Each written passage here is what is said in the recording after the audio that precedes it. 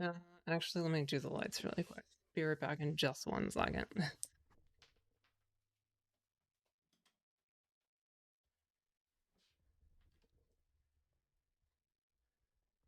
Welcome in, everyone. Welcome in.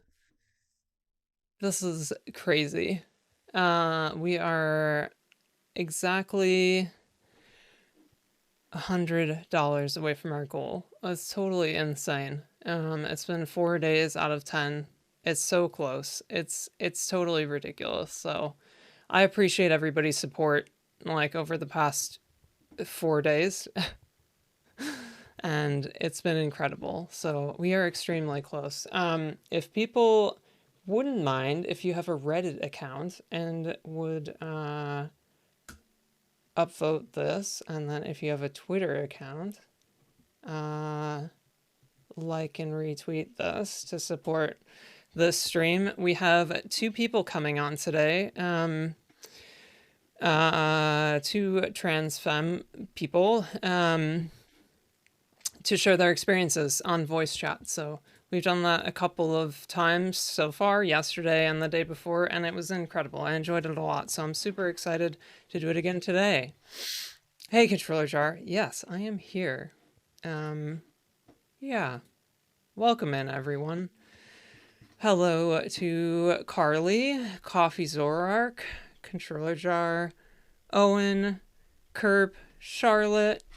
Kerp, you got first. Congrats. Nice. Um, Let me know if there's anything up with the levels or anything. Nice. Yeah, you never got first. Um, it's the hat. Yeah, it's like I think the hat was $10, and then I bought like $2 worth of fabric paint at Michael's, and then just like carefully brushed it on. It's not perfect, but I thought it turned out pretty well. So yeah. Yeah, you can get a pink one very easily, but I wanted the purple to go with like my favorite color kind of thing. So I'm cosplaying as Hilda, the player avatar and character from Black and White. Um, and I'm super excited about that. It's a simple one, but I'm enjoying it. So yeah, we've got that going today. I have I'll mention some of this again in a bit, but I have a cosplay set for Scarlet Violet too. That's different than this one. So I'm excited about that as well. Yeah, thanks, Charlotte. I appreciate that. I appreciate that. Got to see if you can find that one on Amazon. I can pull it up for you real quick. Um,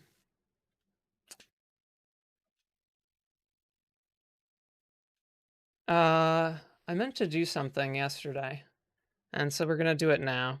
It's gonna be kind of boring, but I need to go talk to the painting in Lily Cove to change the seed. Because the RNG in Emerald is kind of like broken in some ways. It's based on a seed that is consistent through the entire game.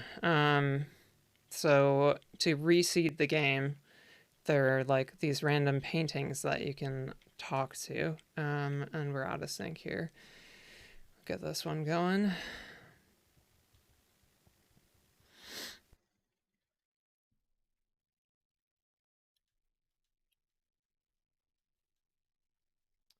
Another cosplay, yes. I'm excited. Am I going to be mirror-eyed on? No, I'm not going to be mirror-eyed on, but that would be cool.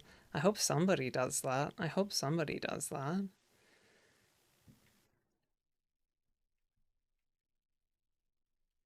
Yeah, I'm leaving it as a bit of a surprise, Slow. I'm trying to like keep things fresh a little bit this week because everything we're trying to keep momentum going for the event for the fundraising. It's gone extremely well. I just want to have some fresh stuff for folks every day and things. So would have been very funny. Maybe you can doodle your character wearing that. Yeah, that sounds good. Would be quite funny. I agree.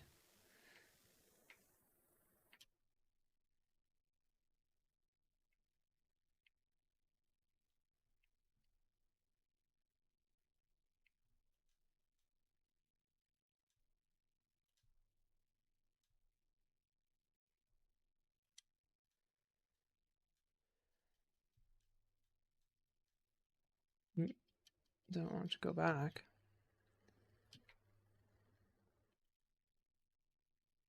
For any folks who are coming in and haven't seen it before, we have some incentives in here. Well, exclamation mark donate has the rewards and stuff. Let me just go through some of the stuff.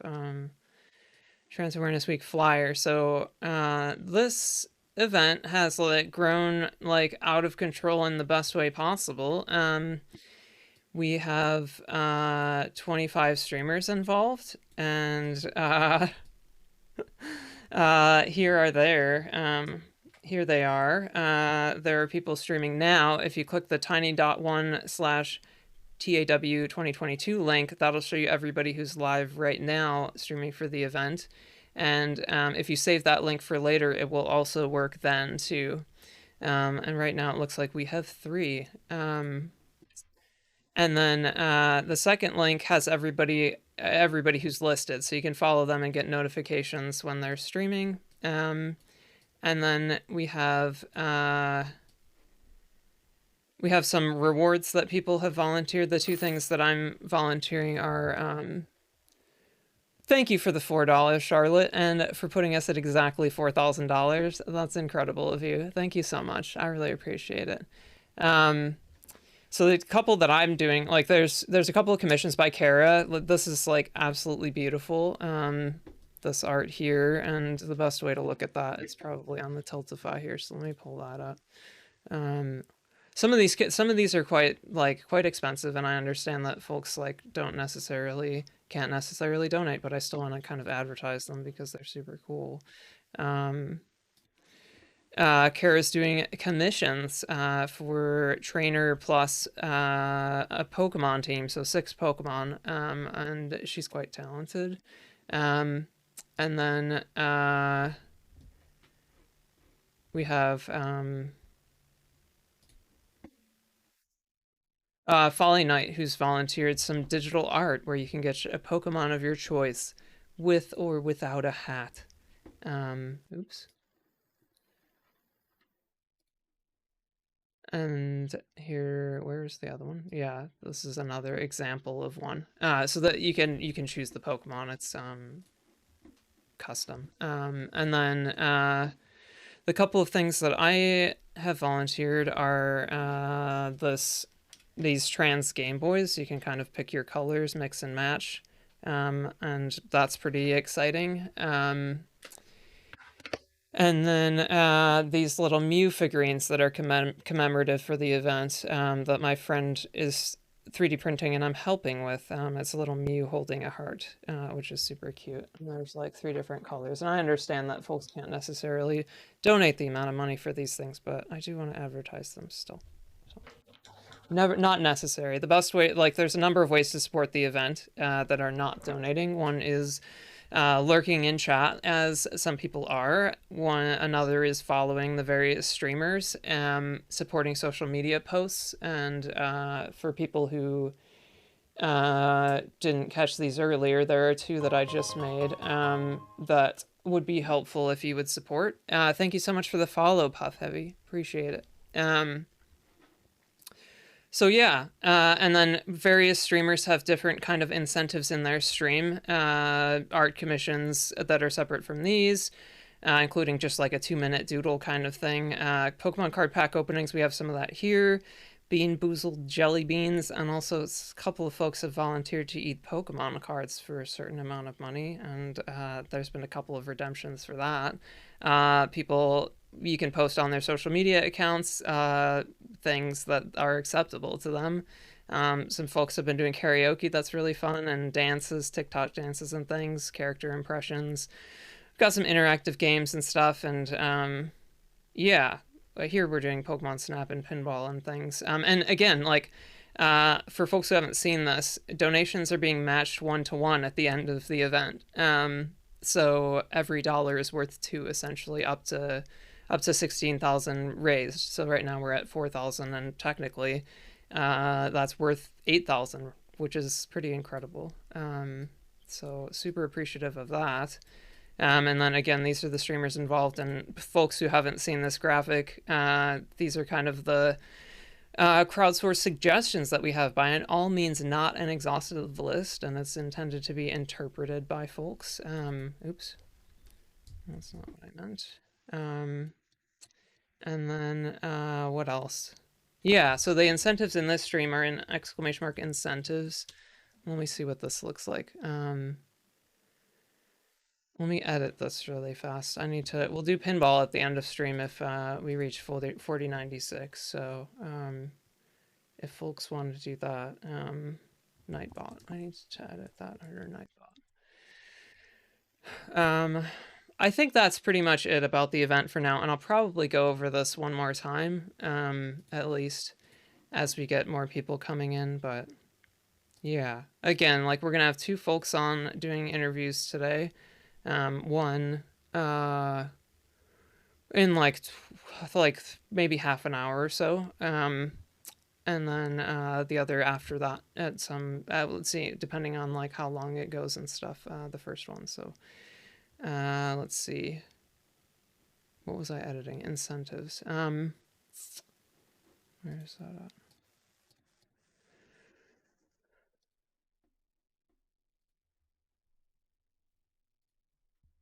4096. And then what was the last thing? One more thing. Oh, avatars at the bottom of the screen. If you donate at least $5, you can choose from those. Otherwise, you get a ditto, and you can change between shiny and not shiny, which is still kind of fun. And I'll run a battle royale, which is something that I don't normally have on, but has been kind of fun for the event. So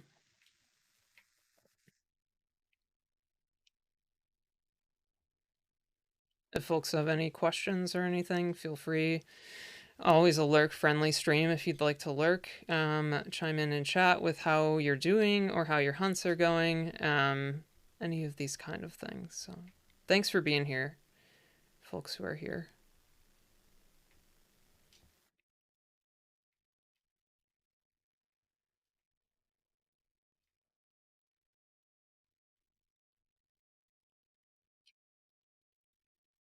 Okay, I'm gonna save the game here so that in case just that way we save the new seat that we got.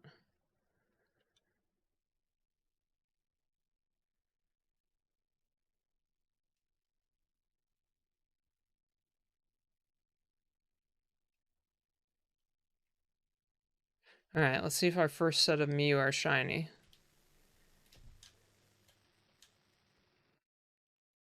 Or at least one of them is shiny. And King of Kerp won the Battle Royale. What was I gonna say? Oh, I need to switch the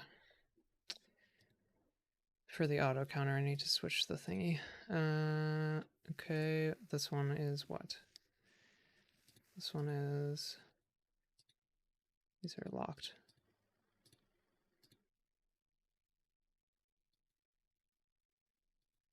Switch this one and this one. So that one is 3 and 2. So this one should be 2. And this one should be 3.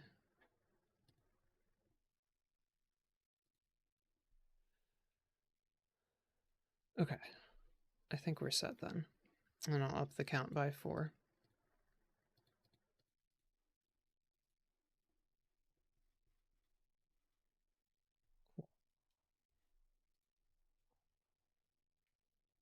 Not shiny.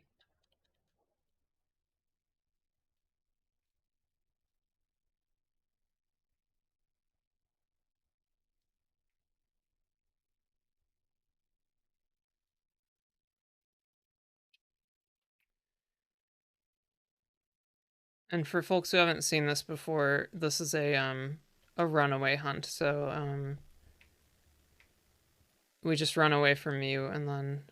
Wait, where's Mew? Oh, there it is. We just run away and then Mew respawns and is a different Mew each time.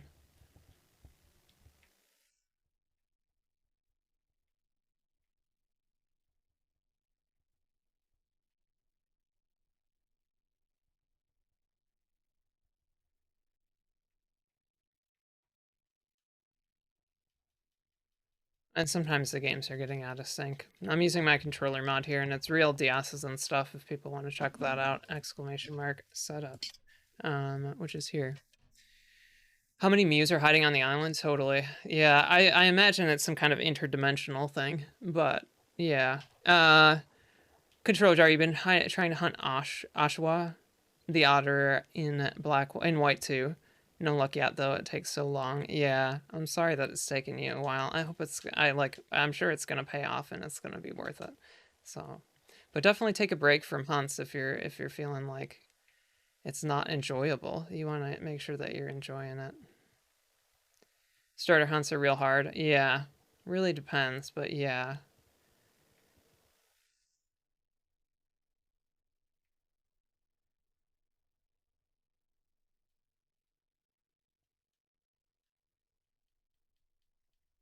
And the counter's counting up, which is great. So,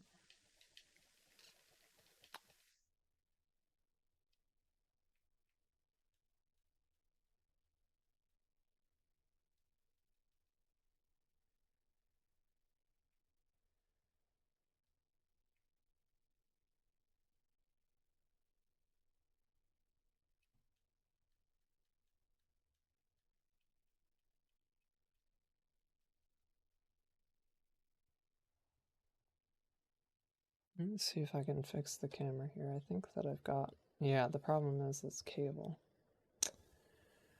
Awkward. Refuse to hunt starter soup until you have breeding access.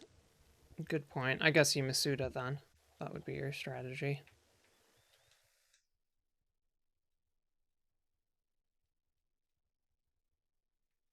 Definitely not a huge egg hunt person, but in excuse me, the next couple days, we're going to be doing Togepi. We set up 16 games for this and 16 DSs. And we're going to be doing. The eggs take 5 minutes to hatch when they're optimized. So we'll be doing 16 of them and we'll be able to see 192 Togepi per hour, depending on how efficient we are, which is pretty cool. So if you want to stick around for that, it's either going to be tomorrow or Tuesday that we'll start that. So and along the way, we got 16 shiny starters because that was pretty fun. So we were doing 48 Pokemon every 20 seconds, and some of them went significantly over odds. We had two that were almost triple odds, and then we had a couple that were just like close to 1.5, and one that was like 1.25, which was cool. It's funny to see all the numbers all over the map, and the last one was Cyndaquil, and that's under recent, I believe. Um, Doing in the stream format is nice because of the people to talk to, but otherwise it gets pretty boring pretty quick. Yeah, yeah.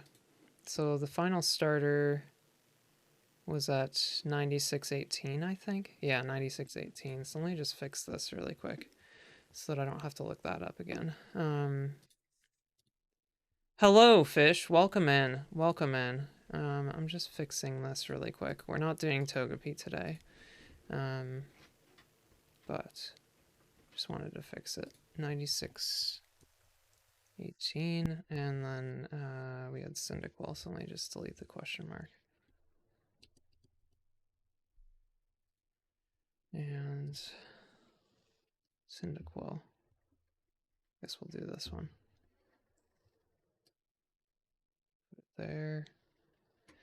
And what was the other thing that I need? I need to move it, I guess, to inside the group. How are you doing, fish? There we go.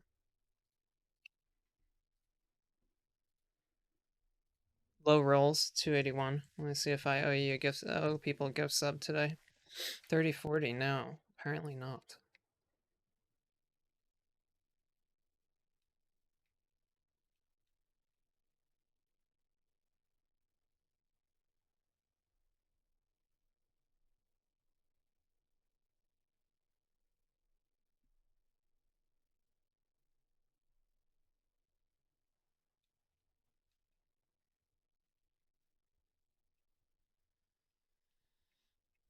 We got 1311 and 1356.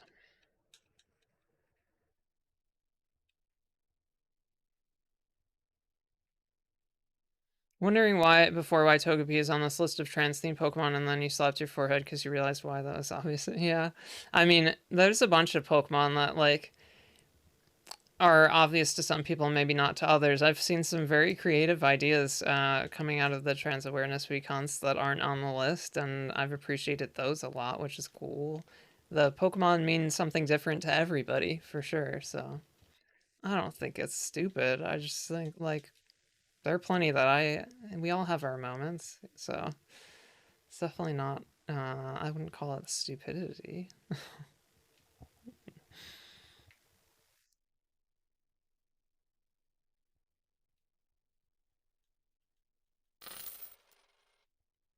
Colleen, thank you so much if you're in here for your $20 donation. I really appreciate it. We are $76 from the goal, and that's insane to me. Every dollar has counted, whether it's a small donation, large donation, or anywhere in between. I very much appreciate it. Thanks so much, Colleen. Thank you. If you would like to change your avatar, we can, and the options are here. There are also other incentives too. But exclamation mark avatar.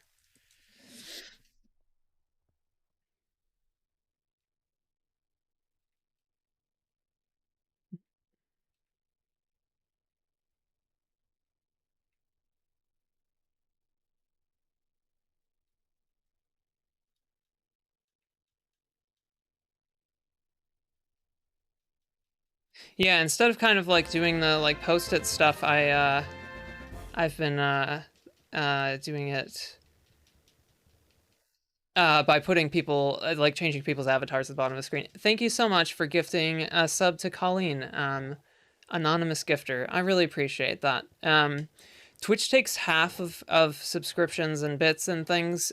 So just so folks know, I'm donating all of that, but to Marsha P. Johnson, um, since I started essentially. Like since I started streaming because I have a full-time job and stuff, so I'm supported that way.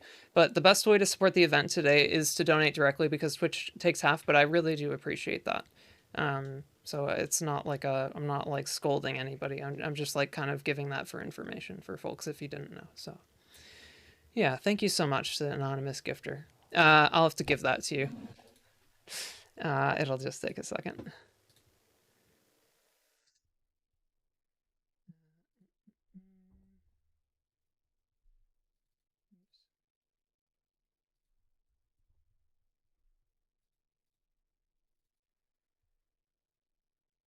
And if anybody has donated in another stream or already and didn't get to choose their avatar, feel free. And you can change between the shiny and not shiny palette with exclamation mark color none and then or exclamation mark color shiny for the two different palettes. No problem.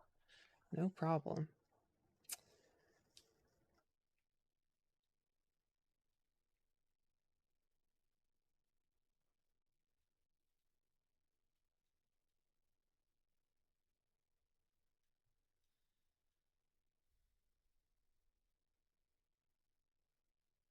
Yeah, Chromatoid's done really nice for us with the emotes. I've really enjoyed them.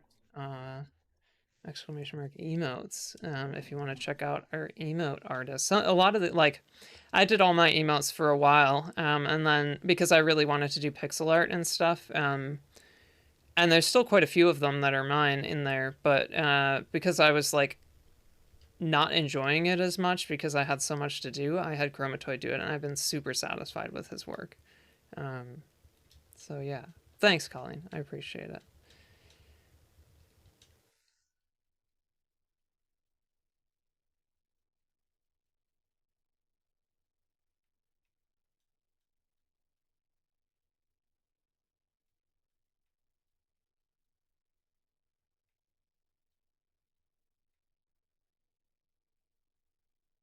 And for anybody who knew who came on, in a little bit, we'll have a guest on, another trans voice who will be talking about their experience with transness, and we'll be talking Pokemon too. So we'll be doing that once, and then we'll be doing it again later, and then tomorrow we'll be doing it again. So we've got plenty of people coming on. I've been super grateful to all of the folks who have volunteered, and the first two have gone super well. And I've been really excited to connect with the community in that way and be able to share more voices with people, of more voices aside from mine on stream, and just be able to talk to folks. So it's been a lot of fun.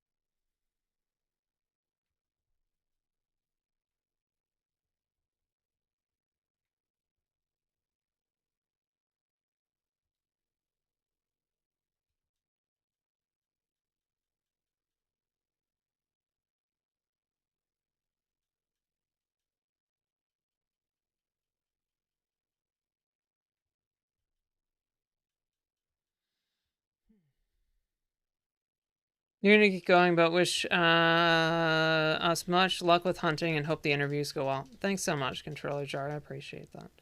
Hope you have a restful rest of your day slash night.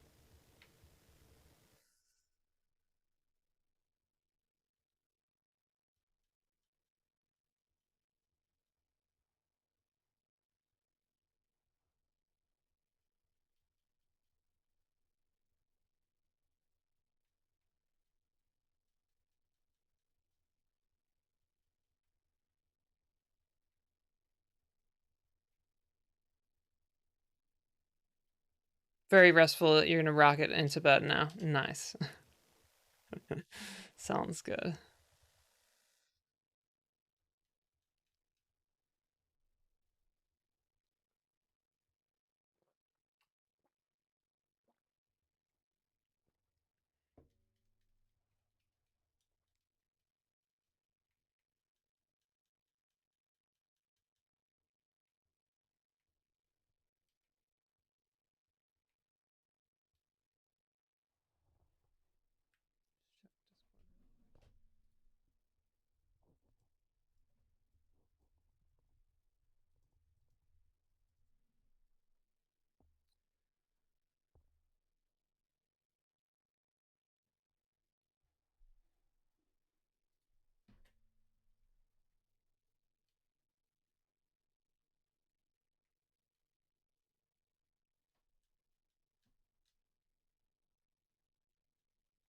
If anybody is hunting anything interesting or has hunted anything and found it for Trans Awareness Week or otherwise, I'd be interested to know that. And if you want to chime in with how you're doing today, that works too.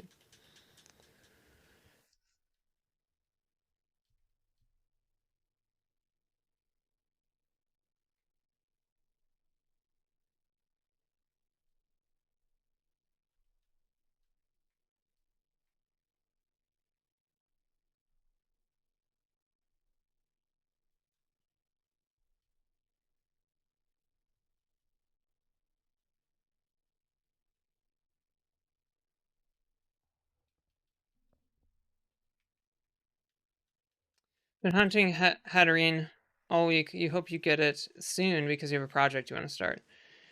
A project within your game, or a project as in like a worker school project?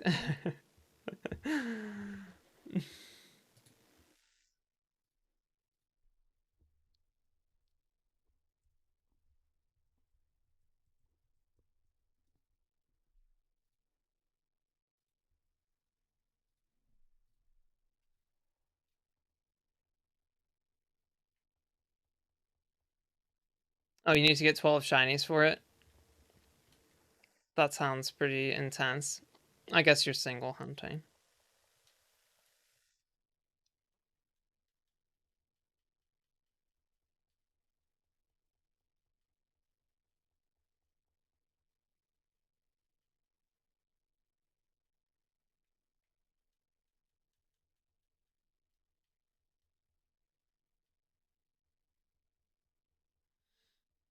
Via not hunting but playing Pokemon XD Gale of Darkness on the GameCube. While lurking. Nice. That's cool. Sounds good. Yeah. Do you intend to hunt in there at some point? Um, Fish didn't know you could win the jump game from battle. Yeah, if you like, if you pass through the star, apparently you can win the jump game for sure. Hey, Ginger Kid, welcome in. Welcome in, Nat. And Alex, hello. How are you doing today? How are you doing?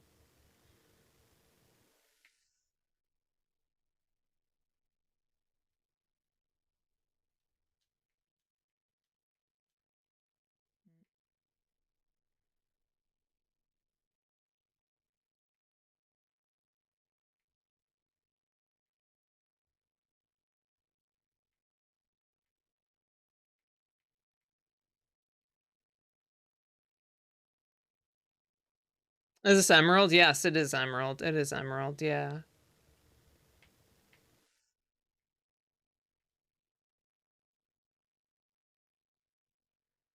Yeah. It's the only place to hunt Mew in a legit manner that could go into Pokemon Home, that could be traded up to Pokemon Home. And technically, the US games are not legit because the old C map was required and that was only distributed in Japan. But I guess people are probably watching an ad right now, so I might explain that again.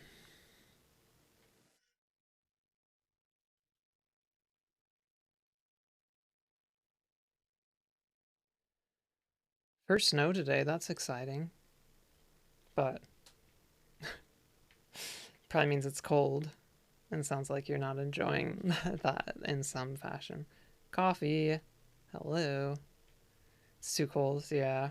It's pretty cold here, even though it's like, it doesn't snow here, but it's like gotten cool enough that I'm like, need to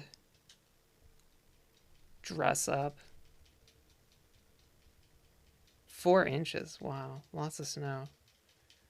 Cold outside means maximum cozy inside, hopefully. Hopefully. All right, we're gonna get to, what does this end up? Oh, we'll get to 48, so we'll do 3 more sets, and then we'll have our guest on. Um,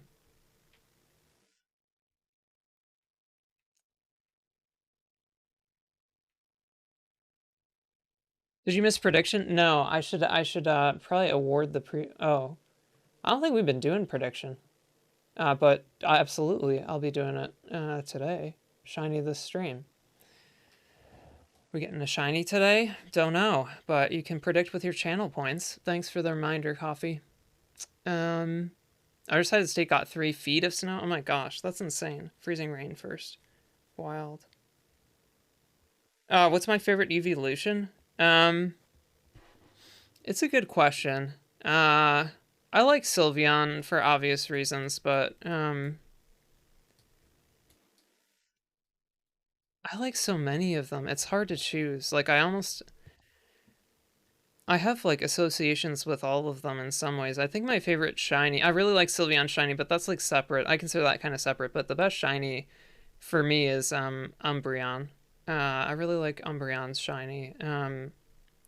It's really hard for me to choose because the designs are so good. Um, I'm not sure.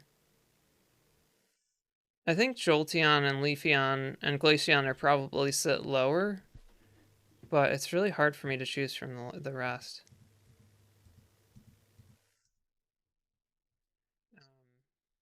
Yeah, I don't know if that's helpful, but that's what I got apparently. Haven't done any shiny hunting for a few years. It's something you wanted to get back into though. Yeah, it's a lot of fun. It's a lot of fun. Leafeon is your favorite. Just wish the shiny were better. Yeah, a lot of the like green to yellow shinies I think could use some love. And maybe Leafeon has a better shiny in some games than others. Like Jolteon the most after Glaceon. Yeah. I mean, I can see it. Like, there's so much appeal in all of the designs, so it's hard to not love them all in some way. Just sometimes some more than others for folks, and like there's such a variety of designs, you're not going to get a universal opinion there. Nuclear Espeon. I mean, it's a nice distinct color. So I don't think it's unpopular. I just think that it's probably like some people like it, some people don't. I don't know. Maybe it is unpopular though. I'm not sure.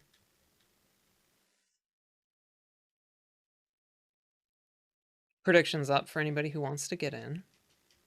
Saw fall themed Leafeon that was red. It looks so cool. Yeah, I've been looking at Chikorita a lot because we've got so many Chikorita from our starter hunt for 16 starters. And I feel like I appreciate the like fall theme a bit of Chikorita now. It could be a little bit more distinct, but I feel like they captured the fall theme of Chikorita pretty well. Um,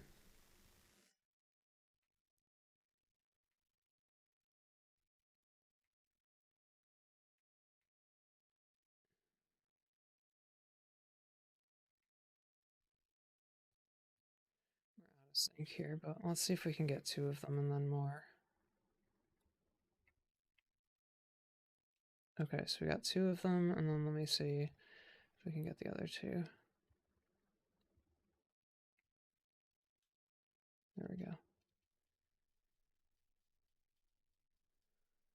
Do hope they do a new type of EV in Gen 10. That would be cool. Also, like for everybody in chat, anybody who hasn't been here before, no spoilers here. The only thing we're talking about is official news on the Pokemon.com website. Not any kind of confirmed spoilers or anything. The game is out there. It's been dumped. It's been data mined and stuff, and people have been playing it. Just no spoilers in here, please. I'm trying to go in as clean as I can. So thank you for the shiny luck, Faya and Harley.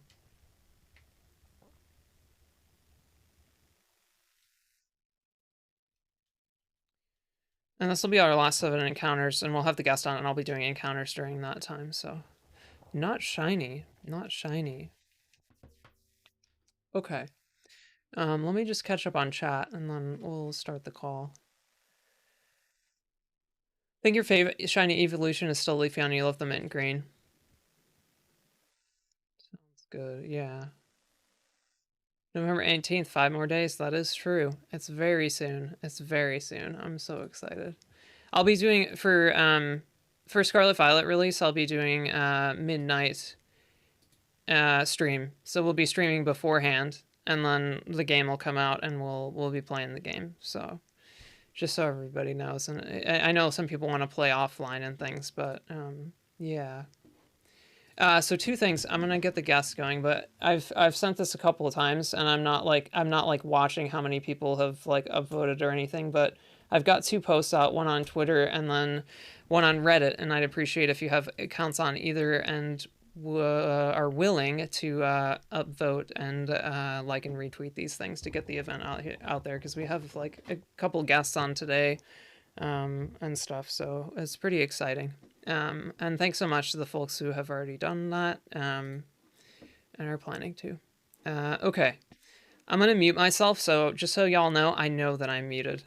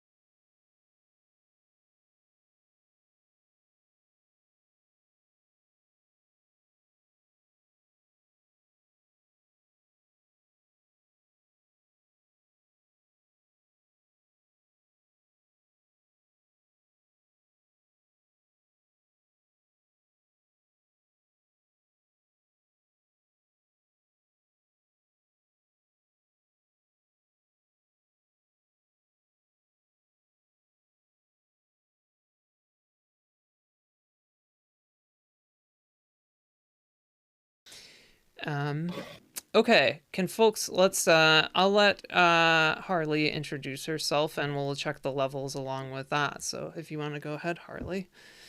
Yeah, sure. Hi, everyone. I'm Harley Claus. I've been working in on the event a little bit. I did a Smasher Pass of the entire Pokédex, which was ridiculous, and then I did a Pokemon Showdown. Hoping I can, if we do reach the goal today, I'll be streaming a Nuzlocke all week next week too, which will be fun. Nice. And yeah, I'm a VTuber. I've been streaming for a couple months now straight, but I did stream for a while. I've been doing Pokemon and Pokemon stuff like literally since as soon as I could read. That's amazing. That's amazing. Yeah. Okay. So let's yeah, we can get started. Let's start with some Pokemon stuff. So if you want to kind of elaborate on some of that, we've got like I'll have the questions pulled up and stuff, and if you got them too, then we can kind of just like we don't need to stick to the script kind of thing, but just as like a guide, you know. Yeah, yeah. Like our little bookmarks, you know? Yep, Oh, for sure. Yeah. Oh gosh. And if folks notice the levels being different depending on like what's happening on either of our ends, how close I am to the microphone or otherwise, just let us know. I'd like to make sure that it's good for everybody. And we got some highs in chat to Harley, so yeah. Hi everyone. Hi Soup, hi Colleen. Yeah, I mean as far as Pokemon goes, I've been playing Pokemon, like I said, I think literally as soon as I could read. I think I literally learned to read by doing like the subtitles on the anime. that's awesome. Yeah, back when it was first released. Oh, it was ridiculous. That's awesome. Yeah, and also my first ever game was Pokemon Red Mystery Dungeon. Oh, interesting. I feel like people start with the mainline games, so that's super cool that you started with Mystery Dungeon. I haven't played any Mystery Dungeon, but that's really cool. I do think they're awesome. Yeah. Definitely recommend. And if you only play one of them, I actually do think Red is probably the one to play. Okay. Good to know. Yeah. Good to know. It's the oldest one, and it's definitely, in my opinion, the hardest, but it's really good. Sky's also like pretty good though. I know a lot of people like Explorers of Time and Explorers of Sky and stuff. Yeah, I've heard good things about all of them, but it's good to know kind of like the ranking a bit, so that's cool. Yeah, I think it's mostly just like if you want the old like dungeon crawly stuff, you want like Red, but if you want like a ridiculous story and stuff that's like honestly kind of intense for a Pokemon game, you could go with Explorers of Time. Okay, 1 second. I think Fish was timing this. So we have reached our goal. Oh, Thank you so much, Fish, for getting us there with your $76 donation, which is not, yeah, that's not anything to sniff at. So thank you so much. And this has been incredible. This has been absolutely incredible. Like the level of support that people have given, I am absolutely blown away by all of it. The whole thing, like how successful this event has been from like a bringing people together perspective, and like that alone like has been extremely satisfying and just like incredible. And the fact that people have been so generous with their donations is just like another level on top of that. I could not be happier with how this has gone. So thank you so much to everybody who's donated before, Fish, and like everybody's been super generous regardless of whether you've been able to contribute a small amount or a large amount. It's all of it matters. And again, like this is going to be matched 1-to-1 at the end of the event, so we've reached 8192 so far, and everything like after this is also very much appreciated. But we've reached our goal, which is just like mind-blowing to me because I set this goal and immediately regretted it because they wouldn't let me lower it like when I first started it, and that was scary in some way, but people have been incredibly generous. Crazy. It is crazy. Yeah, it's crazy. And let me catch up on chat here. We got lots of trans pride hearts.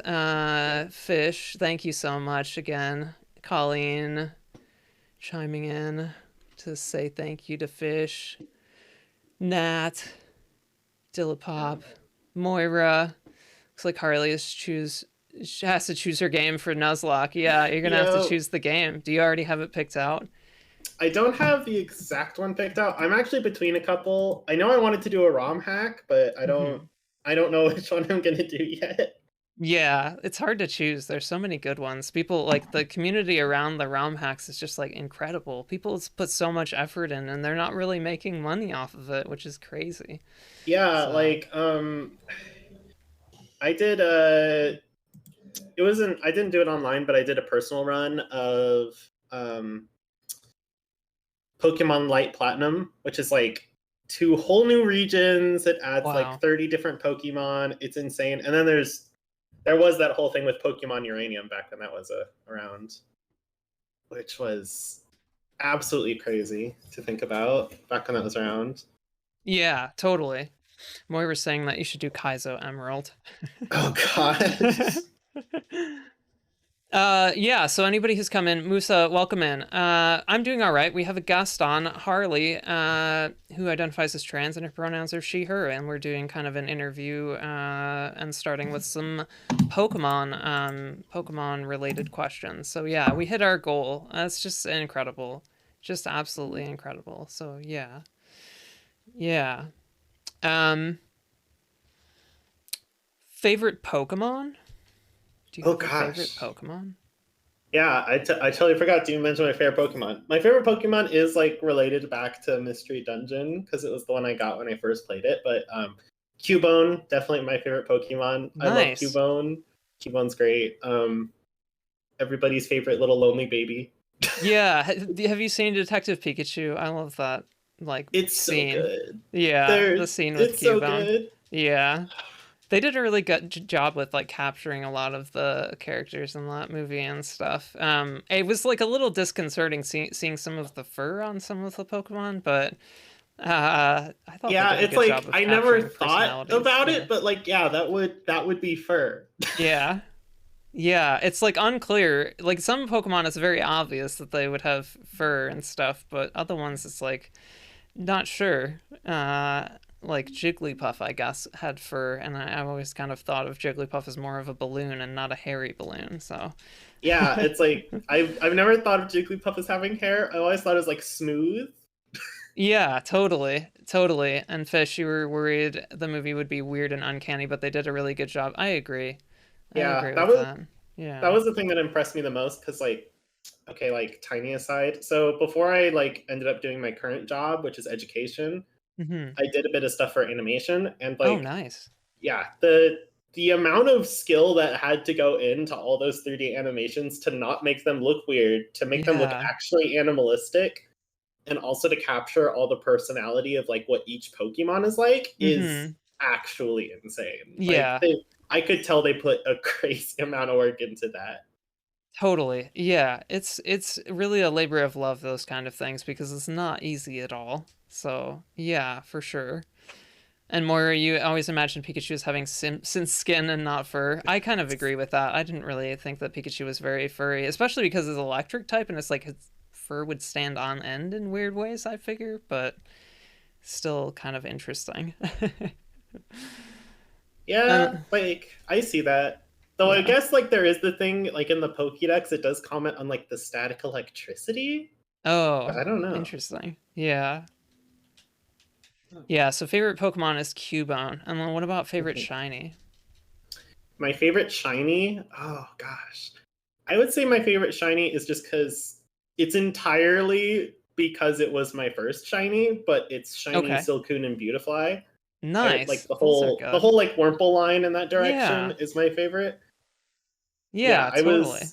I managed to not get a shiny even though I had played like I played Fire Red all the way through, played Emerald all the way through, and then I had gotten finally to Pearl. Uh-huh.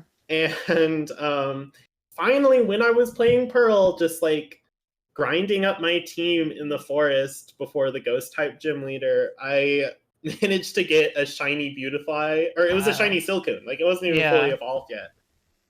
And that was my first ever shiny. I didn't like I had known Pokemon could be shiny because my little brother actually managed to get a shiny Diglett. Like that Oh, was wow. his first shiny Pokemon, Yeah, I which is remember such a weird grinding little in shiny. Diglett Cave and like I didn't get a shiny there, but it definitely like grinding feels like it's very similar to shiny hunting. Like you're accidentally shiny hunting in a bit of a way. So, Honestly, yeah. yeah. Like and I've done a bit of shiny hunting. I did Uh-huh.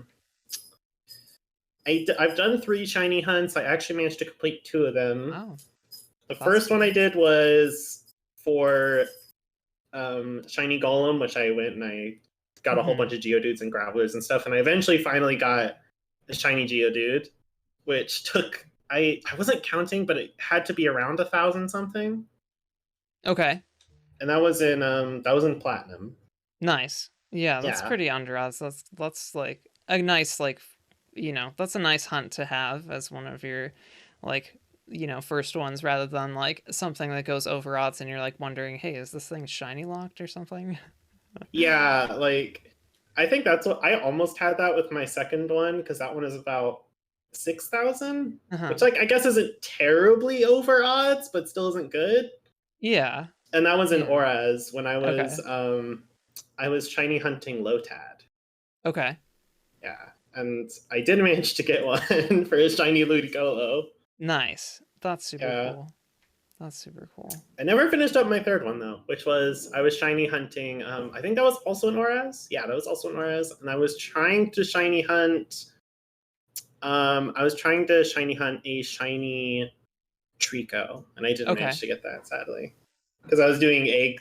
I was doing an egg one, Oh, and you're that doing just eggs. took Okay. too much. Yeah, that was just taking too much. Yeah.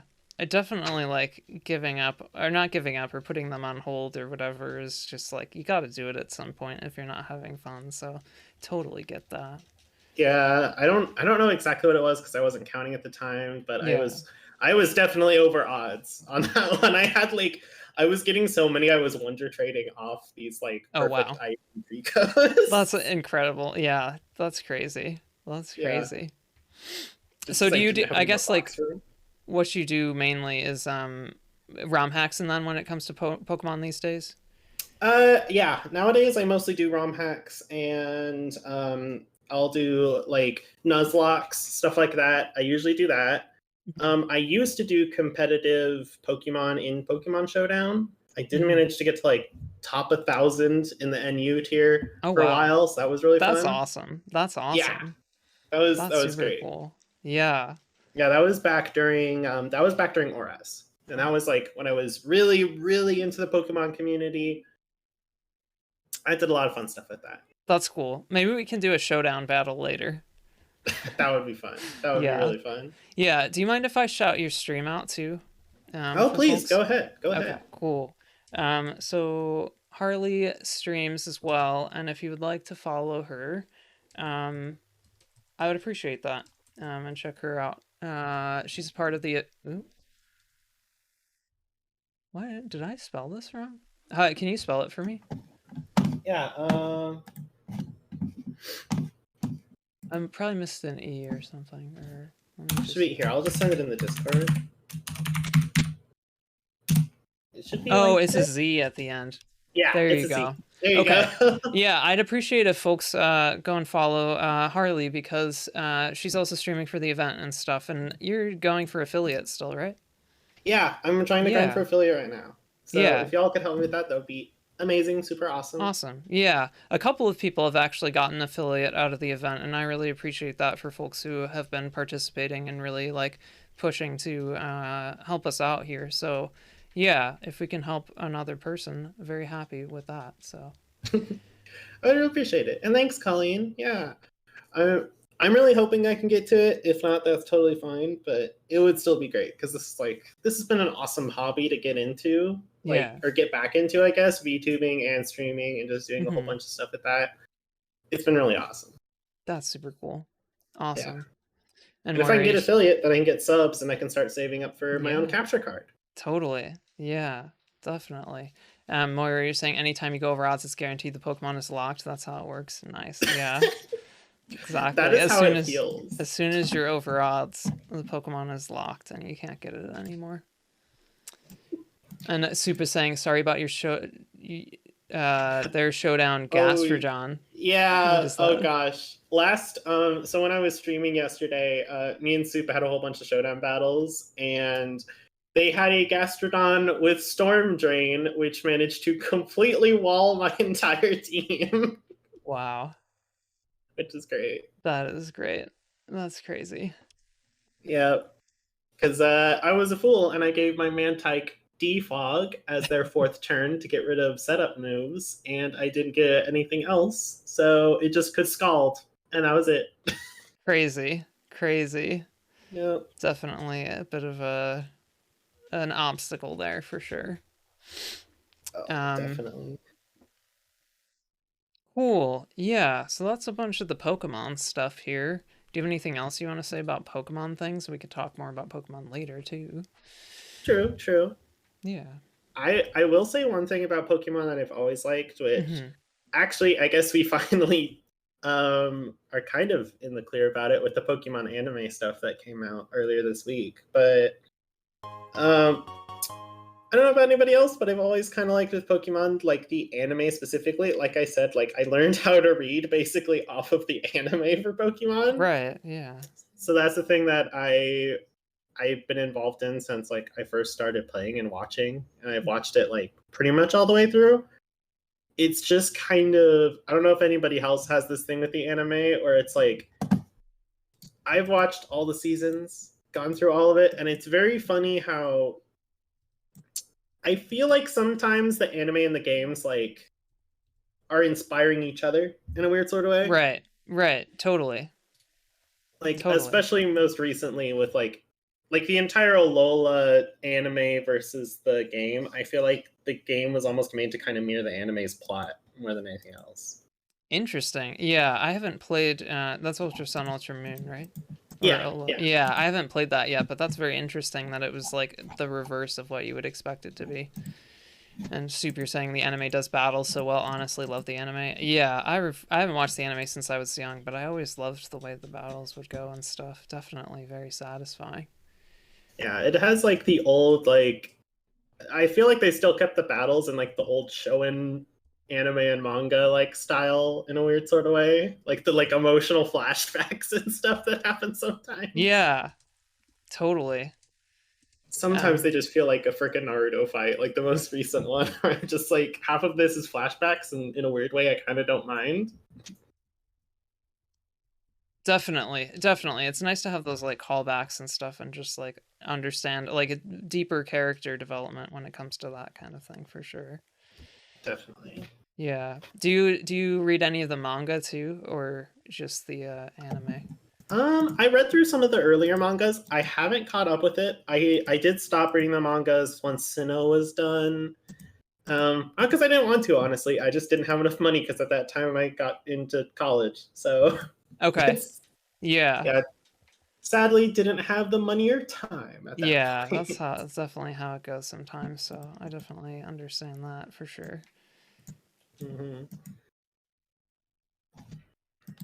So for like stuff outside of Pokemon, Yeah, anything, totally. anything you're thinking of?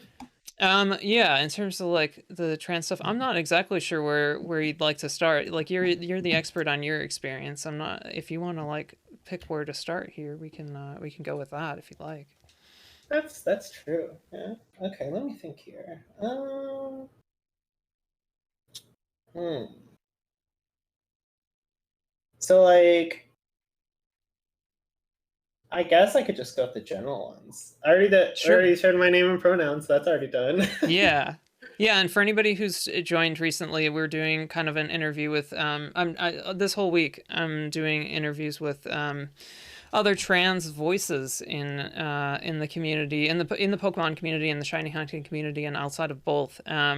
So if you'd like to hear some of those, we're gonna have people on basically up until Scarlet Violet release, and maybe past that, depending on how it goes and how Scarlet Violet is feeling, and whether it seems like it would be okay to incorporate interviews into it. It's a lot easier with shiny hunting to incorporate these things. So yeah, Harley and her pronouns are she, her. And we've finished for now with Pokemon things, and we're going to talk some gender related things. So you can Yeah. go ahead. Always love a good bit of gender. All right. Yeah. Let's see here. How about what does being trans mean to you? That's Yeah, always that's a a good fun. one. So like here's my question with this question. Yeah. Do you think that in like are you meaning that more in terms of community or in terms of like how you define it? Because that's what I was thinking when I was looking through the questions. I'm like, Yeah, I think either, but I think when I was thinking about it, it was mostly what how the definition applies to you kind of thing, because everybody's experience with gender and transness, I think, is slightly different. So if that makes sense. yeah, that's fair. That's fair. I think being trans, it's one of those things where it's actually been, I guess, kind of recent for me. Mm-hmm. It's only been like I've been, I guess, my egg cracked like what, about 8 months ago, Oh I'd wow, say. Yeah, very recent. not a super long time ago. Yeah. But of course, like I think anybody that realizes they're trans, you have the moment where you're like, "Oh, I've been trans," and then you think about it for a second. You're like, "I really should have realized this like a while ago." Yeah, yeah. I mean, it's like you realize it, but then, you know, it's you have to take in context the history of what was going on for you at the time, for sure. Yeah. That's a Yeah, big part of it. yeah, Moose's chiming in the pandemic really gave us a lot of time with ourselves. Is that like part Yeah, of what helped you realize these things or? it was partially that. The other Hmm. part was my lovely partner, my girlfriend. She, I, I guess like I've always had kind of eggy thoughts, and I've kind of wondered if I was trans, but I never actually wanted to push myself to think about that and like Uh-huh. actually come to terms with my gender and grapple it and actually take the time to do it, because I am one of those people that I work and do things in order to kind of distract myself from stuff. Hmm. And I kind of just tried to work and do things out of that. And basically, one day she was like, "Hey, you need to figure this shit out because it's kind of making me worried about you." And I was like, Yeah. "Ah, God, okay, you're right."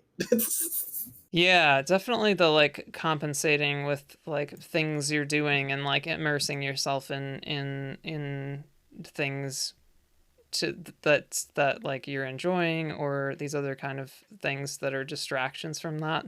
That's kind of been my experience. Is that kind of part of what you're saying or? Yeah, that and like the other part of overcompensating, definitely, where it's like you overcompensate like in performing the gender too. I definitely did that to Right. the point where I was like not happy, I think, with what I Yeah. was, like just way over presenting masculine. Like, Mhm. Yeah, like definitely like dysphoria, maybe not for you, but I've heard like dysphoria beard kind of thing or like for trans femme folks and like oh, these kind of like things. 100%. Yeah. Yeah. Like I definitely had like big bushy beard. I basically looked like a giant punk lumberjack. Like Mhm. pushing myself as to be as ridiculously masculine as possible, and it really I couldn't do it. Like even when I tried to do it, it didn't work out, and she kind of made me forced to reckon with like, hey, maybe you should like think about that you're doing that a lot. And pretty much once she made me actually think about it and grappling with it, I read the Dysphoria Bible, if anybody's seen that thing. Oh, interesting. I have not heard of that, but actually maybe I've seen the book title. Is it it's a book, I It's assume. kind of like a little like handbook the Okay. community has put, like the trans community has Oh, put together to interesting. kind of explain what gender dysphoria even is. Yeah, yeah. Soup, Soup just pointed that out there. Both realize that you're trans at the same time. That definitely Yeah, can be like independently or kind of like, like completely independently. oh We hadn't wow, talked to each other for like 5 years, and we crazy. just both realized. That's nuts. Yeah, when I It's funny started how that streaming a couple happens. months ago, Soup showed up in chat, and I was like, "Oh hi!" And then we started talking. We are like, "Wait a second, we both started transitioning Wild. and being transphobic." Yeah, that was easily one of the most hilarious coincidences I think I've had in this whole experience. Uh-huh. But it's been That's really good. crazy. That's super cool. It's definitely like nice in that way to like sometimes people's journeys are faster or slower, but at least like being on a similar in a similar place can definitely have some good connection between It folks. does, Yeah. and making those connections, like, I think it helps all of us feel less alone, but also like it helps us like get a little bit of context because maybe XYZ person might go more fast than you in whatever they're doing, but that just means you have someone else to like tell you what's going on maybe or give you some hints and experience. Right. That is Right, one for thing sure. I've yeah, that's Yeah. one thing I've loved about transitioning is it's like there's so many people that you can just turn to even if they don't even Yeah. know you.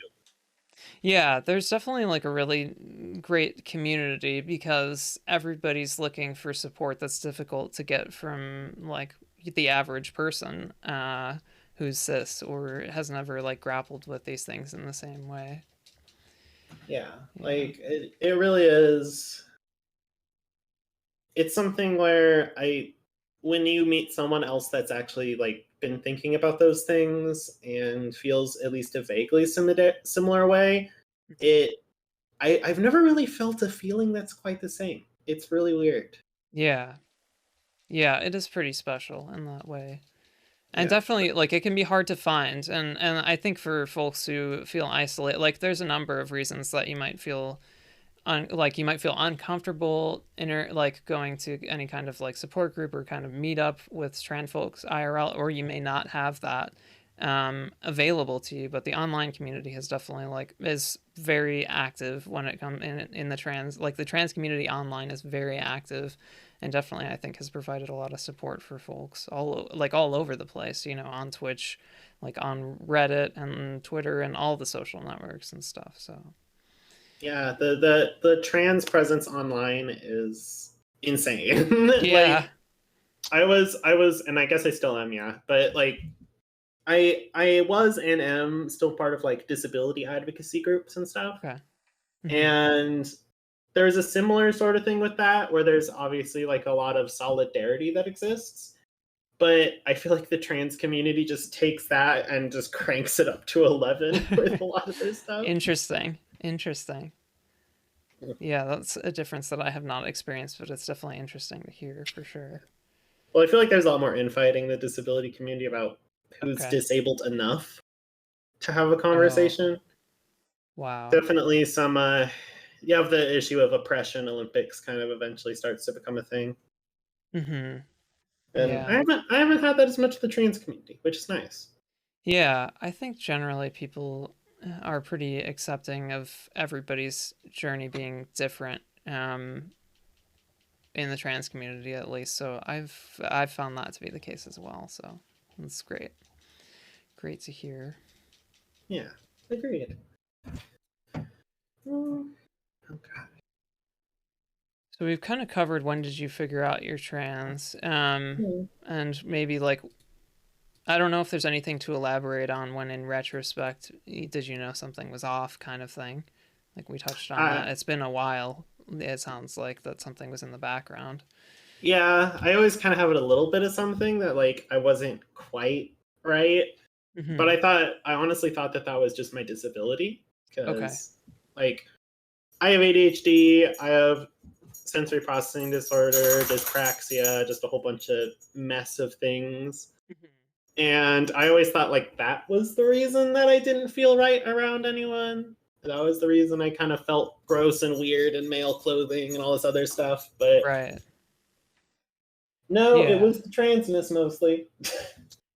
Yeah, it's funny how that can be that kind of thing. And do you feel like that like a lot of things or enough things have clicked into place that you feel like you kind of understand most of your struggles now, at the very least, if you're not able to like necessarily work past them, but like does that it feels like the transness kind of was the last puzzle piece, or It definitely feels like it like fixed up the context for okay. everything. Like Yeah. because there were definitely a lot of things where it was like, huh, I didn't realize that was a thing. Or I like with one bit I didn't realize kind of was when I was when I was younger, right? I was very masculine and stuff and all that, but I always had a lot of the problems with the aspect of kind of like if you're masculine, you can't show as much emotion or you need to be very hardy Yeah.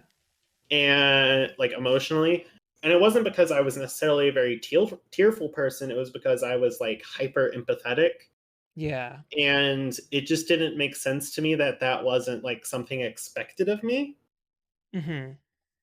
And so when I was like really empathetic or I felt really bad for somebody and I went out of my way to help them, like completely out of my own volition, it Yeah. was kind of weird that I got weird looks for it, especially because like I still am, like I've always been really big physically. Okay.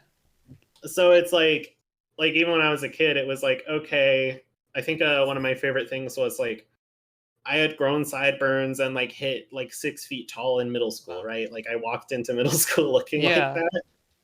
And versus all my friends who are like these tiny little, hadn't even hit puberty, super thin, skinny guys. Mm-hmm. And they all like crowded around me for protection. And I always readily took on that role.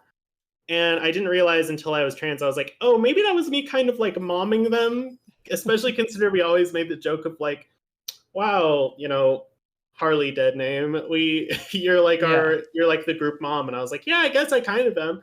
And I never realized why that felt good until I thought about it years later. And I was like, oh, that's why. Uh-huh.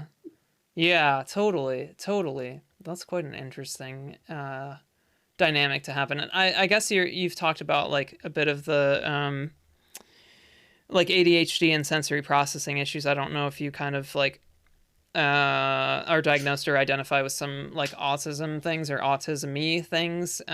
But for me, the like, and I think for other people too, I've heard from some of my friends who have like some autism tendencies or are diagnosed with autism that the like high empathy can kind of be like a thing that keeps you from getting diagnosed with these things, because I'm the kind of person who is also like hyper empathetic to the point of sometimes self-sabotage, but I've generally gotten better with that portion of it, but yeah. Yeah, I definitely like, I've never gone fully into like identifying as autistic just because my mom thought I was when I grew up. Mm-hmm. They attempted to diagnose me like literally 5 times, and they're always like, "No, your kid's too good at being social. Like they're not scared Yeah. of like they can do eye contact perfectly well. They understand XYZ perfectly well. They can do all the social stuff. I just have really my nerves are literally messed up. Like that's why I have dyspraxia. It basically means Okay. I almost don't have a sense of balance. Okay, interesting. Interesting. Yeah. So is it So worse like sometimes than others, or is it kind of just consistent in like every situation? it's definitely worse in some than others. Like, yeah, as an example, it's like I have like no sense of up and down, right? Okay. So Wow. walking up and down stairs is terrifying to me because like one That's step of true. stairs, especially when I was really little, one Uh-huh. step of stairs to me is the exact same fall distance to my brain as like if I just chucked myself off of a 10-story window. Like, That's wild. I have not heard yeah, of this before. So yeah, that's it very interesting. the sense is called proprioception. It's like a sense of where your body is in space. And I have like almost none of that. Like the only reason I can drive is because I had to be taught driving, like to use visual references for distance. Uh-huh. But like, it was funny back when I was in Boy Scouts, which is a whole other topic in itself as a trans person. Uh-huh. Um, like I remember my scoutmaster getting frustrated with me because I could never tell how far I had to have the amount of rope until he taught me to use like my fingers as a reference point because I Okay. could never figure out, is this 6 inches or 3 inches, because I was that Wow. bad That's at judging the wild. distance. Yeah. So what is the do they understand like the mechanism in the, I guess it's in the brain that causes this I guess is it a disorder, or how do you describe it? It's considered a disorder Okay. when it's like mine, which is like it's linked to my SPD, but Okay. dyspraxia in of itself, it's basically like blindness, Okay. where it's like because like every time you go, and I've explained this to my students before, which I guess something to mention, which we might get into later. I'm a teacher. Hi. Yeah. Yeah. That's helpful context for sure. Yeah. I'm a teacher. I teach special education, history, and stuff like that.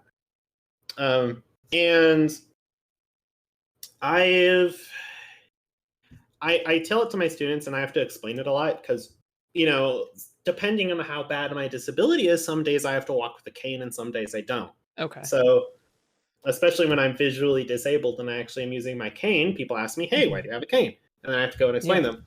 But like, we as people have the five exploratory senses, which everybody knows. You know, it's your hearing, your seeing, your smell, your taste, your feeling, right?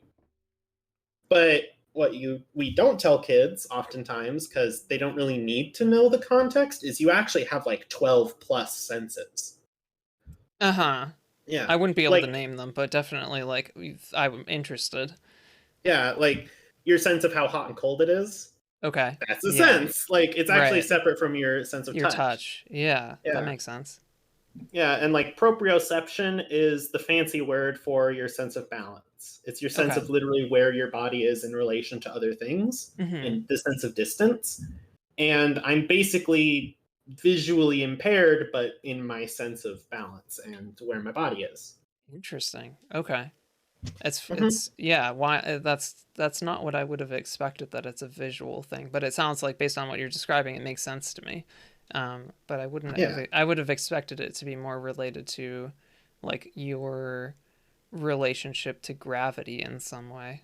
Oh, like I was using blindness as kind of a comparison because Okay. it's easiest for a lot of people, I find, for me to explain, like, oh, being blind, because Yeah. visualness is like one of the main senses. Mhm. But it's actually the technical way around it is it's connected to the coachella in your ear or Okay. cochlear Yeah. area in your ear.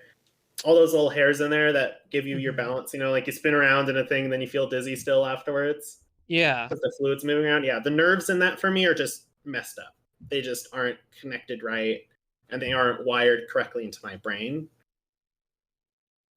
And same thing with like the nerves in my body. My reaction speed is really bad.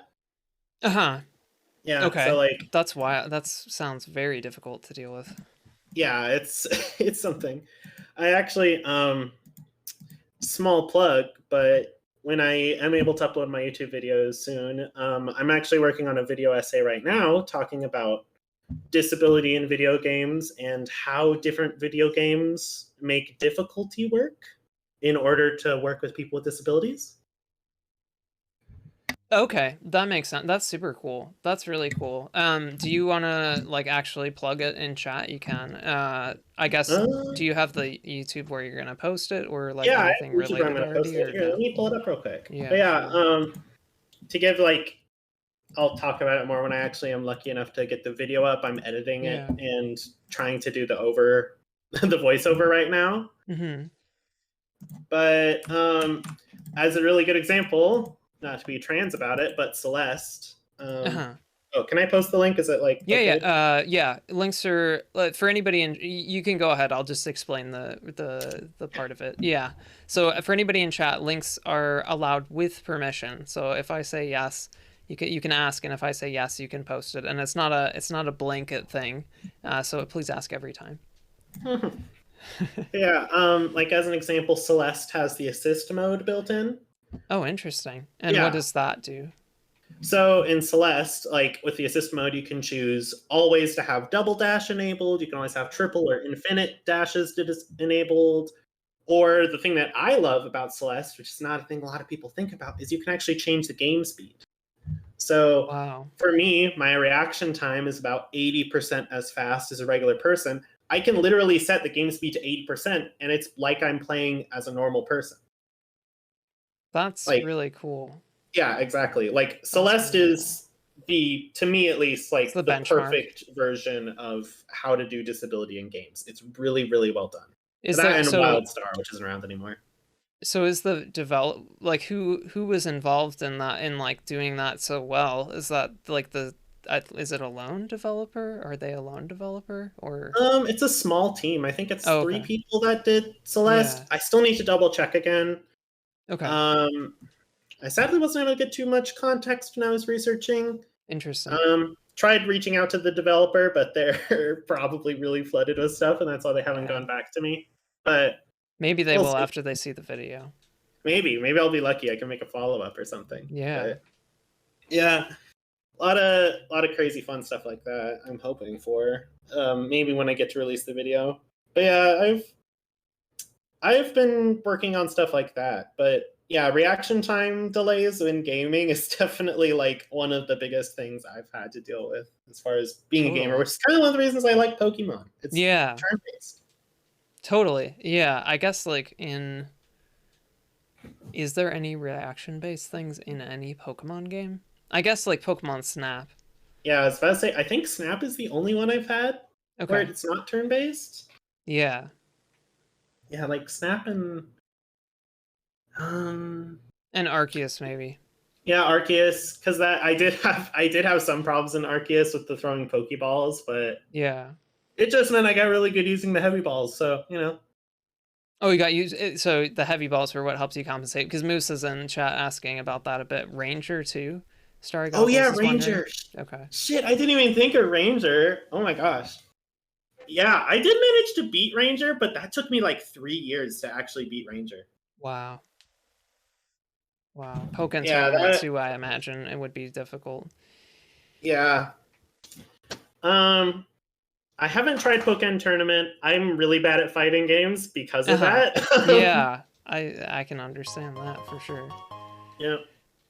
Oh gosh. Yeah, I did have some trouble playing Arceus. I basically when I play Arceus, or Arceus, gosh, I never can do it right.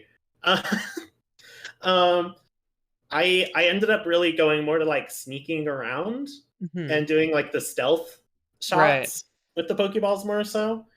That's one of the things I am going to talk about in the video, which is some games get around difficulty and helping people that are disabled by providing multiple different ways of playing the game. Yeah. Totally. And the Musa again chiming in with like it's good when you have a lot of options for sure. For like I like knobs you can turn. It sounds like Celeste is a lot like that too. There's like a few different knobs that you can turn. Yeah, exactly. Like, Yeah. and some people and some developers do that via gameplay, Hmm. and some will do it literally through something like a system where there's just difficulty settings. Totally. Hmm. Totally. That makes sense. Yeah, it depends on how they want to do it. I don't necessarily think one is better than the other out of those two, Yeah. but like both of them can definitely be done really well or not well. Totally. Yeah, for sure. 100%. Yeah. Hmm. Oh gosh. What do you I guess like the can you say what it's called again? Oh, the disability Yeah. dyspraxia. Dys Dyspraxia. dyspraxia. Okay. Hmm. Okay. Is there anything else that is interesting to add about the dyspraxia aspect of it? Of like Um, yourself? like with gaming or just stuff in Just in general? general. I mean, like I don't want to like move on from it without covering. Oh no, you're Yeah. good. The only other thing I will say about dyspraxia that I think most people would think is interesting is so it affects my balance and way I'm able to like see myself around, but something that I think not a lot of people think about with it is it also affects like because it affects my sense of balance. Like I said, I have no visual reference, right? Mhm. Like up and down. Yeah. So a lot of times I'll be walking downstairs or it'll be like a muddy day or something.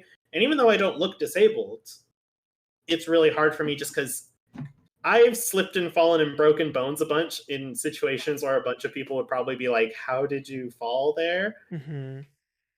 Like the last time I broke a bone, I broke like my left wrist bone because Wow. Oh my my dog, who gosh. is bothering me so much right now, uh, like he's a big pit bull, and he was like, "Oh, I need to go sniff this bush." Oh Pulled over to the no. side. Most people probably wouldn't think about that, but because it was early morning and my disability is worse in the morning, Uh-huh. because I've been laying down all night and my body has to like readjust to being standing up, Wow. I completely fell and just like smashed open my Oh my wrist. gosh. That's Yeah. crazy. And in that case, like, yeah, you gotta like hope that people are around. And I don't know if you have like some kind of like setup on your phone for calling for help and stuff, or like how do you manage that in the worst cases? In the worst case, I do have stuff on my phone. luckily I have like my partner and things. I Yeah. don't need like a life alert or anything. Luckily, I'm not that Uh-huh. bad. Okay. Depending on how it develops as I get older, we'll see. For some people, it gets better. For some people, it gets worse. Interesting. We'll see if it Yeah. changes much or not. 1 second. Yeah. Oop.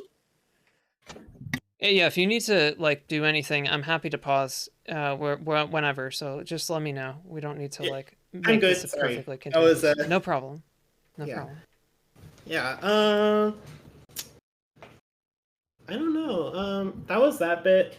I don't have too much else on my disability other than something to always think about for everybody when you're gaming is disabilities don't stop just because you grab the controller.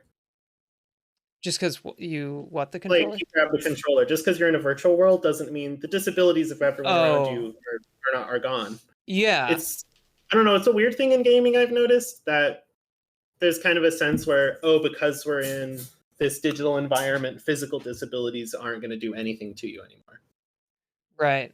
That makes a lot of sense, and that's a really good point. It's like you need to think about it. Like the developer aspect of it is important to keep in mind, but also like the empathy aspect of it when it comes to like people realizing that, oh hey, like this is not like being able to play these games is not a universal experience, and not everybody can enjoy all of them.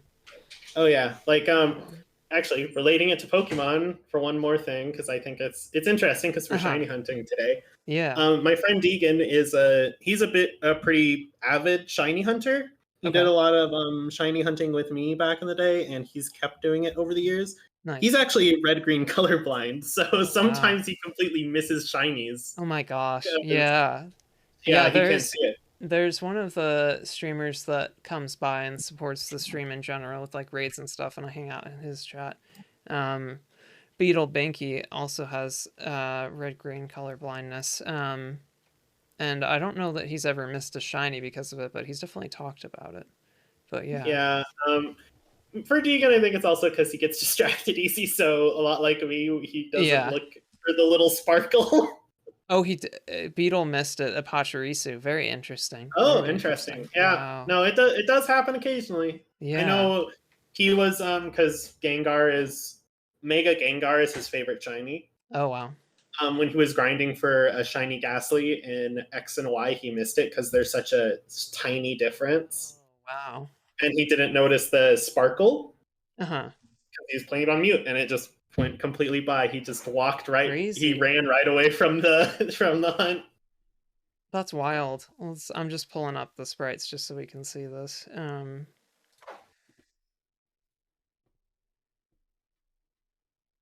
X and Y. So that's oh my gosh. Yeah.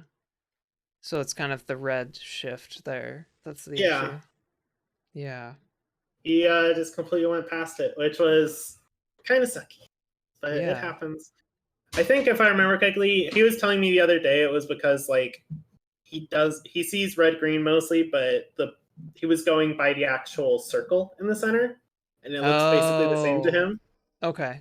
And the Yeah, cloud would look a little bit different, but he's yeah. looking at Cloud the looks a little same. bit different to him, Yeah. but that was what he was telling me. Okay. Yeah, Interesting.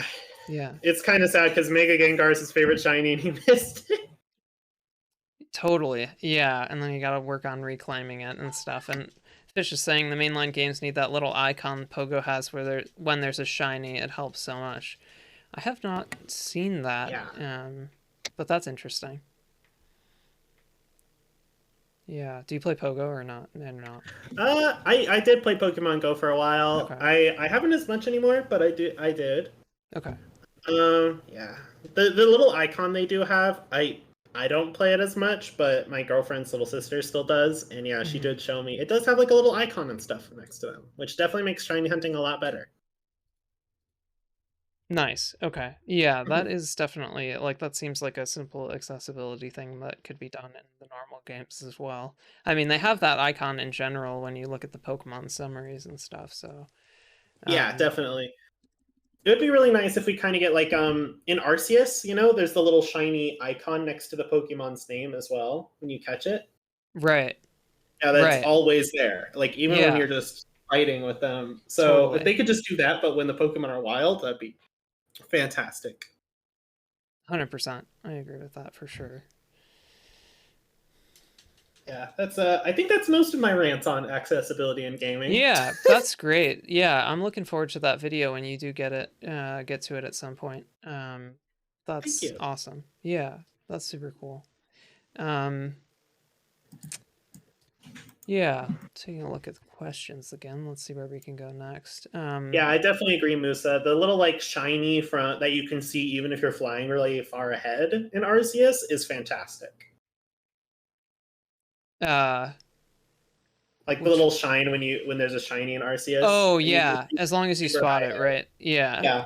Like the fact that you can see it even if there's like fog and everything between yeah, you is good accessibility.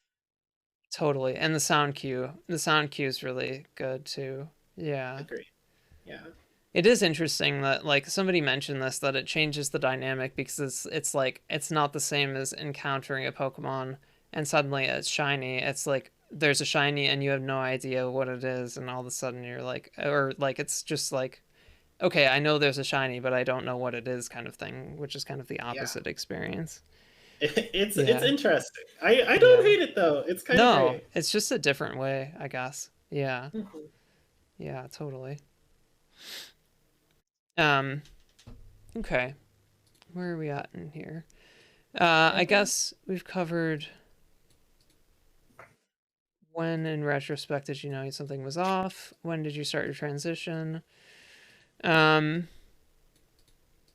what's I've your got favorite thing about being trans? Or we can go with any of these other ones. I'm fine yeah. if you want to lead a bit. I mean, I will say I kind of already touched a little bit on my favorite thing about being trans, which is Yeah. just like there is a wonderful sense of community that is built into it. But I will Hmm. also say, like, I would be lying if I was saying that the euphoria part of it and gender euphoria isn't great. Just gotta Yeah. say.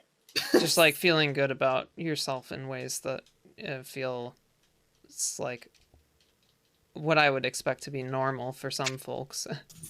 Yeah, like having that level of like self-esteem increase was something that I never realized as a kid that I missed until I started getting older and playing around with gender, especially recently, and I'm like, oh, like people just feel good about their bodies like this? Like Yeah. that's just a thing people have?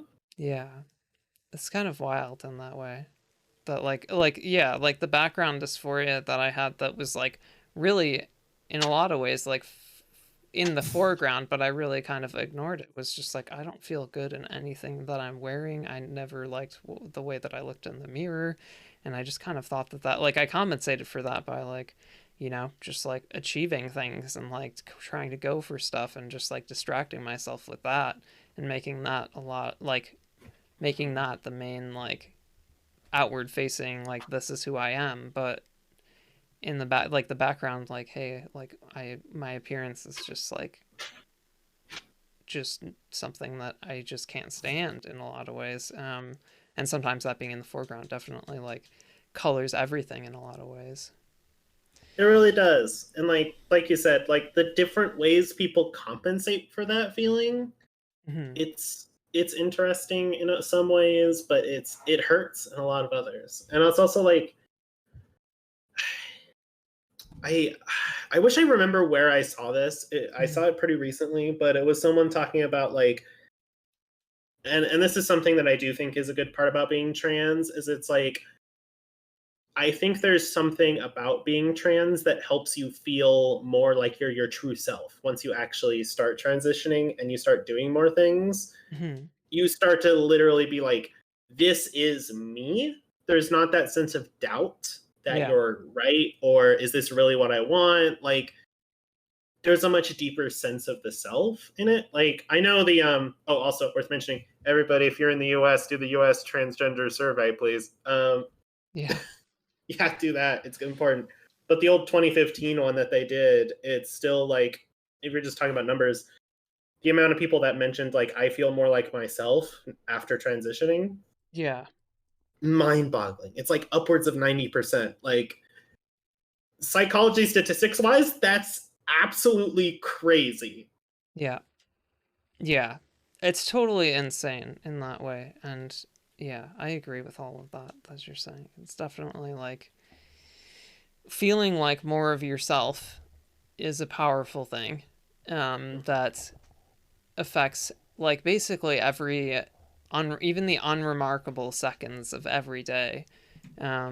And you don't really realize that, I think, until you start to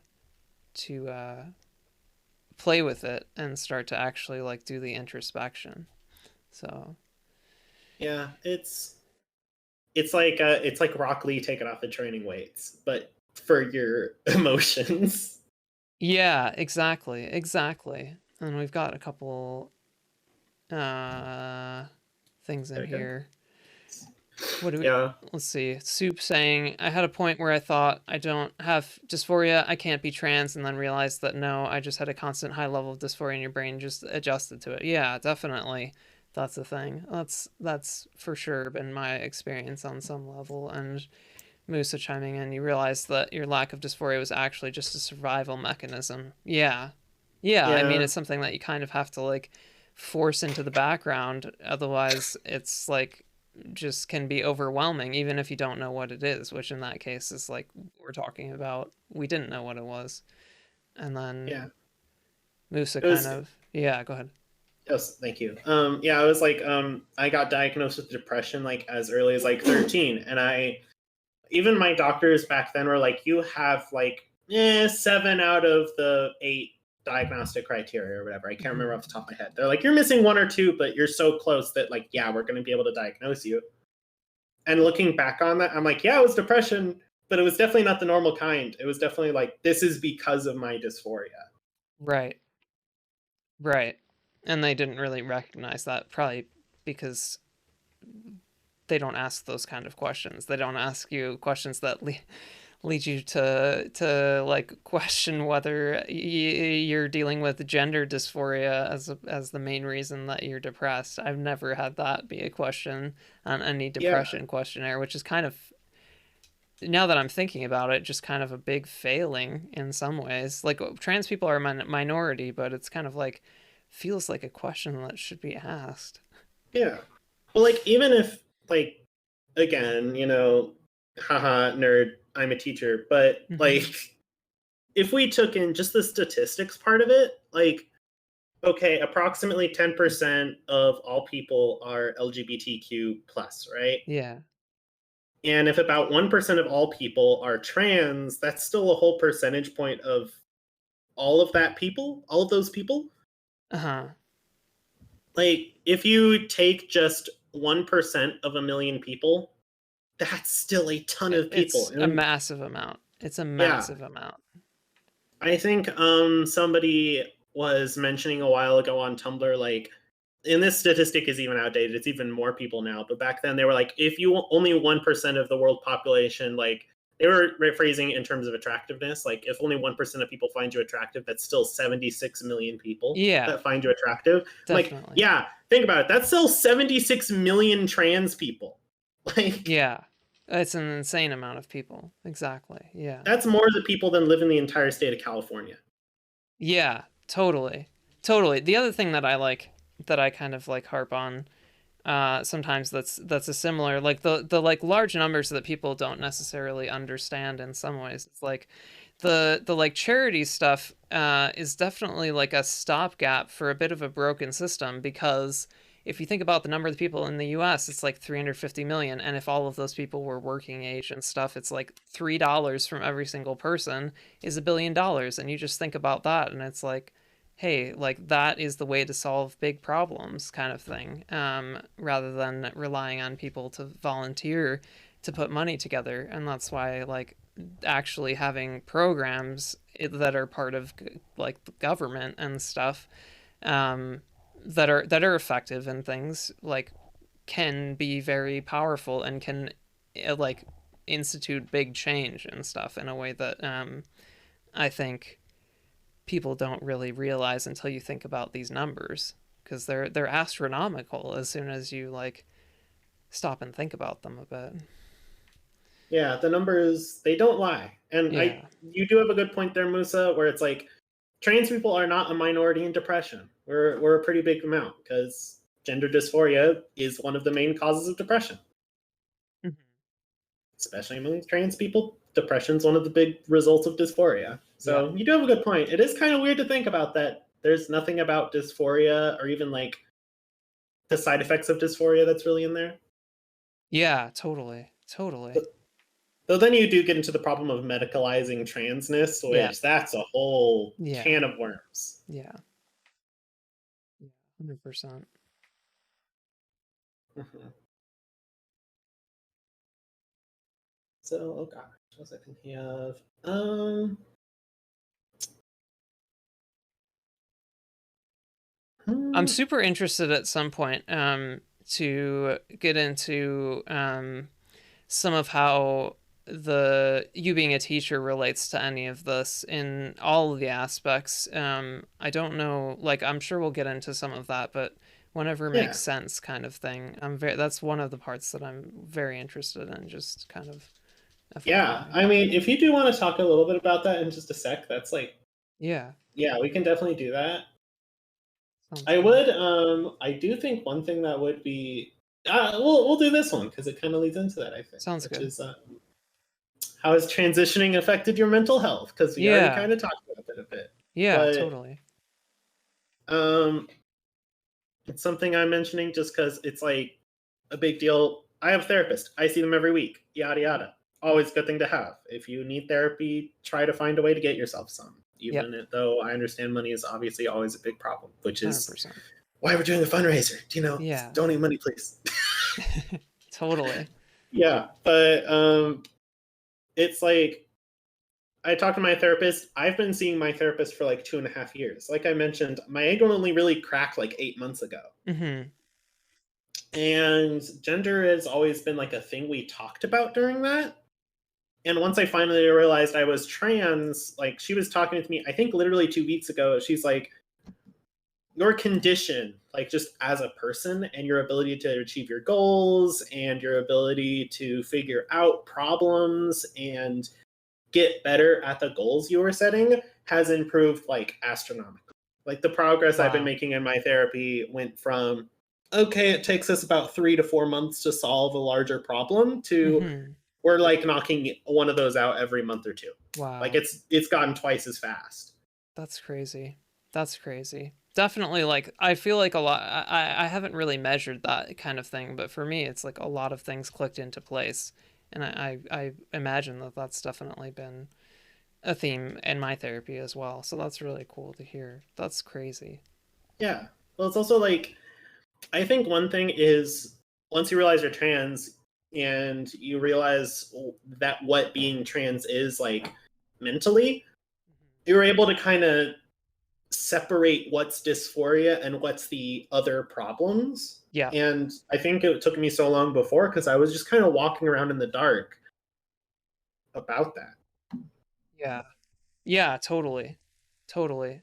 And Soup Yeah. chiming in, need to find a new therapist. Yours ran away from you because they didn't want to deal with a trans person. That's Yeah. insane. Yeah, that's It's insane. terrible. That's really awful. I'm sorry that that's the case. Yeah. I I'm same thing just with on that. that. I'm really sorry that happened, Soup. Yeah. And sorry that happened to you too, Musa. That's fucked up. Where was that? Your last therapist said he never believed you were lesbian after a year with him. Wow. That's awful. That's Yeah. really awful. That's one of those reasons why I'm like, if it's possible, it's really hard, but if it's possible, try to find a therapist that is also LGBTQ or something similar. Yeah, I would Because agree with I that. was really lucky that mine actually, which is this is a whole other story. I didn't realize it until I came out to my therapist that actually apparently she was genderqueer, Oh, wow. which Wow. was amazing coincidence. That and Soup, Yeah, that's happened to me like 2 times. that's wild.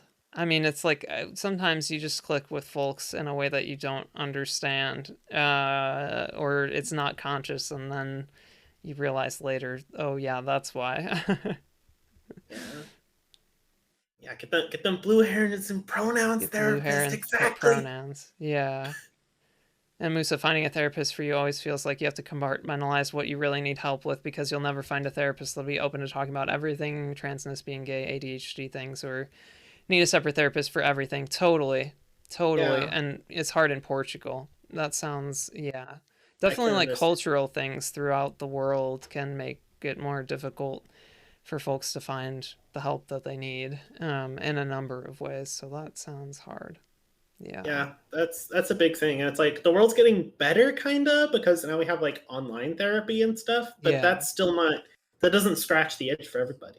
Yeah, totally. Totally. I mean, definitely like when therapy went online, it helped a lot that I'd already built a rapport with the therapist that I was seeing at that time, because otherwise I don't think that that would have worked between us, which maybe would have been like she was definitely quite helpful for a long time. Um, but when it came to transness, she had no like when that came up, she was just awful with it. And Yeah, I just like I had to find a new therapist who's excellent, and partially because they're LGBTQ and yeah. stuff. And that can be really powerful in that way. So yeah. Yeah, it's a really small pool of therapists. Finding a niche within a niche in a small country makes it so difficult. And culturally, the attitude in your country around mental health is full of cynicism, which you don't respond well to. Yeah, I mean, I don't think anybody really responds well to the cynicism unless you're able to like, stand like be belligerent about it in some ways and be and like really sit with like, hey, this is wrong, and feel that every time that happens, and that can be very difficult to like have that resiliency and stuff. So It's hard to find power in anger because at yeah. least the way I see it, like anger is powerful, but it's also a draining emotion. Yeah, So it's yeah, hard to just hold on to that the entire yeah, time. yeah. I would agree with that. I think like anger turning into like confidence, maybe. I don't know exactly how I would describe it. But yeah. I will say, to pivot a little bit, Yeah. like to talking about being trans and being a teacher, Hmm. I will say, because especially with teaching, it matters where you're teaching. Just for context, I teach in Texas in the United States, which is a whole other thing. Yeah. Because if you've been keeping up with politics, Texas and transness are not really mixing at the moment. Not that they ever did, but it's definitely not doing well right now. Totally. Yeah. Yeah. Yeah. Yeah. I'm very interested to hear your experience with this because that's like that sounds really really difficult, and you're kind of at the front lines in a lot of ways with dealing with that in like many facets because you're dealing with kids and parents and other teachers and like the public in a way that I imagine can be difficult every single day. It is. And it's like, because like right now, I haven't been able to. um, and I'll kind of, I guess I'm kind of talking about medical transition a little bit with it, but I Yeah. haven't been able to fully medically transition yet Mhm. because I'm still taking some steps to get things prepared for myself. Like, I want to have my own kids eventually, so I'm doing like the fertility preservation before I Yeah. start HRT. So I haven't been able to start HRT yet, Yeah. which is like a whole thing. Yeah. Yeah. So physically, I haven't been able to be out to my students yet, Yeah. but I've been out to a few of my coworkers that Hmm. I know I can trust with it. Yeah. And And yeah.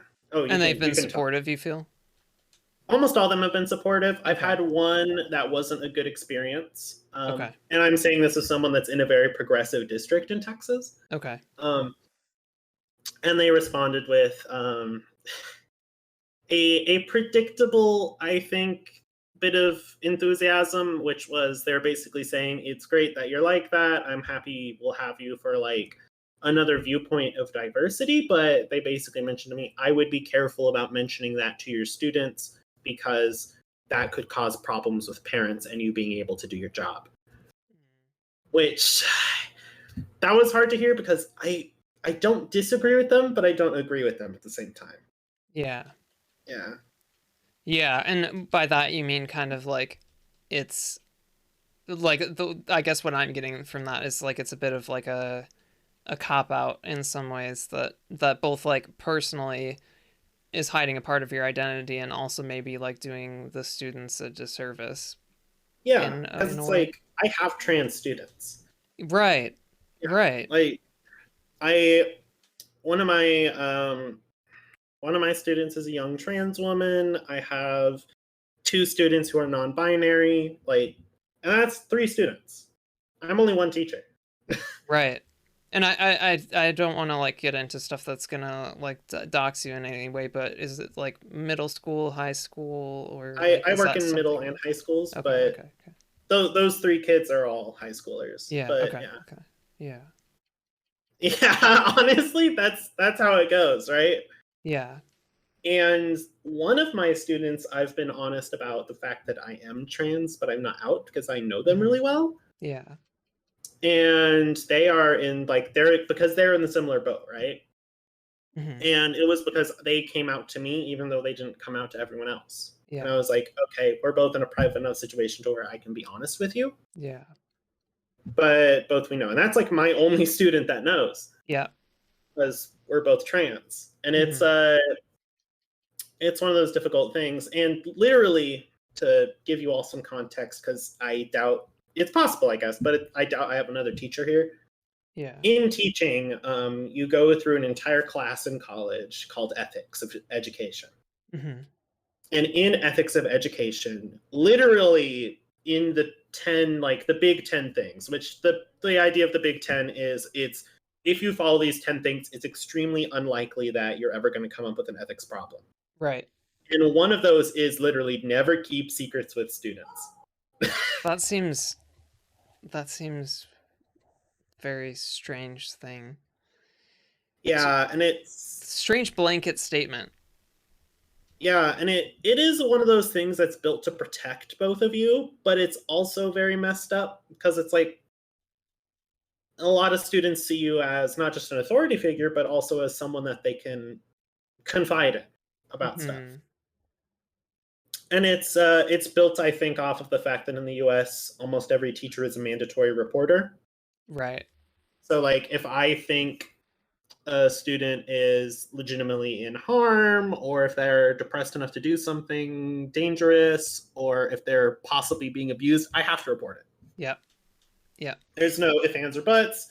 In fact, in the state I'm in, you have to do it within 48 hours. Or you Yeah. lose your license, you lose your job. It's Hmm. zero tolerance. Yep. Yeah. I'm Which familiar with that in is, at least one other state, so that makes sense. Yeah.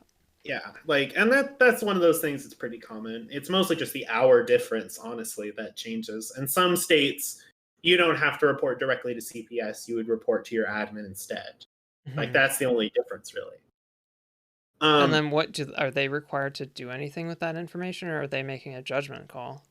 they're usually required to do something with Okay, it, okay, yeah. okay. Yeah. Got it, got it, I got it. think there's only 2 states that they aren't immediately required. I think in those states, they usually have to get a second opinion, Mhm. or they can do it directly. But I don't remember off the top of my head. Not a lawyer, just a teacher. Yeah, yeah, totally, totally. Yeah. But yeah, being trans and being a teacher is weird. It's especially weird when, and I've encountered this a few times, when you have a student that's making transphobic remarks, especially at like the middle school level, and they don't really know what those mean. Mhm.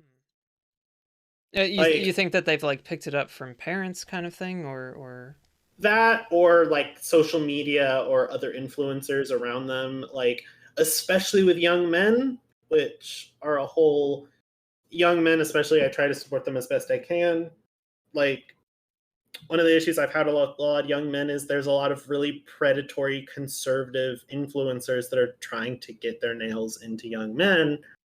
And one of the ways they do that is with transphobic jokes. okay. So, like, I'll have some, younger students who, especially if it's the first time they see me,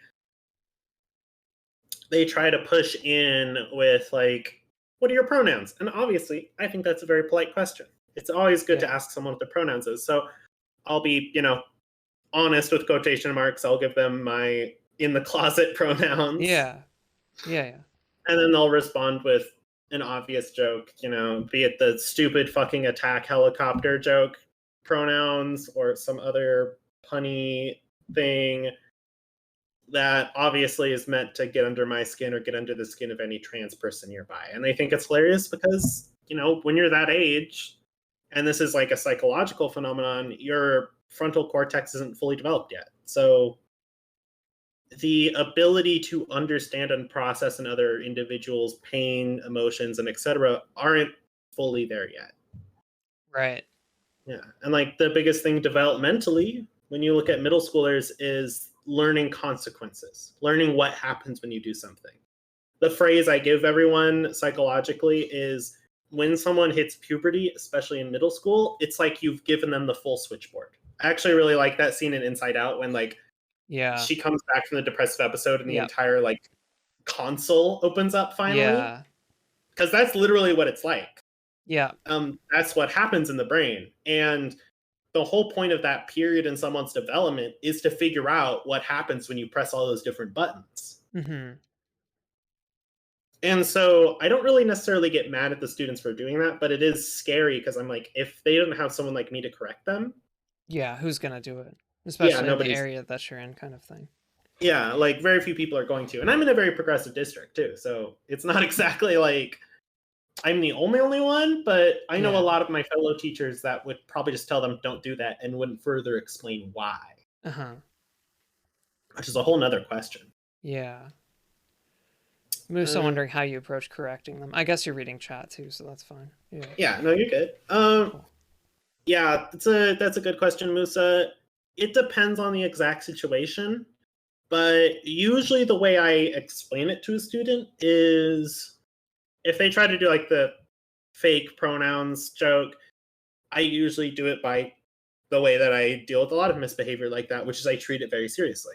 And I'm like, okay, I'll use those pronouns then. And it seems silly for that to be the answer, but a thing that a lot of kids have, and like I said, consequences are the thing that middle schoolers especially are learning, is they learn, oh, if I lie about this, that is a lie. It Like is you're something like that, you're taking them at their word kind of thing, yeah, and they realize that like, oh, like, no, this people isn't a joke. This is something serious that yeah. people ask and they expect an honest answer on. That's an interesting way to deal with it. I would not have like thought of that immediately, but Yeah. sounds like it would be effective. It's really effective, mostly because, like, especially with young men, if they're trying to maintain masculinity and you start calling them feminine things, it crushes that really quickly. Yeah, aggressive compliance. That's literally the term. Fantastic. Oh, it I is. don't know if Okay. you do education, but yes, that's exactly what it is. Aggressive compliance. Yeah, that's what it's called. And it's a really effective tool with something like that. I have had situations where I have had kids be openly transphobic to another individual.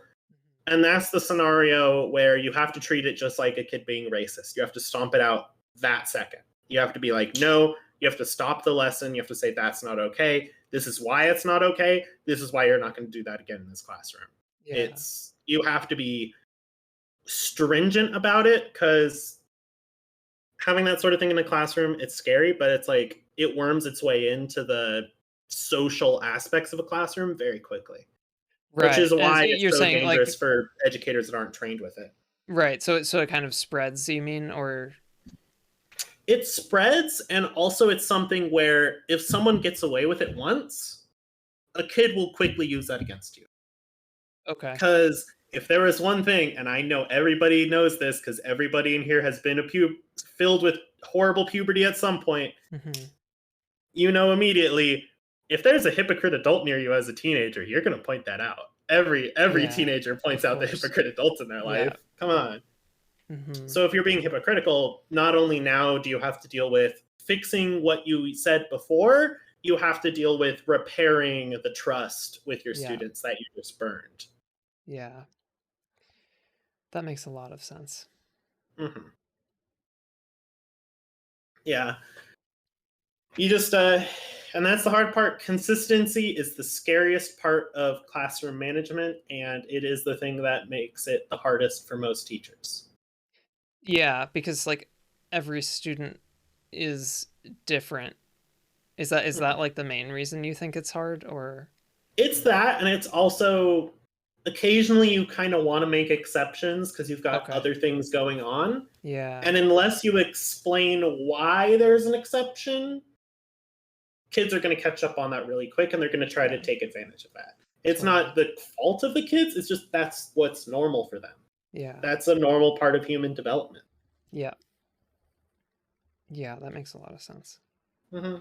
It's it's completely normal. It's like when I have, before when I had an elementary, when I was doing a little bit of stuff for elementary schoolers, it was the situation of it's normal for a fifth grader to have a complete tantrum every once in a while and throw things. Like, does it suck? Yeah. Do they have to have consequences? Absolutely. But is it normal? Yeah. When I'm in special ed and I have a kid that he has autism and he has a sensory meltdown, even if he's a 17-year-old guy and he's big and he's strong, it's normal for him to throw something Hmm. because it's the only way he's been taught how to express himself. Right. And until I'm able to work with him and work with his parents and everything else to show Reinforce him that. alternate methods of Yeah. explaining that to himself and people around him, that's all he can do. Yeah. Like, if you can only speak gobbledygook, well, you're going to use that to express your emotions. Yeah. It's normal. If Yep. you can only be physical in order to express yourself, that's what you're going to do. 100%. Yeah, Hmm. totally. Totally. Like learning new skills is super important, like for anybody, regardless of disability or anything. It's like really important to like you only develop new skills by like realizing that there's an alternative and being like sometimes you have to be shown that for sure. Yeah. Not everybody has the same skill set when we're born, Yeah, you know? 100%. And you And can not everyone's raised with the same skill set either. yeah, you can be raised with a more limited skill set or like have your skill set purposely narrowed by nurture kind of thing based on like your parenting or whatever. Like maybe you're more naturally one way, but you're forced to like survive emotionally by kind of Hmm. adapting and only using portions of it. Yeah. And also something that is especially relevant for trans people, and I think is a good and bad thing about being trans, is a lot of us have had to become really good at self parenting ourselves, learning how to fix our own emotions, how to teach ourselves things, how to just be emotionally there for ourselves. And it's something that they actually teach you this when you work with kids. If anybody here has worked with kids, I know Soup has. It's something they teach you. If you meet a kid that's actually really, really emotionally mature for their age and is actually really good at understanding their own emotions, understanding the emotions of others, helping people through emotions, that's actually a huge red flag for abuse. Wow. Yeah.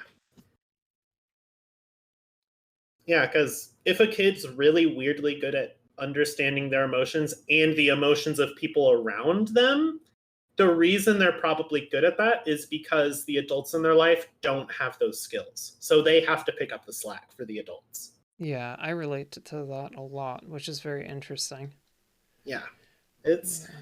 it's a common thing. I've found it's a common thing with trans people, especially because it's like we're a lot of us have mental illness in the basis anyways because of dealing with dysphoria. And having mental illness usually means you're abused. It's, just fun things to talk about during shiny hunting. Yeah. Totally. I mean, we end up talking about all sorts of stuff in here, so that's all good. Um, yeah, very interesting. Yeah. Very interesting. Ooh. The freedom to be a child and aware of the consequences of our emotional substance. Yeah, Musa, you made a really good point there. Yeah, it's because they don't have the freedom to be unaware of their own emotions. Right. That's the perfect way to describe it. That's actually really well said. Yeah. Yeah. Because you're so intensely entangled in them. Because you're forced to if you're in an emotionally abusive or otherwise situation kind of thing. Yeah, definitely. And also in the whole thing of being trans and being a teacher, something that I've been talking with another friend of mine. Actually, one thing I'll say before I talk about that, Yeah. just because we're talking about visibility and remembrance this week, so definitely important. Yeah. Something to mention, like I said, I'm in Texas. Texas Yep. is not a very trans-friendly place. Something always to think about, just because it's not a friendly place doesn't mean that there's not a lot of trans people there. I actually have 4 other, not me, including me would be 5, trans teachers that I know. Wow. Yeah. In the district or at the same school? Within 3 districts. 3 So in districts. all of like the area I'm Yeah. in. So Wow. me, a substitute teacher that I know really well. She's awesome. We're both trans femme. I have my friend Joe. They are gender fluid Latin American person. They're awesome. They're a theater teacher in a district just north of me. And then I have 2 trans mask friends that are also teachers. Wow. That's Yeah, one that's of more which is than I would actually expect, but yeah. Wow. Yeah, one of which is actually dealing with the funny situation of he passes so well that his current administration doesn't know he's transgender. Wow. So he's actually dealing right now with the interesting situation of they just banned a book, which is the other thing I was getting into. They just banned a book that deals with transgender kids, and he's a preschool teacher. And he's like, "Oh, I was actually going to read that book Oh my because gosh. I'm trans too, Yeah. and I was going to use it to explain what that is to my students." Wild. Yeah, so he's actually, or later this week, he's going to have to go to his principal and basically come out to his principal. Crazy. Which, That's yeah, crazy. like you guys didn't know? So is it a where did the ban come from? Is it like legal or is it like rules within the district? So that's a really good question. I like that question. Book bans. So for those that don't know, because I know we have a few people that aren't in the US, in the United States, we have districts, right? They're called independent school districts. They're separate most of the time from counties, but they're usually attached to them as well. It's basically like this zone is all underneath like one school district, and then all the school districts report to the state in most states. The exact way it is done changes, but usually the way it is done is a book will be put up for being banned, which means a certain book, usually a parent, almost always a parent, Of honestly. course. Yeah, of course. Um, will volunteer a book to be banned, and they'll give a reasoning behind that. And then rather the superintendent, if it is a superintendent only district, will decide if they want to ban the book or not, or it will go to the school board, and the school board will vote on whether or not that book will be banned. When a book is banned, it cannot be read in any classrooms, and it cannot be given to the library. So all books in that school district's school libraries, in both classrooms and for the school, have to be removed from that school and be given to the public libraries or be thrown out. It's crazy. Yeah, so that's how that works. The book that they were banning was, let me pull it up again real quick. Yeah, you can send it in chat if you want to. Yeah. Let me pull it up again real quick, because it's actually a really cute book if you want to teach your kids about what being trans is. I have a guess at what the book is, but I don't remember what the title is. Feels like we're talking about something that would happen hundreds of years ago, but it's current. I agree with that, Musa. Yeah. Yeah, there's a lot of it. And how do you challenge a book ban? Well, you can go ahead. Let's stick with the title. Yeah, you can challenge banned books. So challenging it is basically saying, hey, this book shouldn't be banned because of X, Y, Z. The one that was banned is Sam is My Sister.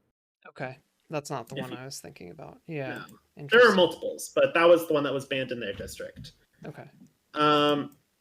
Yeah, and there's a lot of banned books. I know in my district, we actually they tried the school board. The previous school board tried to ban Night, which, if you don't know what Night is, it's a book about a Holocaust survivor. It's very beautiful, fantastic book. Yes, books can become unbanned. We've actually had, in some districts, a lot of books have been unbanned that used to be. Yeah, they tried to ban Night. I say tried. It did not happen because a Holocaust survivor actually drove out there and read Night to Wow. them during the board meeting to state that they don't want the book banned. And it's pretty hard to ban a Holocaust book when there's a Holocaust survivor literally Yeah. looking at you. Yeah. That's really I don't even know what the word is. I guess they probably wouldn't say that it's brave, but it's like a I I think don't it know. was It's brave just of them because they're yeah. like 90 something years old, Yeah. but I mean yeah. yeah. It's just like a real like moral standing that's really important in a lot of in like ways that like I really appreciate. That's like incredible to hear. Yeah. Yeah, it really was. And it was the crazy thing was it was one of our students like grandparents that they had to come over. Uh-huh. Yeah. Yeah, it's a lot. It's really crazy to think about. But yeah, that stuff does happen. Um yeah, it is messed up it took that as well. That's a good point, Musa. And yeah, I know the UK does some book bans and stuff. To explain what Jono was asking earlier, if books can be unbanned, a lot of books have been unbanned. The most banned book, or actually, sorry, I said that wrong. The most unbanned book is one that actually most people in the US and I think some people in the UK have read, which is Catcher in the Rye. Oh wow. Um, it's the most unbanned book. The reason Catcher in the Rye was banned was because it has a scene dealing with prostitution and Okay. sex work. And also a whole bunch of other stuff in it, but that was the main one. Also, the main character smokes a joint. Oh no! Yeah. Yeah, That's wild. I'm just gonna introduce like Angel, welcome in, and I'll just reintroduce Harley, who we have on. Her pronouns are she/her, and we are talking about she is another trans voice, and the purpose of this is to hear from somebody like people other than myself. So we've been doing about trans issues and gender issues. So the past 3 days, we've been doing interviews with folks from inside and outside the Pokemon community, people who frequent chat, and other folks as well, to like highlight some trans experiences, and it's been really great. I've appreciated having Harley on and folks, the two folks that we had previously, and also like tons of folks have chimed in with their stories in chat too over the time that I've been streaming, and I also want to say that I appreciate that too. So yeah, for yeah, anybody really.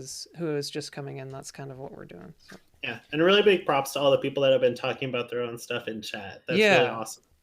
yeah, for sure. Mhm. Yeah, and in case you're wondering why I'm talking about all this, I'm a transgender teacher, like as well. So I teach history and special education mostly. That's Um, helpful context. Yeah, yeah, for a little bit of context as to why I'm talking about this specifically.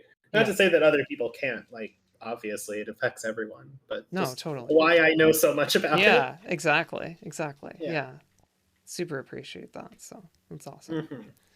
Yeah, and one I think that was a big thing here in like Texas that's been going on. It's been happening around the U.S., but especially here in Texas around book bans. There's a lot of them. I know a few have specifically been targeting transgender people. Um, but they're for a lot of things. Like I mentioned, there were some about the Holocaust that were erroneously attempted to be banned because there were descriptions of violence, which is Is kind of what stupid happened? considering we have like Yeah, all the Hunger Games and yeah. Battle Royale is literally in my school's library. Wow. Which, if you've never read Battle Royale, really good book. I have Also not. Yeah. extremely hyper violent. Interesting. What is it? It's a fictional book or? Yeah, Battle Royale was the inspiration for the Hunger Games. It's Oh, Japanese. okay. Yeah. Okay. Got it. It's literally about a whole bunch of Japanese school kids get put on an island and they're put in a fight to the death, and the last survivor like graduates. Yeah. Okay. I It's kind of remembered crazy, this. but Yeah. legitimately a good Yeah. book. And it's a commentary on like the hyper competitive exam culture in Japan. It's actually really good. That's awesome. That sounds super Mhm. interesting. Yeah. Have to check that out Recommend at it. It some has a point. really good movie too if you like horror slash gore movies.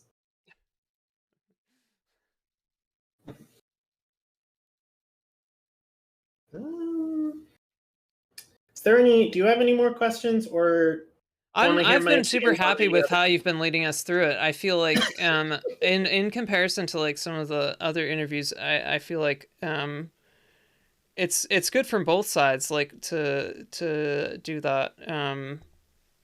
It's definitely, I think in this case, because of the context of things, I've really appreciated the like kind of, especially with the teaching stuff. I feel like it winds into it in a way that I would struggle to like ask questions kind of in the right order related to these things. So just so you know, that's kind of like how I've been going about this. No problem. Like Let's see. it's really fun. And yeah, Yeah. Soup. That's why it's called.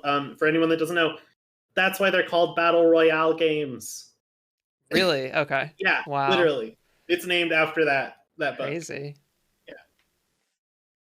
Yes. So whenever you hear about Tomato Town going down, chug jugging, and all that, that's you can thank Japan for yet again. Totally.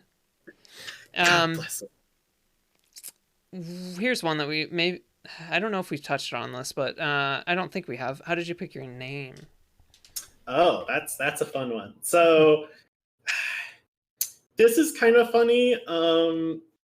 I don't know how many trans people have done this. It's one of those things where I was between like 3 or 4 names Hmm. that I picked off of like a names list, Uh-huh. especially because I wanted one that had the same first letter as my old name. Okay.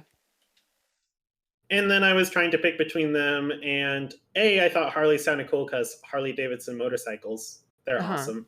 Harley is sort of a unisex name, just like my dead name Yeah. is like sort of unisex. Uh-huh. Except Harley like leans slightly more feminine. My old one used to lean slightly more male, so I thought that was kind of cool. Okay. And also Harley Quinn, which is like Yeah. great. And Har Livy is like bi for bi, great stuff. I'm Totally. bisexual, matches up perfectly. Mm-hmm. That's awesome. That's awesome. Mhm. Yeah. Though it does mean most people that hear my name in person when I mention it are like Harley Quinn, and I'm like, yes, like her, yeah. Yeah. Yeah. I have to Totally. get kind of Actually, I don't embarrassed know about why it. I didn't make that association immediately. I think it's like I almost when I say or think about Harley Quinn, I think like I think it as one word. Like I think of Harley Quinn as one word normally for some reason. I know that like I know and would always type it with a space there. It's just like feels like her Well, it's like character a name. title almost, and it's a joke on Yeah. like Harlequin dolls. So Yeah. yeah. Totally. Yeah, Also, super interesting. the thing I love about comic books. Can we just take a moment to appreciate that her full name is Harleen Quinzel? Like that's so on the nose. Wow. Yeah, I did not know that. That's Yeah, crazy. it's so on the nose. I love it. Yeah, I love that too. Oh god. Yeah, I didn't think about that either. Yeah, I've never told actually. I don't think I've ever told on stream why I picked my name. That's actually Oh, kind of fun. interesting. Yeah, Yeah. that's super cool. Great to hear these things. Mhm. Um, in terms of like, I guess this kind of we've touched on this a bit, and maybe I'm not sure. I guess I would doubt, but it's obviously your experience. Are there any times you felt or feel or have felt unsafe as a trans person? I don't think we have touched Oh on all yeah, of the no, possible definitely. ones, but yeah. Yeah. Yeah, it's happened to me personally. Mhm. It was actually so I presented like feminine in public for the first time like last week, right?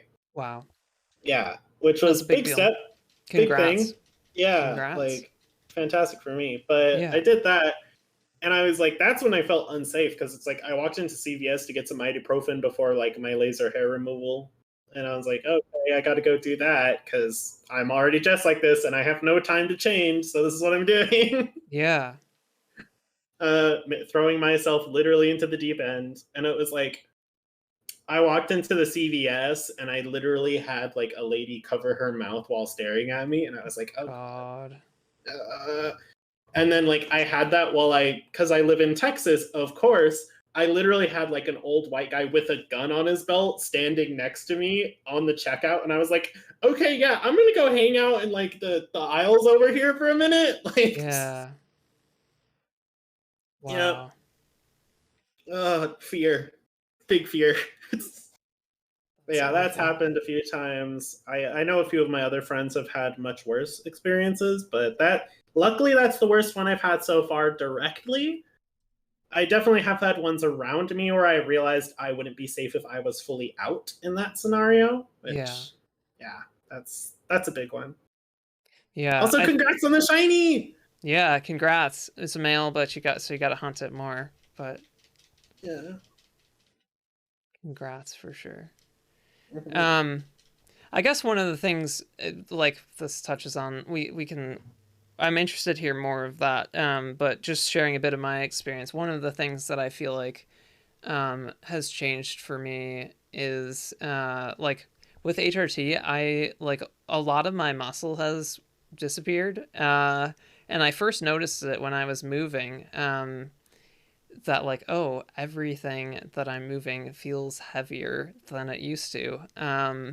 And that has me definitely feeling more unsafe at night, kind of thing. Mhm. Out places in public. The other thing about that, I guess, is like if you look at the like average strength between like people who grow up assigned male at birth, assigned female at birth, and have the hormones that you would expect associated with those, the average Mhm. strength between them is quite different, and it can be very stark when it kind of happens in that way. So definitely like having experience like, oh, some of my strength is just gone. Um, is definitely like a humbling thing in some ways. Uh, and situations that I Yeah. used to feel fine with, and just like, there are times where I felt unsafe at night, but they were way less frequent than they are now when I'm out. So, Yeah, I think that's definitely part of it. That I've gotten that from a lot of trans women. I've also weirdly enough gotten the inverse from a lot of my trans mask friends, so they're like, "Yeah, I didn't even realize." But I also like I had a trans mask friend of mine mention last night. We were texting, and he was saying he never realized what I meant when I said it kind of like I understand why, but it kind of hurts when I still thought I was male, where it was like a woman crosses the street to avoid me. mm-hmm. And he's like, yeah, that actually kind of does hurt. Like, I know exactly why they're doing it. Like, they used to be a tiny woman too. Like, they Yeah, understand what it feels like. Why? yeah, Because it's a safety thing, but it still, in a weird way, kind of hurts at the same time. Because you're like, oh, am I that scary? totally, totally. I think it's definitely like a matter of just like kind of a blanket assumption to feel more consistently safe rather than just guessing each time and potentially guessing wrong because you don't really know. And it can definitely be a case of like large men vary in their dangerousness. These kind of things are like, I would say, rare but not unheard of, that you Yeah. might get approached and that be a problem. But there's also like people who are huge and the nicest people you would ever meet and would like protect you with their life, kind of thing. But you Yeah. just don't really know when you're just like looking at somebody and walking around, kind of thing. So hmm um Um, Moose has got a question there. yeah. Have any of you guys dealt with something in your trans journey that makes it hard for you to relate to fellow trans people? For example, I retroactively have started liking my birth name again, which is something you've never found someone else has had happen. Um, I've had, I think, I'm kind of early on in my journey, so I don't know. Nora might have a bit more opinions on this than that me. The only thing I've kind of felt is like, I, I'm gonna say it. It's maybe a bit weird for some people. I think all the cat girl memes are a little weird, and that's coming from the furry. That's coming from the furry over here. I don't get it. Why do we all want the cat girl headphones? I don't understand. Yeah, totally. Yeah. I mean, they're definitely like Catgirl headphones are like quintessentially like more associated with femininity. Like you don't see like you always see like people who are trying to embrace their femininity a bit seemingly. Like that's been my experience wearing Yeah, the cat ear headphones, so it kind of feels like a bit quintessential in that way I imagine to some people. it definitely does. And there's nothing Yeah. wrong with it, by the way. Just going to say that. I Yeah, just totally. No, no, personally no. Totally. Yeah, exactly. That's a good am point. Yeah. 100% not yucking Yeah. anybody's yum. I have no Yeah. fucking right to say that. I literally smashed her past the entire Pokédex like two Yeah. days ago. I love it. Um I think the name aspect of it, like just to touch specifically on name, I don't have any real problems with my birth name or any like ill will towards it, except like if somebody were to use it uh, against me or like aggressively towards me. I don't dislike it, and it kind of like I feel that way because it's like continuity. Like I feel very much like continuity that like other people don't necessarily experience immediately if they've like met like me as I was like presenting before versus now, but like I am the same person in most ways, just like more authentically me and different in some ways than people have experienced before. But I only call my previous name or my legal name, my government name, however you want to say it, a dead name because I don't want to have that aggressive use of it, and I feel like dead name is a very like apt word to be able to control that in some ways because it's definitely like, hey, like don't call me this, that's my dead name kind of thing. But I don't really have any ill will towards it. I have had to switch because I'm like not out at work, but fortunately I've been on a break from fortunately unfortunately I've been on a break from work. um it's been interesting to like have that separation because I'm out in every other aspect of my life to never hear my birth name. And now I feel more like, hey, like I don't really like I don't really want people to call me that. And I'm like when I go back to work I'm gonna come out. Like I wanna make sure that I'm ready for that because it's like I'm just kind of done with doing the two sides thing. And there were like times that it made a lot of sense to be doing that. Like I think the whole time I was doing it at work, it made a lot of sense to do that, but I didn't really like the reasons, even though I Yeah. like understood and kind of accepted it. But yeah, Mhm. I can vibe with that. Yeah. yeah. Like, even though my old work was super accepting, which this is also going to make me sound really weird as a person. So, my job directly before teaching was I worked at an adult store. Oh, I know, interesting. weird as a teacher. um, but like, even when I worked in that area, I knew people would be totally okay with me if I came out. Hmm. But it was like I didn't do it because I had already felt like there was an established sense of who I was. Right. And I also felt like, okay, if I come out but I haven't been able to make any physical changes, I would still feel weird about it. Yeah. Yeah, Yeah. because people don't really have the context of like nothing's changed like in any way except like, oh, this person now has like this identity that maybe they associate with it. But like if we're talking about trans femininity, if you're presenting the Mhm. exact same way as you did before and there had been no changes since you like discovered this, and it would just be, I think, probably confusing to folks. um some Yeah. people less, but like, and that being uncomfortable, even the fact that like some people they would be they wouldn't really understand it and have trouble with it. It would just make it awkward. You get it? Yeah. Yeah. And like I've come out to some of those people since then, and they don't mind too much or anything. And they're like, oh, cool. Like, yeah, I guess that makes sense. And then we all laugh about it and we're all fine. But Yeah, like, I didn't do it while I was working there because there were all these different reasons. totally. And I think that's, from what I've gathered, that's a pretty common experience with a lot of trans people. They kind of Yeah. wait till there's like a gap where they're gone, Yeah. or maybe they go into a new job and then they come out because it's kind of easier to work with the fresh start. Yeah. Yeah, for sure. Yeah, definitely vibe with that. Musa, you realize your first step into transness was changing your name, so it used to be the only thing you had and hated being called your birth name, but now you have accepted being trans and have more ways to express it.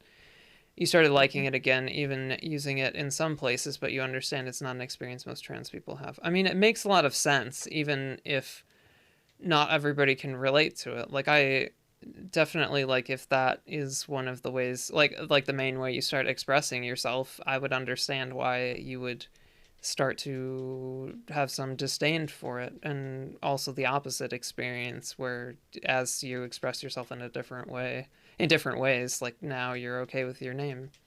Yeah, and it's also like now you have a different context for what that name is. Yeah, exactly, that's a good point. Yeah. Mm-hmm. Where what did the subject come from out of the questions? I totally forgot. Unsafe. Honestly. It's feeling unsafe. Feeling unsafe, I guess. I Yeah, don't feeling know how we unsafe. got That to, was it. Yeah. Have you ever felt unsafe as a trans person? Mm-hmm. Yeah. We've got an ad break. I'm actually gonna like get up and get some water. I don't know if you want to take a break too, but No, you're good. yeah. Luckily, I Okay. got some water. Okay. Cool. Yeah. If you want to stay and interact with chat, I'm totally fine with that. I'll leave you unmuted. I can also mute you. So, your You got preference. it. No problem. I'll Do you want just me to leave? keep You on? Okay. Sounds good.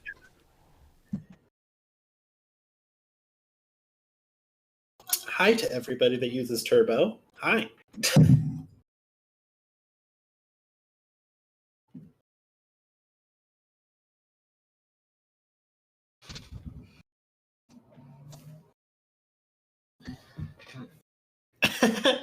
Hello. A person that doesn't use Turbo but is still not getting the ad break. Haha.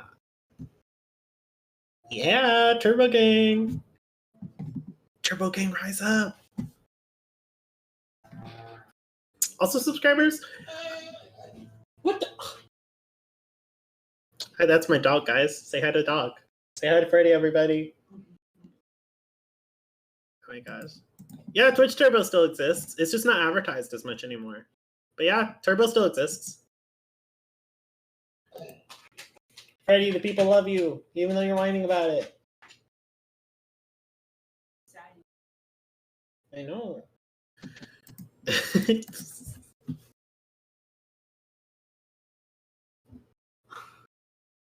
Yeah. Anybody else have a experience of transness in public or feeling unsafe while trans? That like they're okay with sharing? Definitely don't have to, because I know it's a harsh topic. I know he's trying to wreck someone else's stream for once. This is an endeavor. Freddy the stream killer is trying to like go up the body count, really.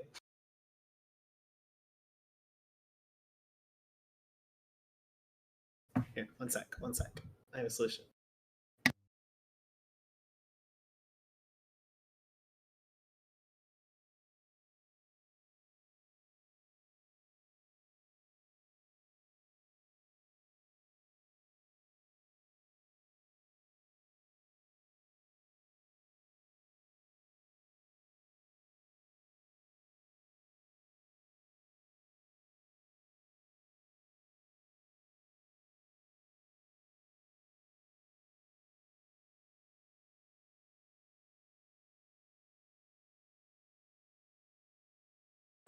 Let me see here.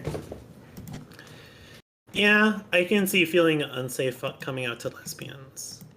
There is a little bit of that unsafety, especially for another country. And unsafe when I get my new name in a Starbucks and realized it was full of old guys that looked and sounded very conservative. Yeah, I can get that. Luckily, like with the Starbucks thing, worst case if somebody acts weird about it, you can always just say, "Oh, I'm picking it up for my girlfriend" or something like that. And you're just like, "Oh yeah, I was saying their name because I mean it's for them." Especially because a lot of people at Starbucks phrase it as, "Okay, well, who's this coffee for?" or something like that.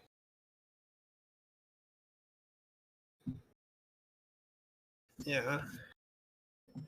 And yeah, that's the thing I get, Musa. I've had a few friends of mine that are like trans femme lesbians, and they've mentioned how it's like you can feel unsafe coming out as a trans lesbian with other lesbians, not because like you necessarily are worried about them retaliating against you, but you're worried about them making them like feeling unsafe around you. And yeah, I can get that vibe. That's happened with me before. Like, well, not with me, but I've known a lot of people that that's happened with, I should say.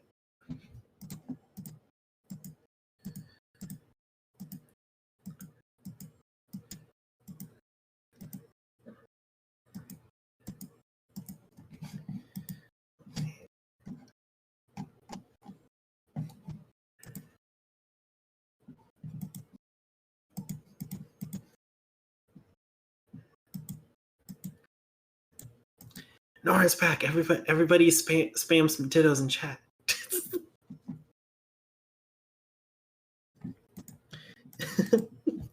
What's my shiny target? I'm not doing any shiny hunting yet because I'm going to be doing Nuzlocking, but I will say if I'm fortunate enough, I'm probably going to see if I can get a shiny Eevee because I like I said, like shiny Leafeon is my favorite evolution for shinies.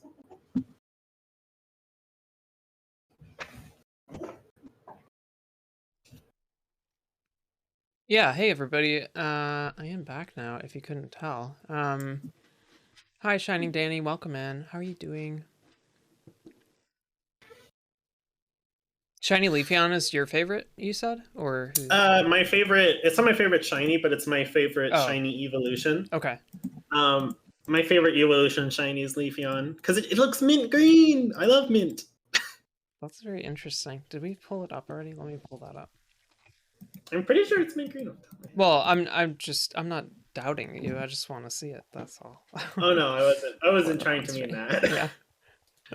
No, I was just like, I think I remembered it right. Yeah. Mostly because Ooh, yeah. Black and white, it does look quite distinct. I do like that. Yeah. Like it was mostly just because ADHD memory problems.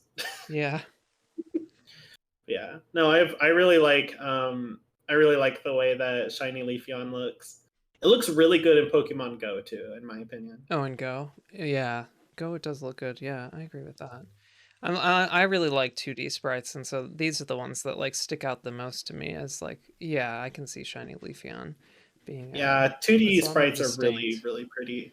They seem to have more personality for some reason that I don't understand. I agree. Fully, I don't know why.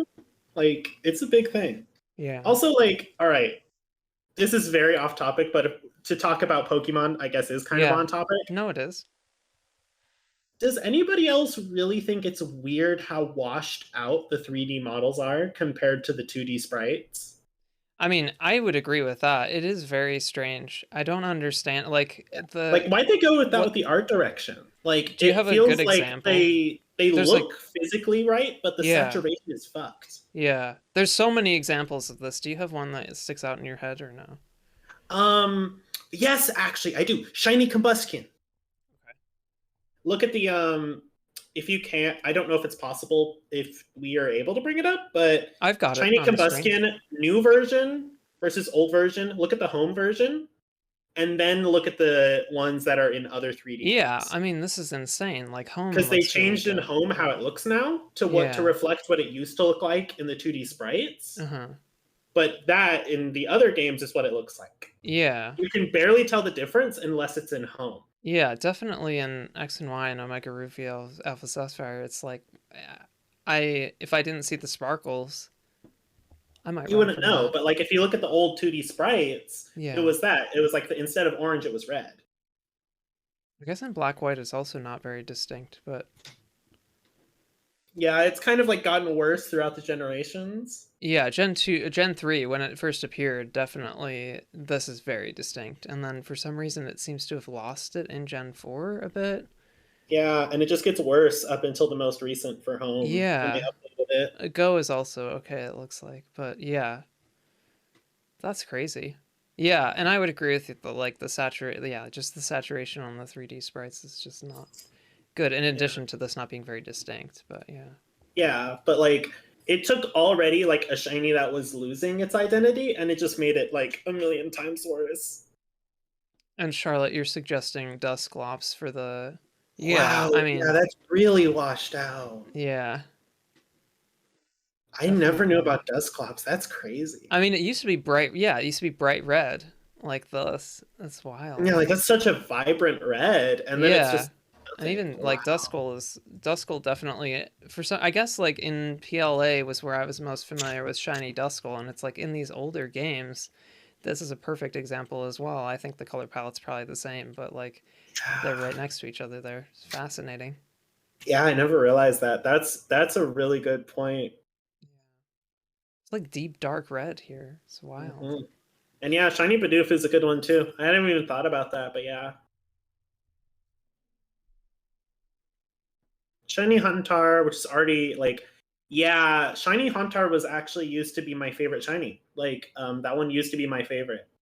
Um, Before I ended up catching Beautifly. Because Shiny Hauntar's like 2D sprite is blue, like the aura around the hands is blue instead of red, and it looks super cool. Mm-hmm. Yeah, totally. Totally. Gen 2 is Yeah. also really distinct. I like that a lot. Yeah. Yeah, and home definitely like it's basically just you can tell that it's a different shade of purple on the body, but it just feels like it's It's just all the like the tone. mouth instead. Yeah, and then Which in makes sense, I previous guess, because gens, Hauntar does that little idle animation where he like sticks out his tongue and he goes blah. yeah, yeah, totally. But also like the hands here are just Yeah. it's a Like lot black nicer. and white and platinum are like platinum Hauntar, amazing. Yeah, like Yeah, look at that back sprite. That's yeah, awesome. agree.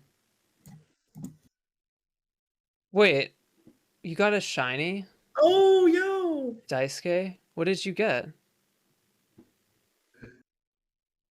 Oh. Oh man, I would love to haunt a, I guess a Ghastly and a Haunter, or like Ghastly to get a Haunter in Gen 2. That's really, really Isn't it nice. so cool? Yeah, so good. All right, I've ended up accidentally creating the next shiny hunt. Thank you, everyone. Totally. Yeah. Or I can just, well, I can't actually transfer my shiny Ghastly from Heart Gold Soul Silver back, but yeah, Oh, shiny Esper. That's a cool shiny it's too. awesome. That's awesome. Oh, and you've been lurking because your friend was talking to you at work, but she just left. Nice. Nice. I think one of my personal ones, like it's not as much a shiny one, it's more the regular one, but Camerupt, the orange on Camerupt is so different in the 3D model versus the 2D ones. It's kind of crazy. Like just look at the orange and Home fixes it with a lot of them, but like it's such a bright, vibrant orange, and then the Yeah, orange yeah. is Yeah, the completely normal palette even, right? That's what you mean.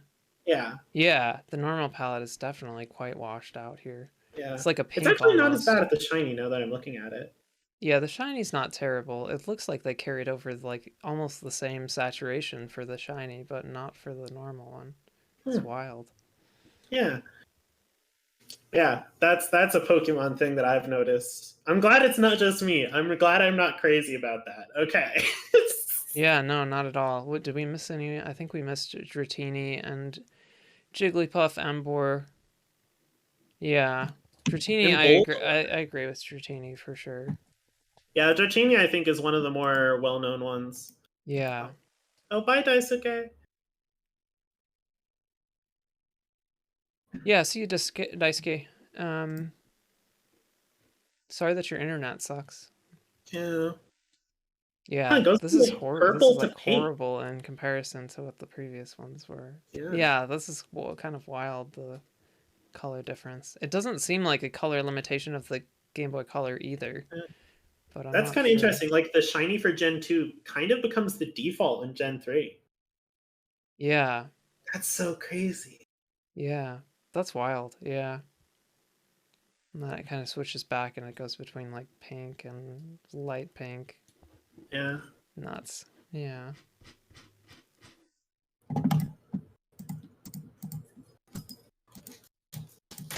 Ah, that's so crazy. Yeah, Yeah. I haven't looked at Golurk in forever, but yeah, I can bet you Golurk is probably the same deal. But yeah, the transition from 2D to 3D sprites did some things really good, and other things I'm like, man, it just got wrecked. Which one was the Daisuke you were talking about, Regice, but what did you say before that? Harley? Oh, it was Boldor, like Musa mentioned. Yeah, Oh. like Gen 5 Boldor is so different in its Oh 3D wow. model. Like, yeah, the sprite versus now, I Yeah. don't know, it just feels weird to me. Yeah, totally. Like Totally. the attitude of Boldor completely shifted. Yeah. I agree with that. Yeah. And then Regice. Regice definitely like the more recent ones are it's basically just like converged to the same color. Yeah, like I literally physically can't tell the difference in Reggie Ice. It Yeah. used to be a huge one, and now it's like there's no difference. I feel like zooming in might even make it worse. But let's see.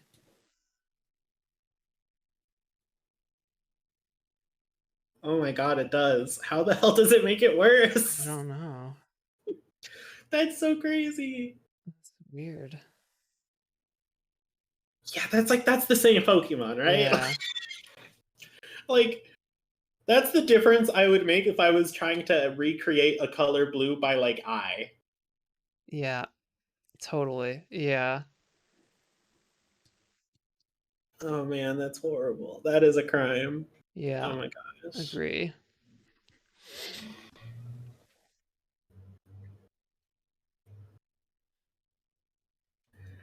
Mhm.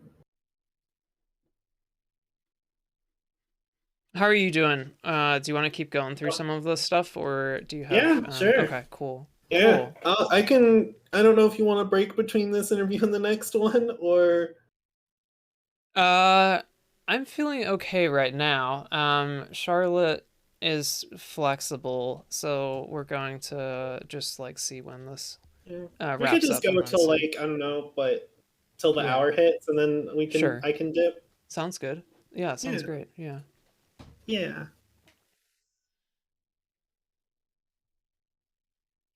Not sure what makes sense to go next. We haven't talked about like we touched on HRT, but some of the like medical transition stuff. It sounds like you're new to this and haven't done very much yet, but maybe talking about some of what you would like to do yeah, would be one thing, or but definitely. stuff. Yeah, Yeah, like well, also one thing I think is worth mentioning for if anybody else is out there in trans, I actually am kind of curious about this because I haven't been able to talk about this with too many other people. Is yeah, it's like so I'm trans, I have a cisgender female partner, right? hmm, And personally, I've always wanted like my own kids, like biological kids and whatever.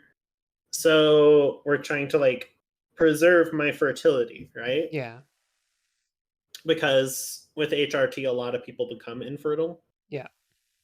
Not everyone. Some people Sometimes don't. it's reversible if you stop the medication for a period of time, but the point is that there's a risk.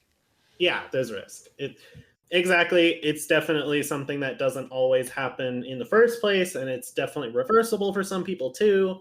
It's not like a permanent thing, but it was something I was worried about. So we were doing that first, and it is actually good because I went and got a fertility test, and they were like, "Yeah, you're already like really low. So if you did Wow, HRT, it probably would have like nuked you." crazy. Yeah. So like that's the reason why I haven't started HRT yet. It's honestly less other things, and it's more like, yeah, I want to preserve my fertility first. So Yeah, it's like, yeah, getting that ready so I can have kids like I want to in the future first, and then get started on HRT and doing everything else. Because I don't know Yeah. if any other trans people have had that thing where it's like you've had to delay HRT because of some other medical So goal or transition goal or yeah. just medical So thing. I can definitely speak to this a little bit, but my situation is definitely probably the best case, I guess, in multiple ways. So just to have the peace of mind, I did bank sperm before I started HRT, but it was a one-time visit and the fertility was like just fine for a one-time visit. Yeah. And I before I started, I like was in of the opinion that I didn't really want kids, but I was like, do am I going to later or something? Like, what's going to change, kind of thing.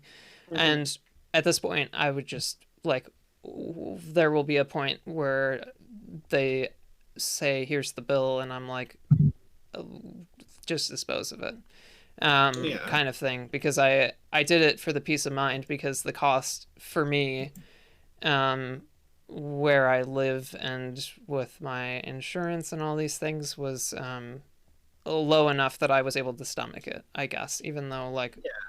yeah, It was yeah, just for like peace of mind at the time, and now you're like, yeah, yeah, I and figured it out. so for me it was like I went and then 5 days later I was on HRT, which it sounds like you are having more difficulty with that, or it's just taking longer, or It's taking longer just because for me it's a bit more of a monetary thing. So yeah, we're waiting till my partner gets her next job, and like makes then we'll have sense. the money to get all that banked, and then Yeah, immediately start HRT like a yeah, couple yeah, weeks after yeah. that. That Hmm. makes a lot of sense. Yeah, Yeah, and yeah, it can be spendy, especially if your insurance doesn't cover it. If you like live in a place like the United States. yeah, Hmm. yeah. So definitely I feel for people like if you are sure that you want like both sides of it, if you're unsure or you are sure but a little worried about it, like, and you have the means to do it, I would just like recommend that you do, but I understand that not everyone does.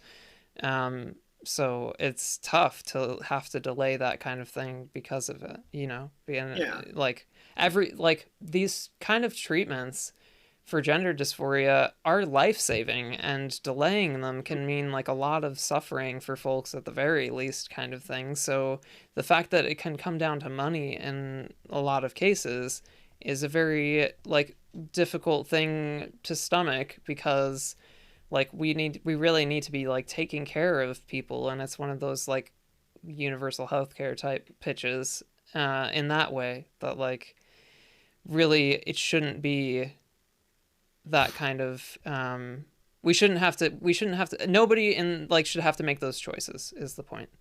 Hmm. But I think it's really that's a really good unfortunate. way of saying it. Yeah. Yeah. And it's kind of funny Super saying that. Yeah, I know a lot of people that are trans and are just like, yeah, I don't care about having kids. It's fine. And that's 110% valid too. Yeah. Like I definitely understand the folks that are like, yeah, not me. I'm just going to worry about my own health first. And that's Yeah. also extremely valid. Yeah. And yeah. Um Yeah, though, like that's one of the big things with transition and why I've delayed HRT personally. And I know there are also some people as well that rather can't take HRT due to medical reasons, or they're having to delay it. Um, Not me, not a friend or anything, but I did hear. I was reading on Reddit the other day that some people actually have to delay HRT because it causes issues with stuff like chemotherapy. Right. Interesting. I did not Mhm. catch I have not experienced that one, for like experiences, and like I haven't heard that from people, but it makes a lot of sense. There's all sorts of like health conditions that can, the one I'm most familiar with is thyroid issues for people. Yeah, But yeah, like cancer treatment, that's insane. It's a crazy yeah, choice to have to make. yeah. Thyroid things. Also, like, I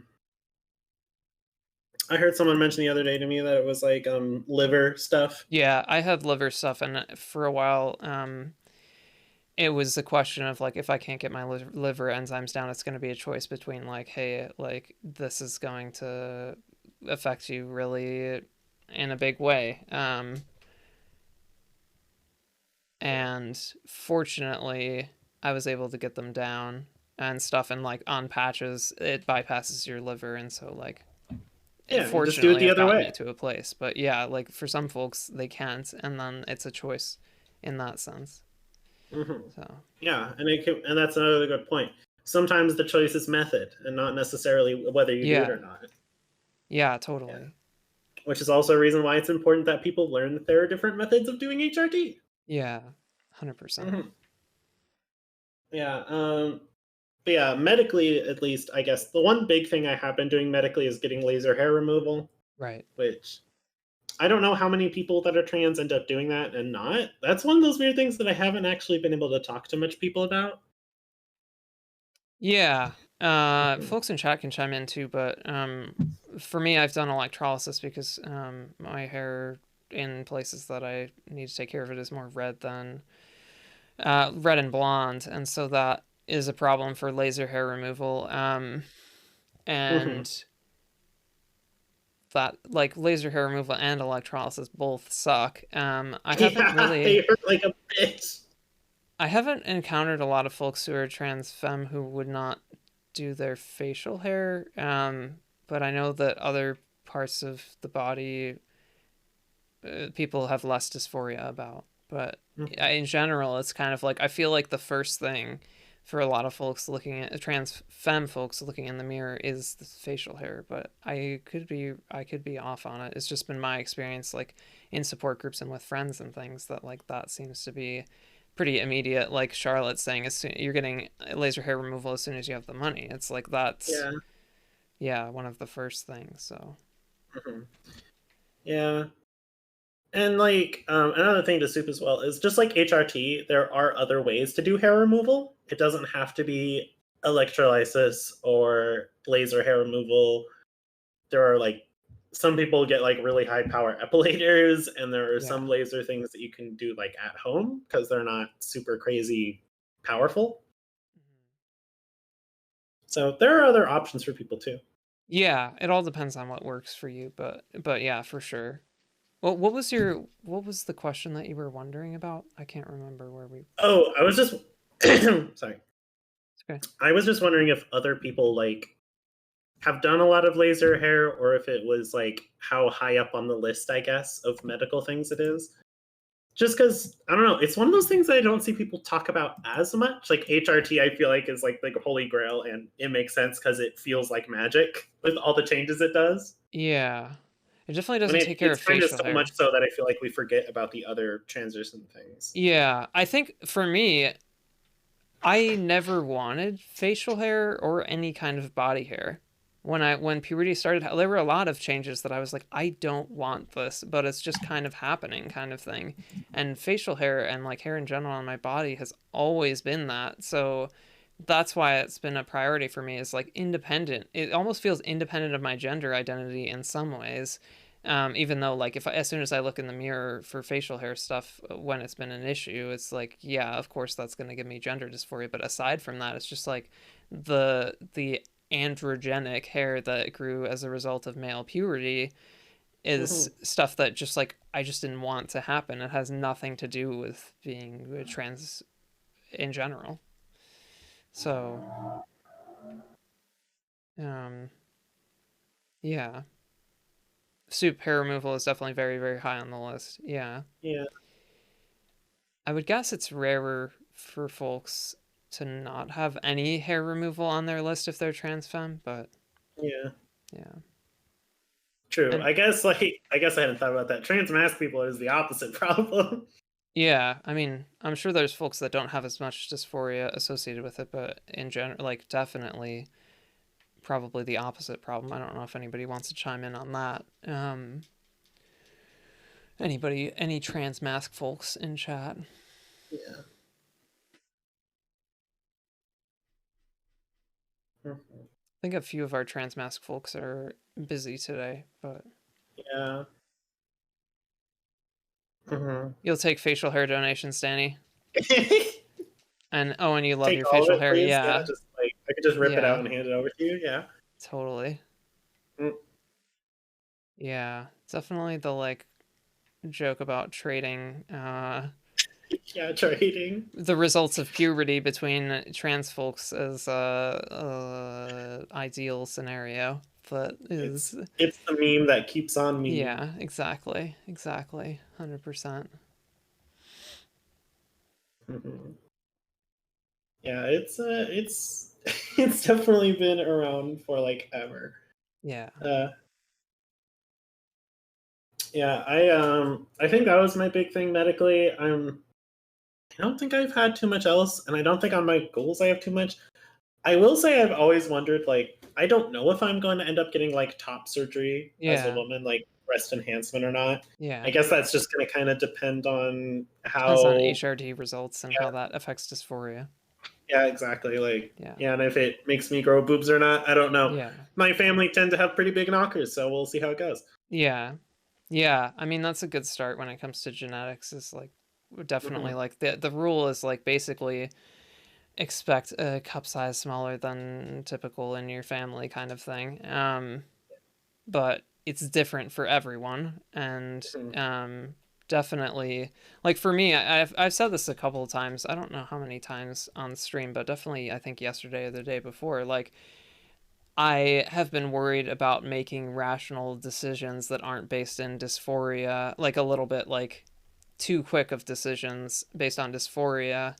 Um, because like puberty takes a long time and I've only been on HRT for like at the time where I kind of decided this, I'd only been on HRT for a short period of time and I was like I am going to wait 2 years before I decide to do anything surgically when it comes to Hmm. like facial feminization, top surgery, and I wasn't really sure about bottom surgery, but now I am, and that's something that I would wait. I wouldn't like if I could get it today, I would kind of thing. Like that's Hmm. something that changed from initially, which is interesting. Yeah. That it became a point of dysphoria, but in general, like the like cosmetic type, or I don't know. I feel like cosmetic doesn't really do it justice. Hmm. But like Well, the there's surgeries function that to it too, I think. yeah, the surgeries that people can see and relate more to what male puberty has done to your like facial bone structure or the fact that like your breast growth may not be what you want it to be kind of thing. So, yeah. 2 years Hmm. is a magical number. You feel like I've definitely like it's kind of based on what I've seen other people's results be like some people like I've kind of stopped looking at any kind of like I used to look at trans timelines or whatever. I don't know. Yeah, Some of the like nice. Yeah. yeah, some of those photos. I looked at those quite a lot before I went on HRT and like that definitely can be a thing that like makes you realize like yeah, I probably am trans if I'm like, jealous of these people in some ways. But Yeah. like I've basically stopped looking at those and I think it's helpful to not be making those comparisons, but also just like I've been pretty happy with what HRT has done for me. So haven't Mm. been like really concerned about like the dichotomy of like dysphoria right now versus like what HRT is going to do for me, and do I need surgery kind of thing. Like that's my like 2 years plan has kind of like stuck for that, at least not so much for bottom surgery. And I'm still on like at least a sliding year away because I still have to do Yeah. a bunch of electrolysis for it. So Valid, valid. yeah. And also, like for me, like bottom surgery is a very interesting thing. Like personally, I'll probably end up being a non-op person when it comes to that Mm-hmm. because I think all genitals look gross. I think all over genitals look gross, which is funny Uh-huh. coming from someone that worked at a sex store. Like Yeah.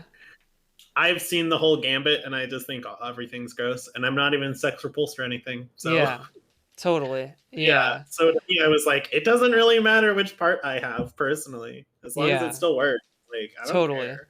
Totally. It definitely comes down to like your dysphoria and preference and all these things. So I definitely like I feel like some people can feel ostracized a little bit even from the trans community when it comes to like I think less than like the rest of society, but like the fact that like you know, you may be binary trans but still do no kind of bottom surgery, and be totally fine with that, or like happy with it. Yeah. So yeah, definitely it can also change over time. I remember like reading plenty of stuff where, like, especially because I was like initially feeling like I don't think this needs to be a thing. Reading posts where it's like, nope, that definitely changes for people. So Yeah. yeah. And we've got a bunch of stuff, people chiming in the chat. 2 years is a magical number, you feel like.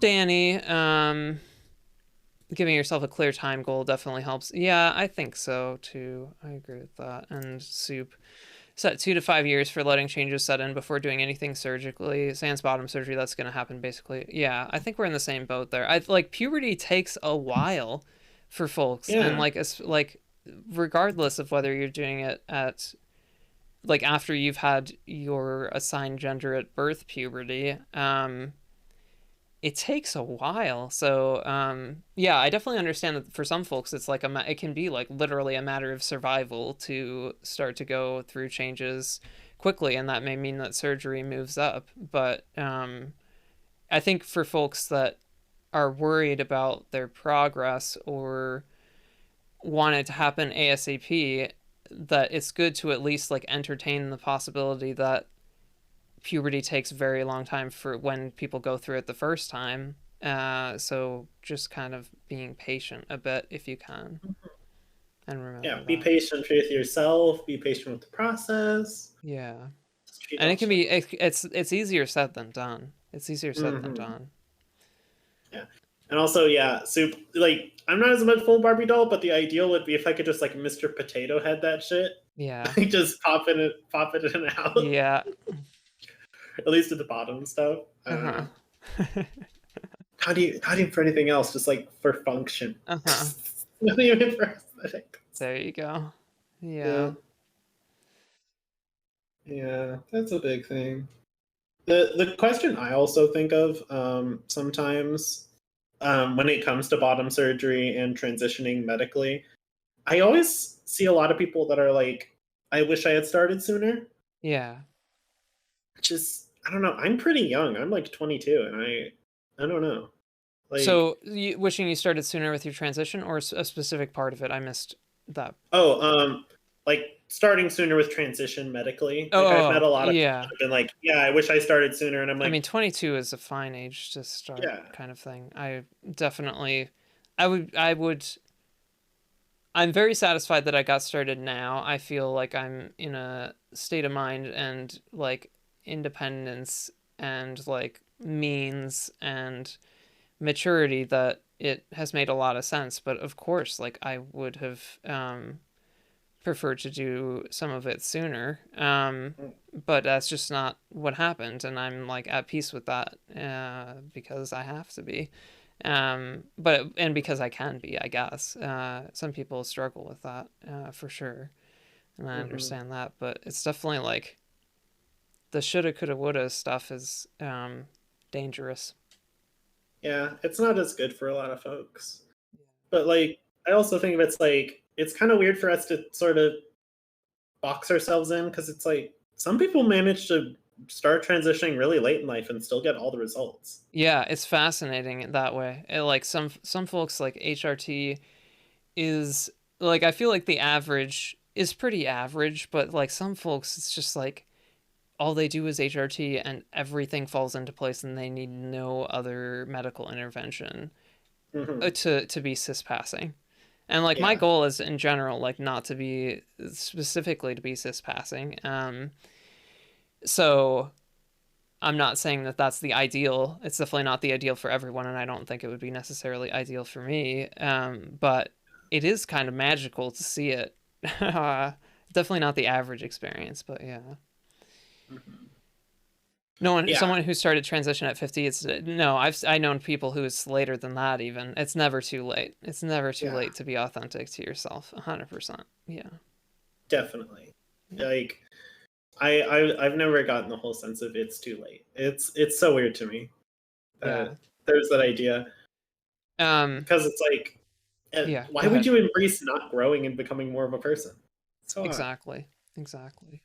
I'm just gonna reintroduce you really quick and shout you out. Okay. If I can scroll up. There we go. Yeah, so anybody who's come in recently, we're doing interviews that we've been doing for the past couple of days. Today we have Harley on. Her pronouns are she, her, and she identifies as trans. So we're talking, I'm trying to highlight trans experiences within the Pokemon community and otherwise as part of Trans Awareness Week. And I've been enjoying this quite a lot, both like this conversation and in general, all of the interviews so far. So, um, yeah, Harley also streams, and I would appreciate if folks check her out and drop a follow because she's still going for affiliate. So Yeah, let me make thank you sure so that this much if you goes do out. as well. I Yeah. really appreciate And I know some folks, the special follow button doesn't necessarily work, so I'll do the other shout out as well. it. Oops. Oh, Messed up the he's Z. busy. Again, it's the Busy. Z. Yeah, there you go. Here we go. There you go. Yeah. Awesome. And if you want to plug your YouTube channel again and paste that in, I'm fine Oh with yeah. that too. Yeah, and this is my YouTube. I post VODs there after like a little bit there, and after a week or so of the stream, I'll usually post a VOD, and I also am going to be posting video essays around disability, transness, video games in general, all that fun stuff. Yeah, our disability conversation earlier around video games and in general was quite interesting. So I would recommend folks subscribe to see that video because it was pretty fascinating. Yeah, thanks. Yeah. And actually, question I have because I totally forgot. Are the VODs for all these going to be saved? Because I actually forgot to ask. Yeah, so I've been asking each person, and so far the two that have come on have approved, so the VODs for theirs are up right now, and I'm very happy to post yours or not, depending on your preference. Yeah. Oh no, definitely post the VODs. I like VODs. Yeah, I I think they're have default. Thank you. I really appreciate that because I would like to post all of the Trans Awareness Week ones, if I can, but definitely like I don't want to put people in uncomfortable positions. And if you're planning to come on and are uncomfortable with VODs, 100%. Like there are 3 folks so far who have been cool with it, and that's like enough. And anything like on top of that is just extra, it's you just know. like a goal. So It's extra. yeah, yeah. So like if you're uncomfortable, don't feel like that's a requirement at all. So I appreciate both sides. Like I want to talk to folks who are also uncomfortable with these things because it's a different experience to highlight. So Yeah. anyway, um, Mhm. yeah, for sure. I'll be posting the VODs. By default, my VODs are not posted because I don't like having a ton of content out there. But more recently, I felt a lot more comfortable about it. Also, like, it seems to help with like actually having some content on my Twitch for people who like click my link and are like, and I'm not live, and they're like, what does this person do? So, Yeah. yeah. I get it.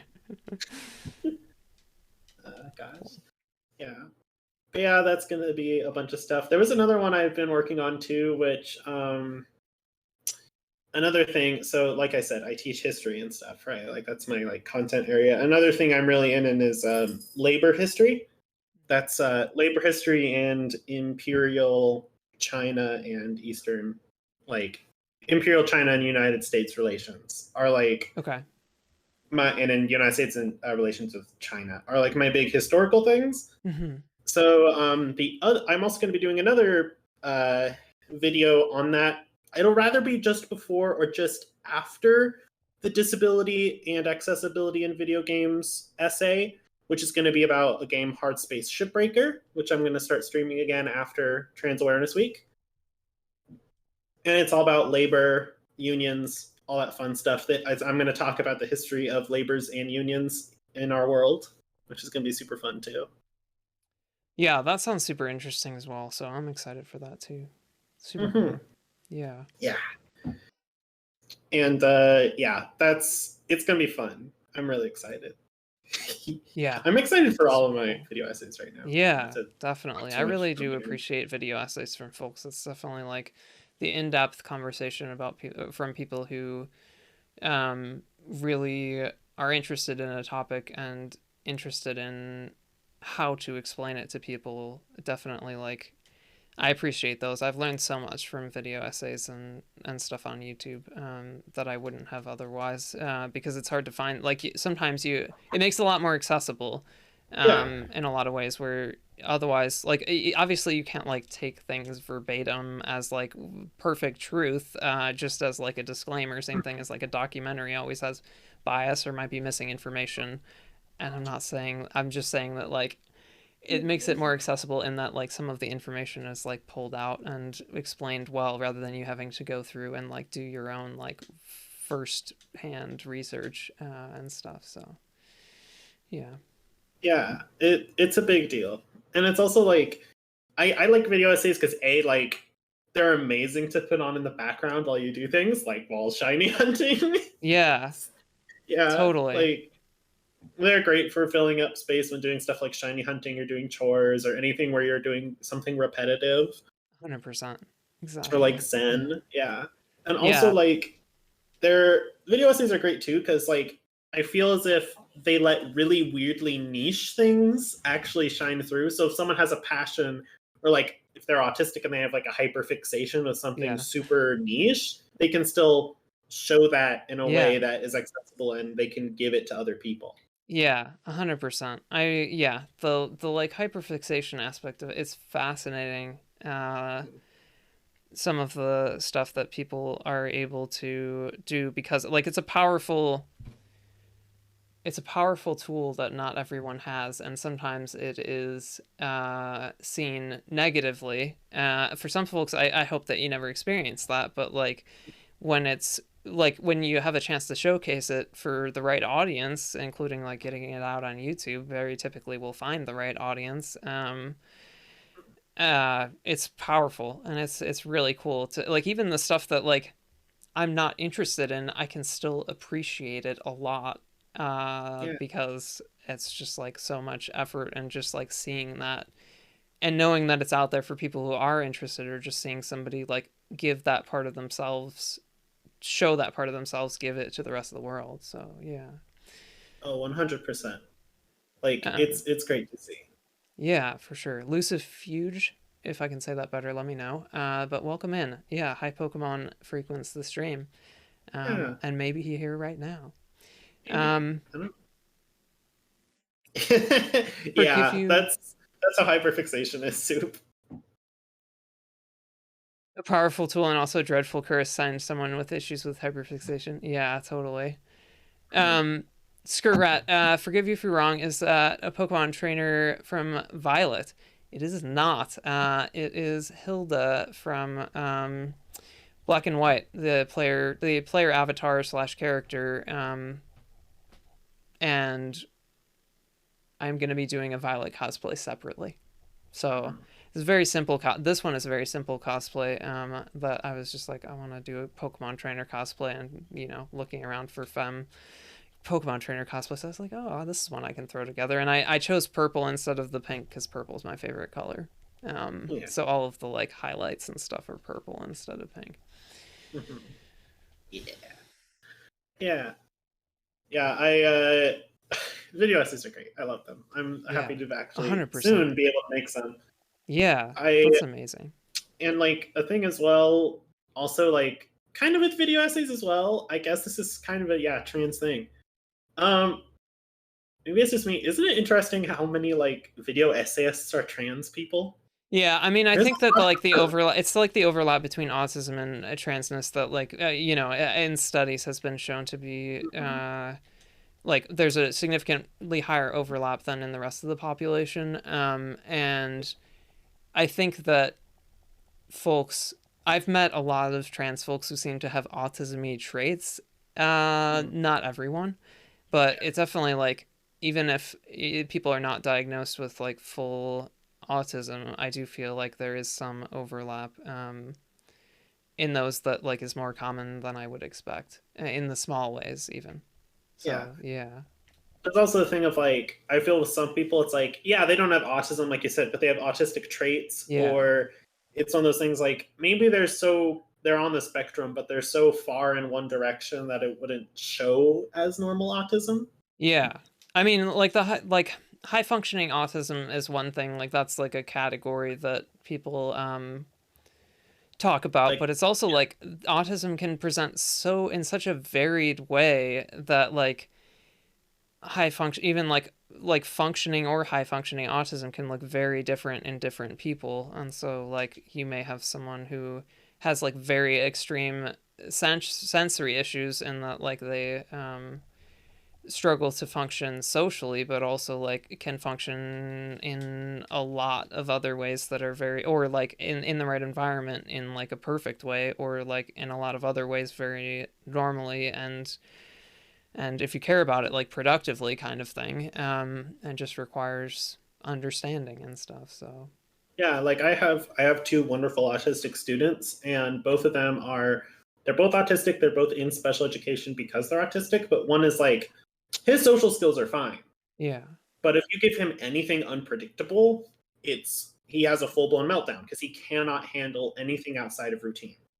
And he has to slowly introduce new routines into his life. And that's what he's working on, is dealing with the issue of new routine is scary yeah, and new routine causes me issues. Versus I have another where social issues are their problem, yeah, but they're a amazing person in like our school's mechanics department and like working on auto tech stuff because fascinating.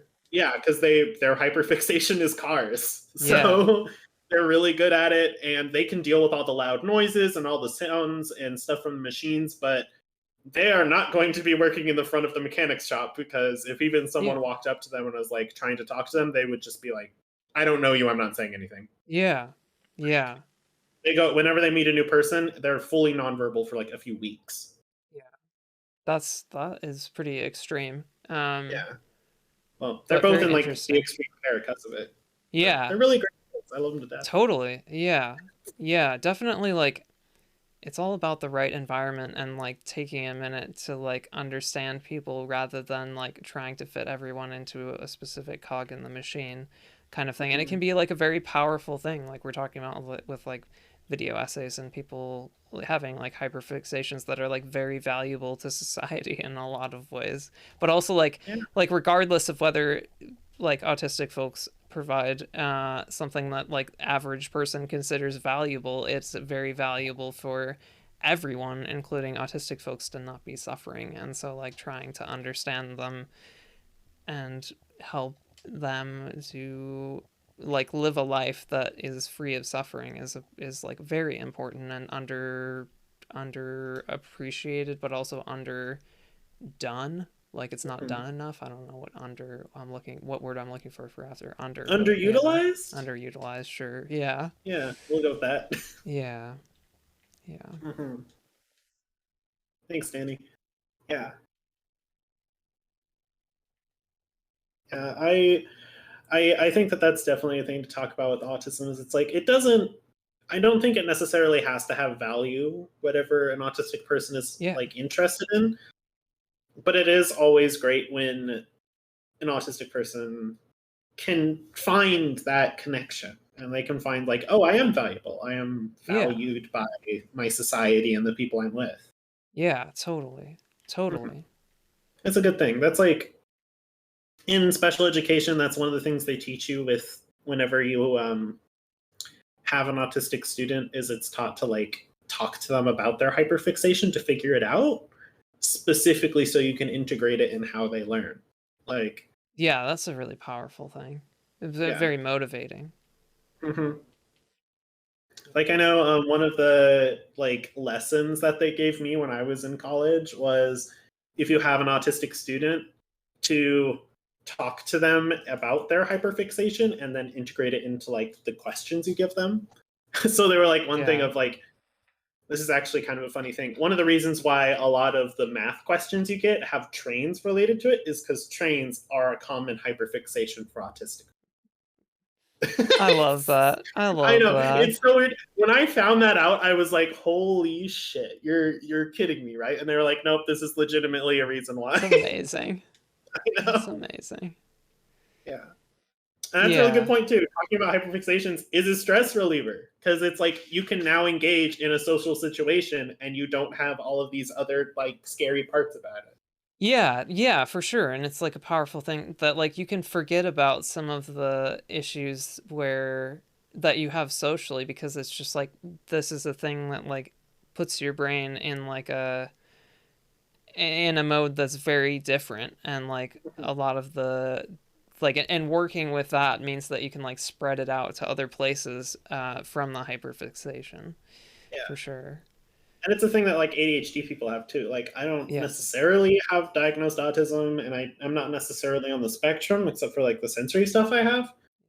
But it's like, yeah, a lot of ADHD people have hyperfocus, Yeah. or we have certain things that draw our attention more than others. Mhm.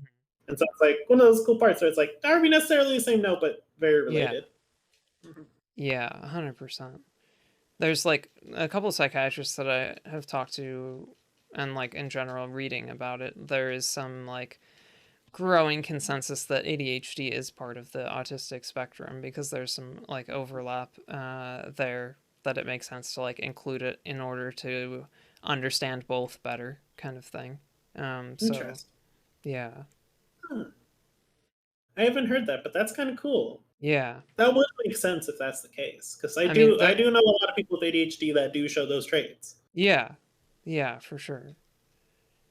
It's all a spectrum and I think that like ADHD fits nicely like along parts of the spectrum as well. So, Yeah. I mean, it's all happening in the same weird bag of jello, fat, and electricity, right? mhm, exactly. Yeah. So weird how this just giant bag of proteins and fats and salts and electricity just controls everything. I love it. Brains are so weird. They're great. Agree. Uh, yeah, it's really interesting, isn't it, Soup? Like it used to be, no, you have one or the other, and now it's like I know at least 4 different people that have diagnosed with both. Hmm. Yeah, DSM-4 versus 6, completely different Exactly. beasts. Yeah, Yeah, 100%. Yeah. gosh, I really, gosh, I. Speaking of which, I don't know which game it would be, but I really should do one on the history of ADHD and autism Yeah, for a that would video be essay if I cool. ever get the ability, because there's so many cool things with those two related that I could talk about history wise. Oh my gosh. Yeah, 100%. 100%. That would be really cool. I'd be very interested if you do that at some point. Um Kira, hello. We have Harley on, who identifies as trans and her pronouns are she, her. Yeah. Via mostly when you're getting sensory overloaded, you'll be more emotional. At some point, you got a series of traumas that you had to work on with a hypnotherapist, but thanks to her, you can handle those emotions better. You're pretty okay with being autistic. You know yourself so well what you can and can't handle totally. Yeah, understand. I mean, like there is no like medical treatment for autism specifically. There's stuff to treat different symptoms depending on what you deal with, and some of that can be as like benign as like second or not benign as like simple in categorization as like secondary depression, that's caused by some of the issues that you deal with from an autism perspective, and that can be really powerful. Or anxiety, because some of the depression medications like SSRIs also treat anxiety, but Yeah. there's no like, hey, like you have autism, take this drug kind of thing. So it definitely like understanding some of the difficulties better can be important to find coping skills and just even just having the understanding for why something's happening can be powerful and help you at the very least feel better from like feeling less alone or just being able to relate to other folks in that way. So Yeah. I have a fun fact about that, Soup. yeah. With the what they said was my anxiety meds have possible side effect of can cause anxiety. Um, this is really silly. One of my students is in pharma right now, and Oh he wow. still keeps in contact with me. And he was telling me apparently the reason for that is they can cause anxiety because for some people they start feeling calm for the first time in like years, and that ends up causing anxiety is not I knowing love how to that. deal with being That's calm. crazy. That's insane. Yeah. Yeah. Well, it's like the reason like a lot of antidepressants have warnings about suicide. Yeah. It's not because it makes it worse. It's because, oh, now I don't feel so depressed that I can't do it. Yeah, I mean the other aspect of that too, like that's definitely one thing, but bipolar folks can experience it in a way that like it does actually like cause really really adverse reactions that are Yeah, like that too. yeah, Yeah. totally. Yeah, Yeah, definitely there's a whole there's that. bunch of crazy shit with Yeah. medications. Yeah. Props to all the pharmaceutical people out there. You are doing God's work. Yeah. Totally. Trying to understand what these weird chemicals we do put in our body. It's crazy. Could not be me. 100%. Yeah. uh, Um I guess yeah, we I just play a have werewolf girl on TV. yeah, totally. So we've got an ad coming up, and I don't know if you want to think of anything, any like last thoughts. But in 40 seconds we'll have an ad. So if you want to like think about some stuff for a bit, you can. Last thoughts I think I'll just say is remember being trans is still an awesome thing, and it's okay Yeah, to be trans. And if you're thinking about if you're trans and you're usually cisgendered, think about this. It's okay to question that, look at that, figure it out, and end up on the other side still being cisgender. It's okay to yeah, ask yourself totally, questions. totally. Yeah, And also for our trans folks, remember that it's okay to like think about the other sides of yourselves, like disability and sexuality and all these other crazy things, because we're all these beautiful, wonderful, multifaceted beings. yeah, Yeah. for sure. Mm-hmm. All right, I think that's most of my thoughts. Though. Oh, Cool. and make sure to vote out bad people in education. Education's important, Yeah, especially for trans. There you yeah, go. 100%. And there's that. Cool. Perfect timing. Nice. Yeah, Right on the exactly. We got seconds. the ad. Yeah. Love that. Thanks so much for coming on, Harley. This has been really great, and I really appreciate both your time and like your openness when it comes to sharing these things. It's been really great. Another like, 3 for 3 excellent interviews. Yeah, I really appreciate it. Thank you so much, Nora. I really Yeah, appreciate it. yeah. And you've been awesome too. Thanks for being a really great host and putting all this Thanks. on as well. Yeah, Like this has been really crazy, and I'm so happy I've been yeah, able to be a part of it. It's super cool. yeah. Thanks for supporting with streaming and stuff, and yeah, I really appreciate that. It's been insane. I could not have expected this to go this way and have this many Yeah. people involved and excited and feeling good about the event and Mhm. all these things. So, yeah. Definitely. Yeah, that one Twitter post really like got places. Which one was that? I just remember like I saw a Twitter post like before this The one started about where asking for folks who yeah, wanted to come on? yeah, exactly. And I was Okay. like, yeah, I was like, Yeah. oh sure. I And then actually yeah. only got your response from it, surprisingly. Really? Yeah. I only got your I think like I struggled. I think to there's like two things that I struggled with. One was like explaining the event in a way that people understood, in a succinct way with all like experiencing, because shiny hunting is a super weird thing, and like what I'm doing has nothing to do with shiny hunting really. Yeah, I guess so. It's a secondary activity in a way.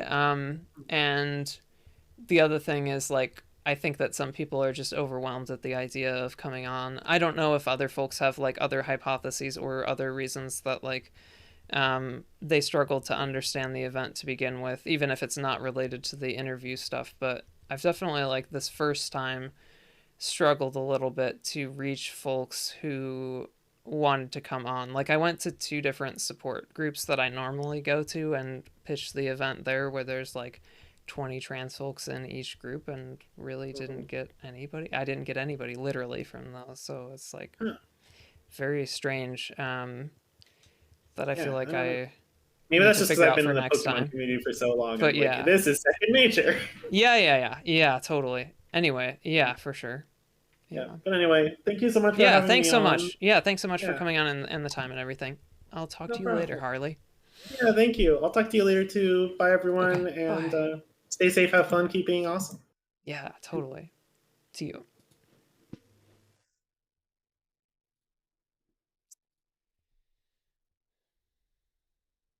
They think you're gonna force them to do full odds? Sure could be. Sure could be. Definitely. Definitely. Um,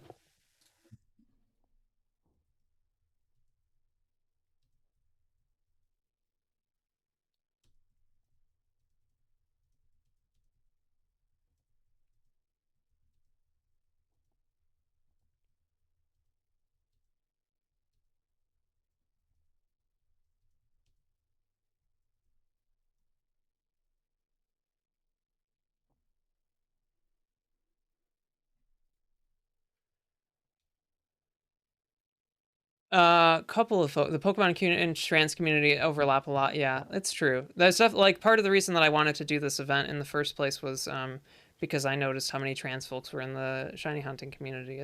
And like Pokemon community in general. It's been like excellent. And a few things. I guess I'm gonna like pitch a few things that I've. Oh, Lena Lovesick. Lena, thank you so much for this raid. I really appreciate it. And welcome in, everyone.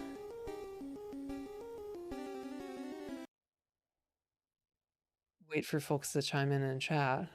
But thank you so much for the raid. Let me know when you're here.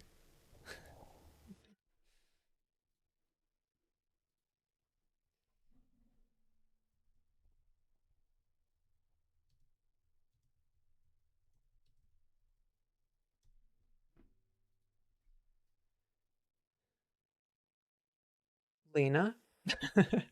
There's no pre-roll, so I don't know if people are like. Sometimes I struggle with raids where it's like fumbling with which computer I'm on and these things. So when you're here, let me know and I'll do my full thank you. Okay, hi. Thank you so much for the raid. Thank you for bringing your community over here. And for folks who are new, I'm Nora. My pronouns are she, her, and I am the host for this Trans Awareness Week event that you may or may not have heard about. Um, and thanks for giving a shout out to Lena. Um, Trans Awareness Week is something that happens every year, the 13th to the 20th. So it technically starts today, but we started early to get some shiny hunting in. And this event has grown from an idea I had in the back of my head 3 months ago to something that is real and has 25 streamers involved, which is insane. And also, you can see at the top that we reached a goal that I regretted putting in when I filled out the Tiltify form online because they wouldn't let me lower it afterwards. And we've reached it. The support from the community has been insane when it comes to the simple being in my stream to begin with and helping grow it. Like support from streamers, support from people in chat, support from our moderators, and everything. It's ridiculous, and I'm going to have to like basically write an essay about it. I feel like because it's just been an incredible experience. Like this is one of the most satisfying things I've ever done in my life, and I have been enjoying every part of it. It's been a lot of work, and there are a lot of like lessons learned when it comes to this, and I feel like I could definitely like ask for more help from folks, and that would be helpful. But like the next time we do this, if people are excited about doing it again, yeah, let me just read chat while I'm like monologuing. You're getting OBS close to. I get it. I definitely like. I go through that like half the time where it's like I've rated and like it takes like 2 minutes and people are like, "Where is this person?" So no issues. Feel obligated to say you're a trans lawyer and pronouns are he, him. Nice, Lucifuge. Welcome in, and I very much appreciate that. Having a trans lawyer as an ally to the trans community is incredible. Both like part of the trans community, but also like as a like having lawyers who are trans definitely is helpful. The same as like going to the pharmacy and like having the pleasant surprise of having a trans pharmacy tech who's like very interested in helping me understand why my HRT patches aren't ready yet. Didn't want to interrupt the interview, but you take the Lugia avatar and the Silver Tempest. Oh heck yes! Oh, we're opening Pokemon cards. Heck yes, Fish. That sounds like the perfect break from between. So we're having, yeah. So there's a million things I could say when it comes to the event and stuff, but we've had a guest on, a trans person called Harley, whose pronouns are she, her, and is probably in chat if she's not taking a break, for the last 3 hours. And it's been incredible. And we're going to have another trans person on shortly, called Charlotte, who uses she, her pronouns. And these interviews have been awesome. We've had 3 so far, and we'll have our 4th in the second half of the stream. So if you want to stick around for that, it's been really awesome. So yeah, it's really important, and you're fortunate to work with other trans and non-binary attorneys. That's awesome. Thank you so much for doing that. I know it's probably where you intended to go potentially, but I appreciate it nonetheless, because it's an alignment of a lot of things that have to go right.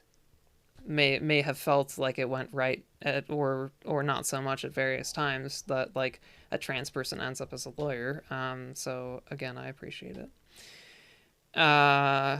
So in terms of like people that we need to shout out, Trans Awareness Weekers, these are the folks who are streaming for the event. The first tiny.1/Trans Awareness Week 2022 is the link that shows everybody who's live for the event currently. And there are 6 people live for the event out of 25, which blows me away. And the link tree below has all of the links to each person's Twitch if you want to go follow them,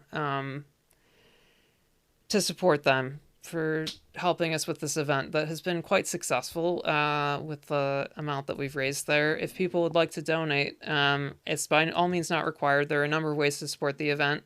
Lurking in chat, following streamers, supporting posts on social media, chatting in chat that helps keep chat active and interesting, and finally donating, but it's definitely not required, and supporting in the other ways has meant a lot. It's what those other things have been what made this event happen in the first place. Like the simple things of like lurking, supporting social media posts, following, and all this stuff. So gotta run to get dinner, but have a good stream. Thank you so much. And I understand that streaming is very taxing, and yeah, take care of yourself and have a good rest of your night. Thank you so much for the raid. So this is our Tiltify link if you would like to donate. By all means, not required. Very much appreciated. And we are raising money for the Marsha P. Johnson Institute, who supports Black trans people in various ways, including direct payments, which I really support, getting money into the hands of people who need it and letting them decide how to use it because they know what they need. That is something that I am a huge proponent of, and is something that people gatekeep. So that's one of the reasons that I chose this charity to be the one that we would raise money for. And the other thing that I would like to highlight is that we have a matching donation that is going to happen at the end of the event. So every dollar is still worth 2, because we're having up to 16K raised, matched 1-to-1. So right now we basically have raised essentially $81.92. So that's incredible. And if you'd like to donate, we have like a couple of rewards there. And the other thing that I've got going on in my stream are some of these incentives, and we'll be opening some Pokemon cards, which are one of the incentives that we have here. People have donated. You can choose, not everyone has chosen, but you can choose a different avatar if you'd like. It's similar to like some streamers will do post-it notes in their background, and you can tell that I use a green screen, or like writing names on a board or something. So some of the folks in there, like all of the folks who have avatars other than Ditto or Shiny Ditto have donated, but some folks have chosen to keep their Ditto. So yeah. Anything else? We have some shiny hunting targets, and then we're gonna switch over to Scarlet Violet playthroughs. I'm gonna be having more people on. We're gonna have a different hunt on the next within the next 2 streams. I might be doing the Mew tomorrow as well, but the other hunt that we're gonna do, probably switching on Tuesday, is our Togepi hunt that we set up for by getting 16 shiny starters. We're gonna be doing 16x Togepi, because I wanted to develop my controller mod, and like it's just because I install capture cards convenient and a fun thing to do. So I've set up. We have 16 shiny starters, and we've set up to do hatching of the gift Togepi and Heart Gold Soul Silver. I'm excited about that. So within the next day to 2 days, we'll be switching to this hunt, whether we get Mew or not, just to keep things interesting. And yeah, I think I've covered most of it. Let's open some Pokemon cards. And Lucifuge, you used to work with the ACLU, which is awesome, but now you work in tenant defense work. That's super cool too. Super cool. Yeah, I think that's all of the commands and stuff. But yeah, thanks so much for everybody who supported this event, regardless of in whatever way. And there's like a couple of things that you can do right now to support the event. There are 2 social media posts that you can like, retweet that one, and then if you have a Reddit account, upvoting this post on our Transylveon that went out today and has done pretty well to get the word out. I've like continually been surprised by how much resistance there has been to more people knowing about the event, and most of it being that like there's so much going on and it's so hard to get things in front of people. We've reached a critical threshold where quite a lot of people know about the event, but it's still not everyone, and I'm still surprised by how many people don't know about it. So anyway, that's the only reason that I'm like asking for these things. And I'm also like, I'm not trying to like grow my stream anymore. Like my purpose of like growing my stream was specifically for this event. Like I'm not asking people to do these things to grow my stream going forward. I am going to do that in like different ways by not pressuring people to do these things. But I do appreciate the support. So let's do cards. And what did you say? Fish. You'll take the Lugia avatar and a Silver Tempest. Well, we're going to do 3 packs. You can have the Lugia avatar just because you donated over $50. That's separate. Well, we can do 3 packs if you'd like.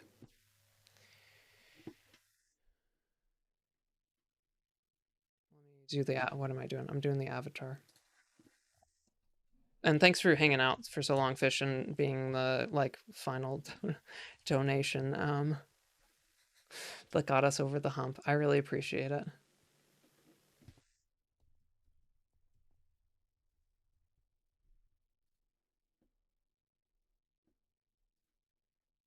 Doing your Lugia now. And you can change it between the shiny or not shiny palette if you'd like, by doing !color. And I think you know that, but ! If anybody wants to change the color of whatever avatar they have, including the Ditto, !color none for the regular palette, and !color shiny for the shiny palette, we'll change your avatar.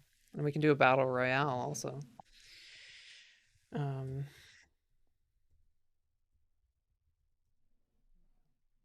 Cool. Let's do some cards.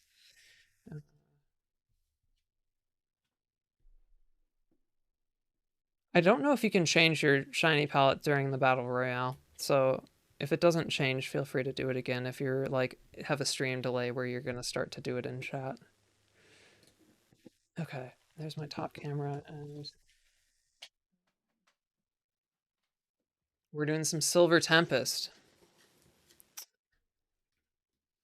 New set that came out. Silver Tempest ETB.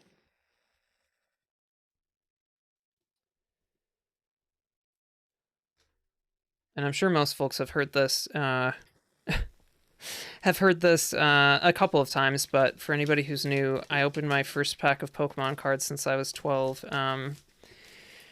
for this event, because I've been avoiding them a bit.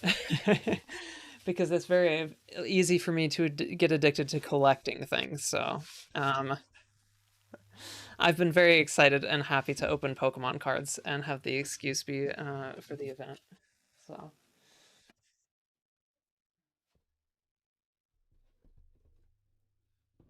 happy to be here. Thanks, Fish. I appreciate it.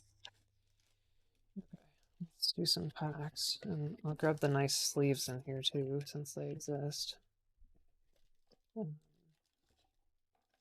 Bunch of other stuff in there too that we don't need right now. Which pack art would you like to open? I guess we've got 4 choices here. Regigigas, Alolan Vulpix, Lugia, or not Regigigas. What are these 2 Regis called? I don't know Gen 6, 7, and 8 very well.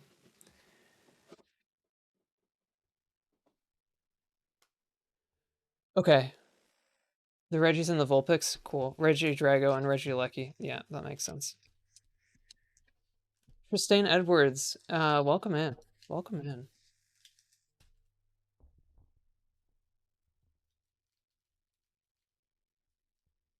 I missed a couple things in chat, so let me just check on this. Coffee, hearing me and the trans guests and their stories makes you want to treat people ever better and share more love and care. I'm so glad to hear that. So glad to hear that. Yeah. Spent way too much money on Magic the Gathering to fall into another TCG. Yeah, Magic the Gathering I really enjoyed when I was younger for sure. Okay, let me put these away somehow.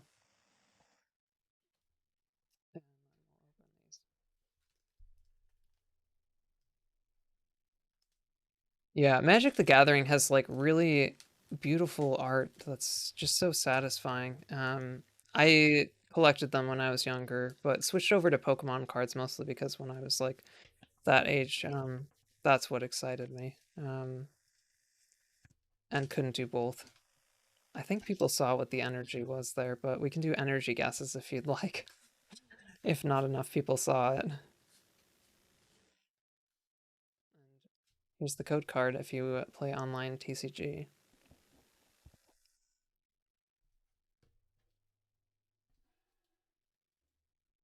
I went a pack yesterday and got a Radiant Serena. That's awesome. That's awesome. I'm definitely looking for Lugia here. Any energy guesses? Akuma, you wish more people streamed Pokemon Quest. You love that game. You're going for shiny decks in Pokemon Quest. I'm not familiar with Pokemon Quest a lot, so yeah. You got Fire, Psychic, V-Star, V-Star Energy, Steel. Okay, maybe Owen saw it, but this is Steel, right? I think this is Steel. I'm very new to these cards, so there's some things that I don't know. Okay, so we got what I believe is Steel. Jinx. Oh, this is cool art. I definitely like that a lot. Just the style is really cool. Just type the first one you thought of. Okay. Wallace. Venomoth. Durant. Emolga. I love Emolga, and that's such nice art. Very cute. Beldum. Stunfisk. Oh, that's another nice style of art, similar to Jinx there. I like that a lot. Lantern, reverse hollow. That's really cool.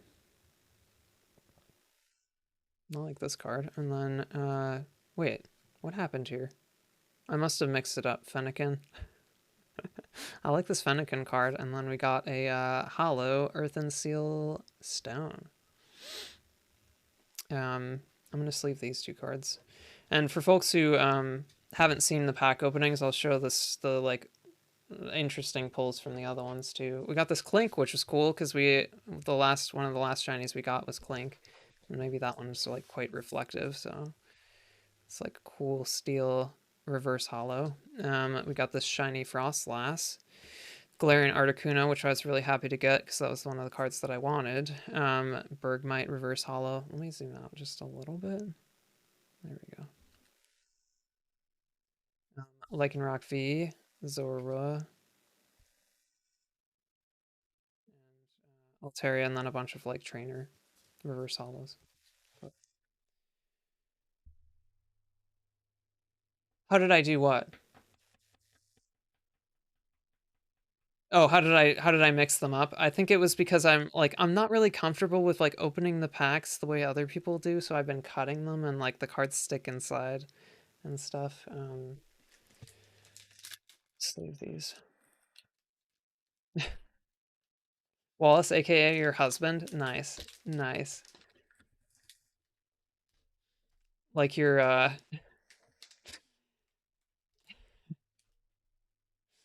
IRL husband is similar to Wallace, or your husband as in your prospective character husband. Volo is your husband own.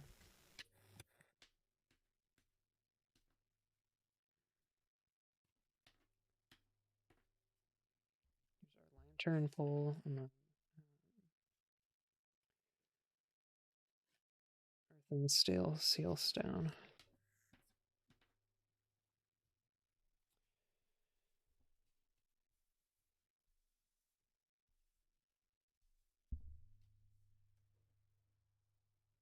You don't want to fix Volo, you want to make him worse. Waifu. Neither. He's just one of your first Pokemon characters. That's what I figured. I figured I would ask though. Okay. I'll put these to the side, and then we'll open the next pack. We got 2 more packs, so.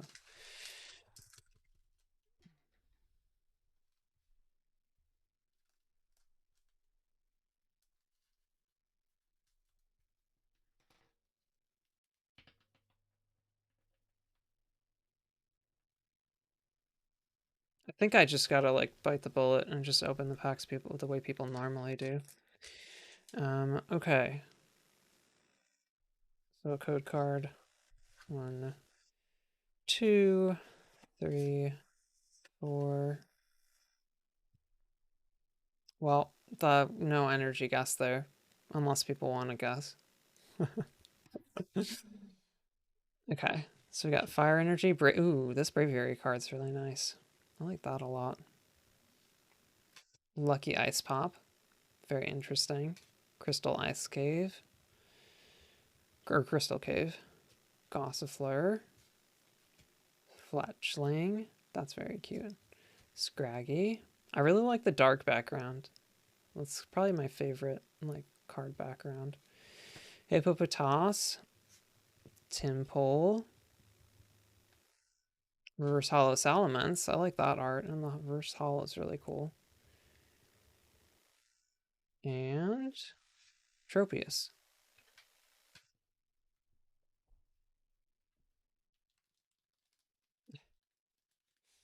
You guessed it. Congrats, Danny. I don't know how you did that, but it's magical. I like the Salamence a lot. That's super cool.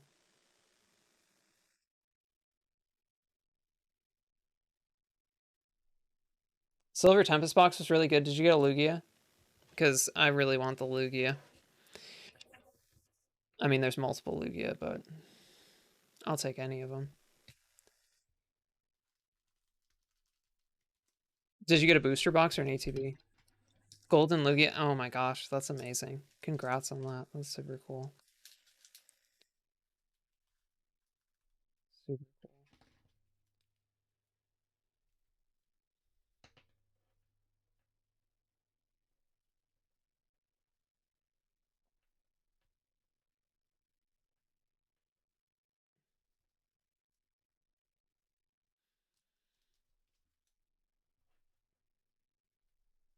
Code card. Oops. Upside down.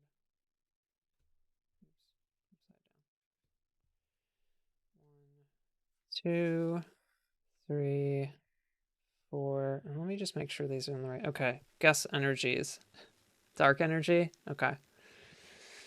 Also got the friends in a Galar trainer card. That's so cool. That's really cool. Psychic.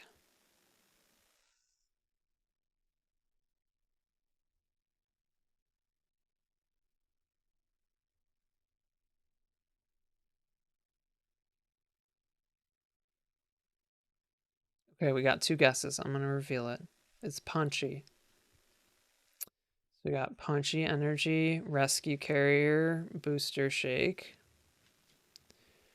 Ribombi. That's very cute. I like the colors on that one too. It's a nice palette. Swablu, very cute. Zorua. Zorua is one of my favorites, and this is a nice card, especially that dark background. Kraganol. Kraganol's super cool. Petalil. Bergmite. We got a reverse hollow one of those. Reverse hollow ribbon badge. And Smeargle. I like the Smeargle art there. That's very cute. Smeargle like trailing a trail of tail paint. Which, where does that paint come from? Questions that may be interesting to answer.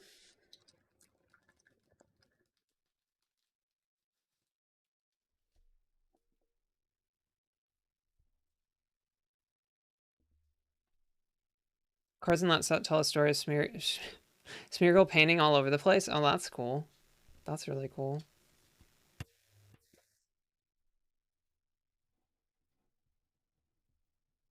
Yeah, so I guess in this, let me stack these cards.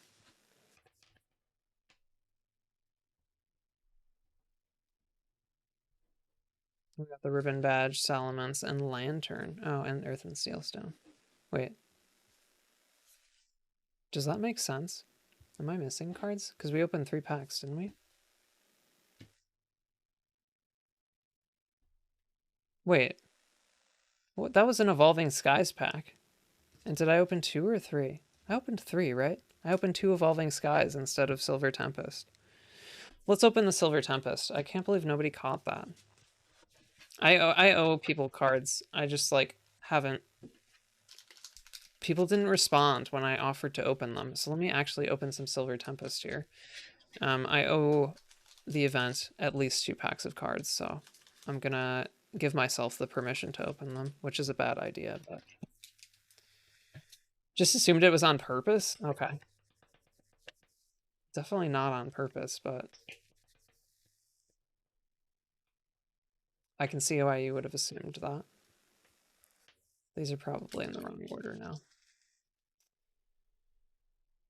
1 code card, 2, 3, 4. They're in the wrong order. You can guess energy if you like. The energy's on the bottom, and I'm not going to guess because I had to look at it. Tail paint, quote unquote. Darkness energy again, Faya. Love the cards that have a story going between different arts. I didn't know that that was the case, but now that I know that, that sounds very nice. Got grass and darkness, water.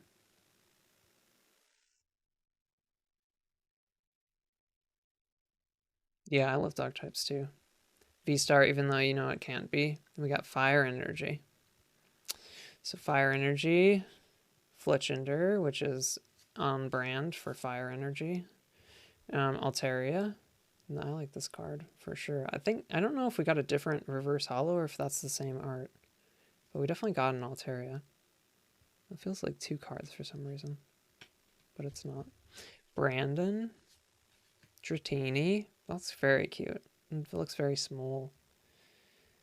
5'11", 7.3 pounds. That sounds very light. 7.3 pounds and 5'11". Interesting. We got a Phoebus, not shiny. Vampy, very cute. Litten, oh, the Litten looks very scared. That's sad. That's sad. Rufflet. Reverse Hollow Claydol, that's super cool. And Noivern, that's a cool card, even though it's not hollow.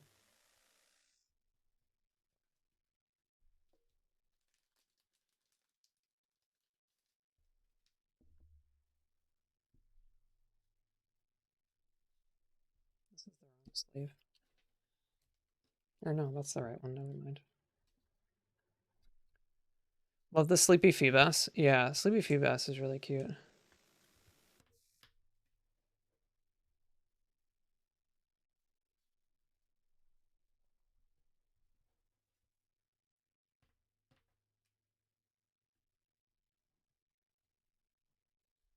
All right. Last pack for now. Actually, a Silver Tempest pack. I'm kind of sad that the Evolving Skies didn't have any Eevee because that would have, or like Eevee line, because that would have made it very obvious that I like chose the wrong packs.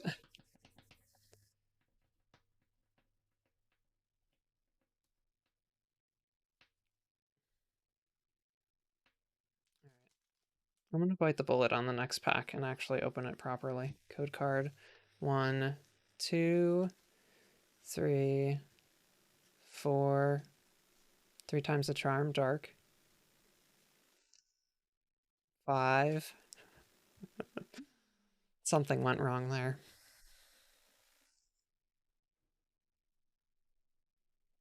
And for folks who are joining, we're about to have another guest on in a couple minutes. I'm gonna get up and do a break, but we'll have another trans voice on, Charlotte, whose pronouns are she, her, after we're done with cards. And the cards are part of the incentives for donating, so. That's you. Punchy energy, not dark, unfortunately. We got Matang, Professor Leventon, Toxicroak. That's cool, Toxicroak. Ponyta. I like this art a lot. I like Ponyta a lot. That art is really nice. Kind of watercolory. Venonat. Also a bit like watercolory. That's cool. Ralts. That's a really nice Ralts card.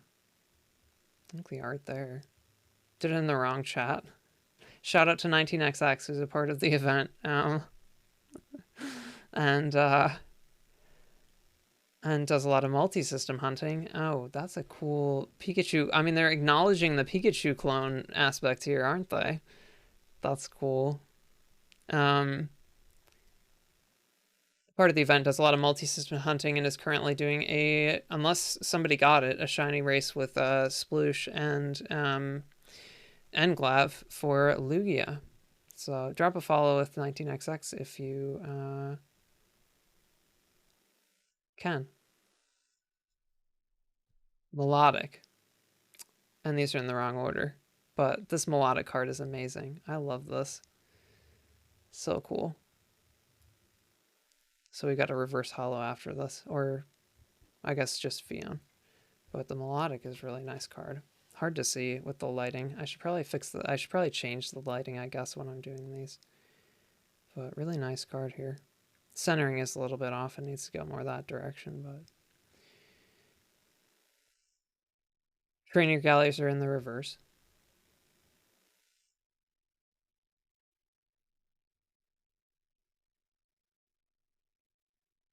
Oh, so this a reverse hollow? I guess this is a reverse hollow, isn't it? Or no?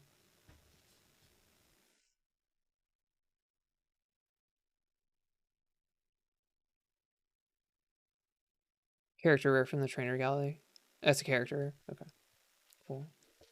Yeah, I know nothing about the value of cards and stuff, but I guess Silver Tempest is still gonna be like, we don't know what they're gonna be worth yet, but probably know the rarity at the very least. But this card's really cool regardless. It's better than Reverse Hollow. That's cool. Character card. Yeah, I think this is probably my favorite card that I didn't realize was in the sets so far.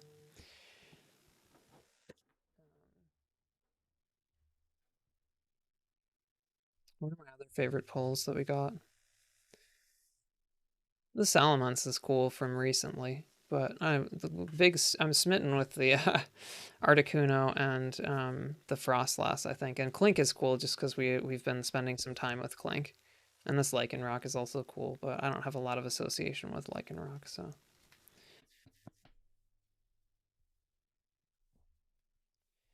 Okay, so I'm going to take a break really quick for a few minutes, and then we'll have Charlotte on, another trans voice, other than mine, to talk about her experience. So I'm excited for that.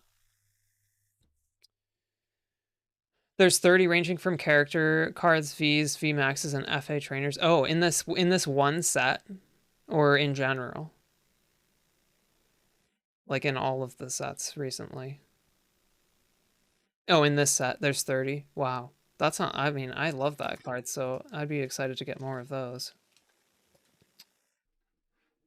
Okay. I'm gonna put on my be right back. And I will be right back. I'm just gonna get some water and stretch and use the bathroom. But yeah, if you gotta go, I understand. But if you want to stick around, we've got a cool guest on. So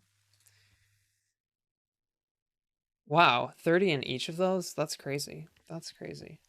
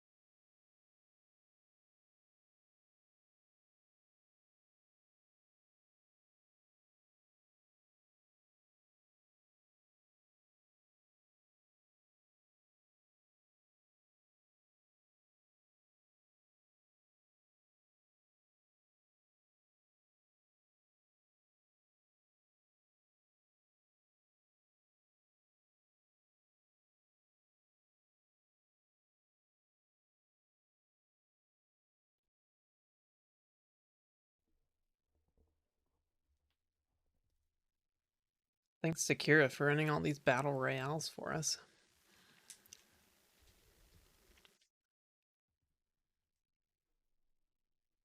Charlotte won 2 in a row. It does seem rigged. Alvy Chopin.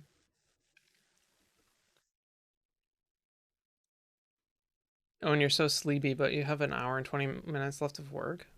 Just hide in the closet and take a nap, right?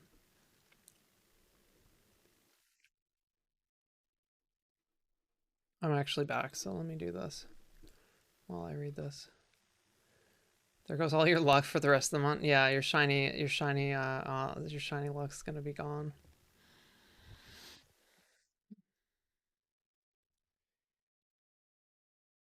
I actually think that if you use exclamation mark extension, that you can move your character. Oh, I'm still muted? Okay. Had to refresh. Okay. We got some Christmas lo-fi beats here.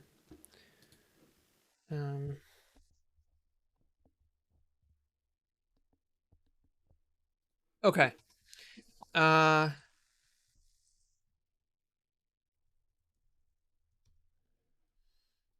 Cool. So yeah, we're gonna have a guest on very soon. Sharing their experience or her experience as a trans person. I'm going to mute myself. I know that I'm muted, and we'll set up the call, and then we'll have her on. So Charlotte won the battle royale twice in a row right before coming on the stream. I think that makes sense. So yeah, let me get this set up.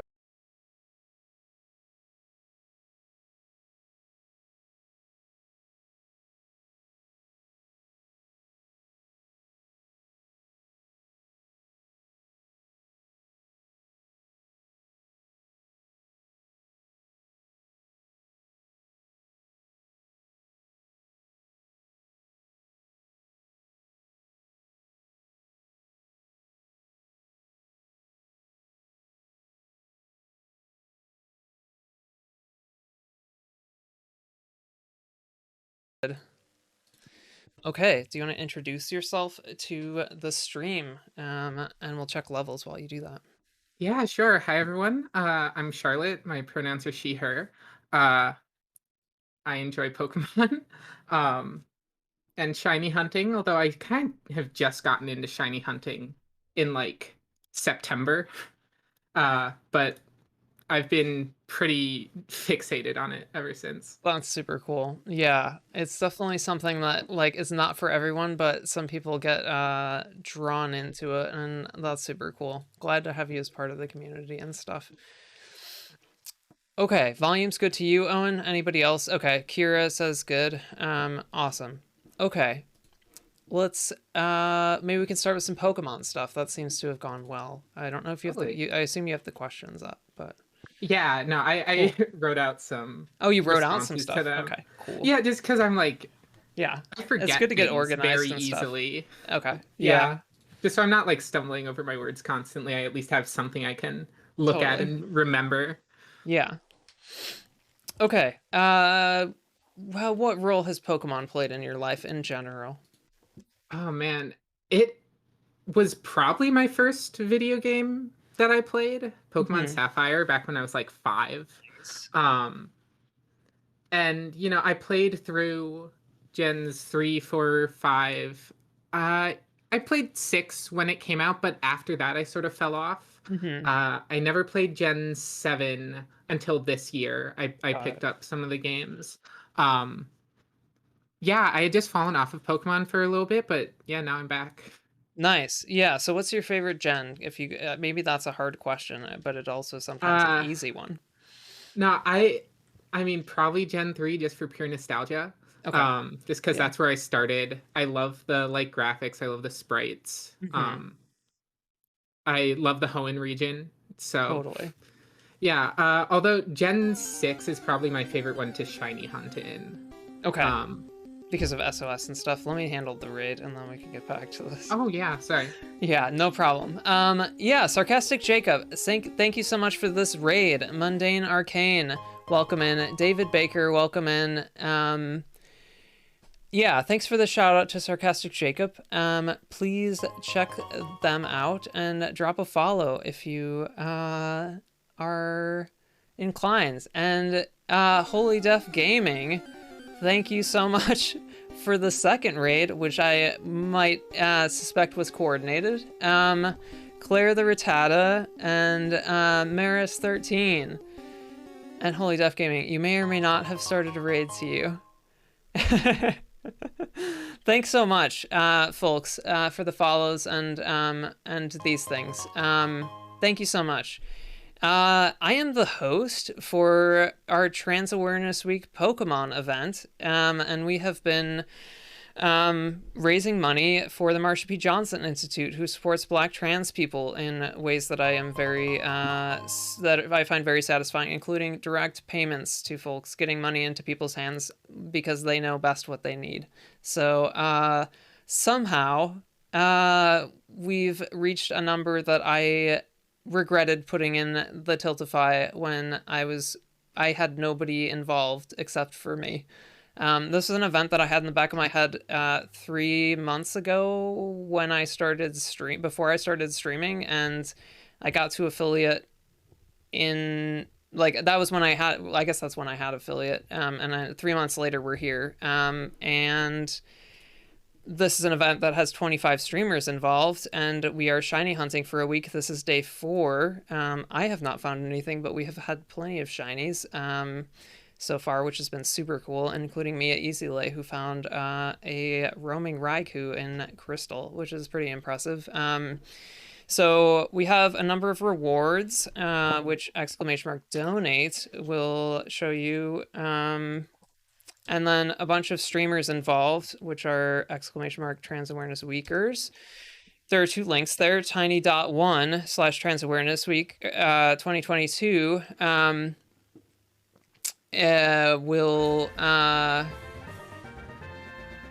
Will give you all of the streamers that are currently live. And if I click that, let's check how many there are. There are currently 5 of them, including me. And then the second link, the link tree, will give you everyone, so you can, all of their Twitch links, so you can go follow them. And everybody's got some different donation incentives in their stream, and mine are here. !Incentives. If you donate $5 or more, you get an avatar at the bottom of the screen other than Ditto. You can change the color of your Ditto between shiny and not shiny, and any of the other avatars as an example. !Avatar gives you the options. And yeah, so plenty of different incentives in various people's streams. Those are the ones in mine.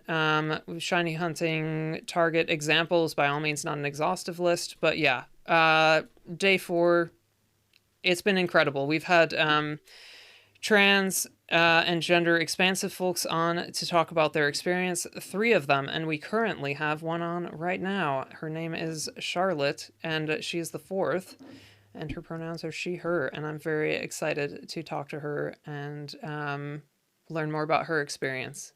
So that's kind of what's going on. We're also shiny hunting Mew at the same time, and I'm on cosplaying as Hilda from Gen 5 Black and White, who's the avatar and player character in that game. And by the way, I'm Nora. My pronouns are she, her, and I am trans. Part of the reason that I wanted to host this event is because there's a lot of trans folks in the shiny hunting community that I noticed as I started to get more involved in it.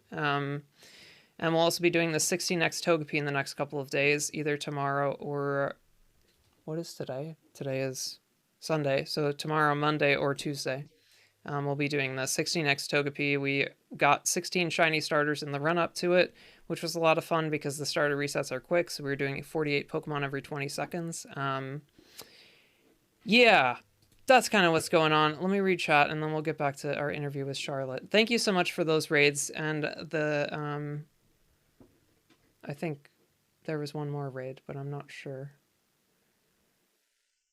Thank you for the shiny luck. Thank you for all the follows and sub. Thank you for the sub, Yedsky. I appreciate that.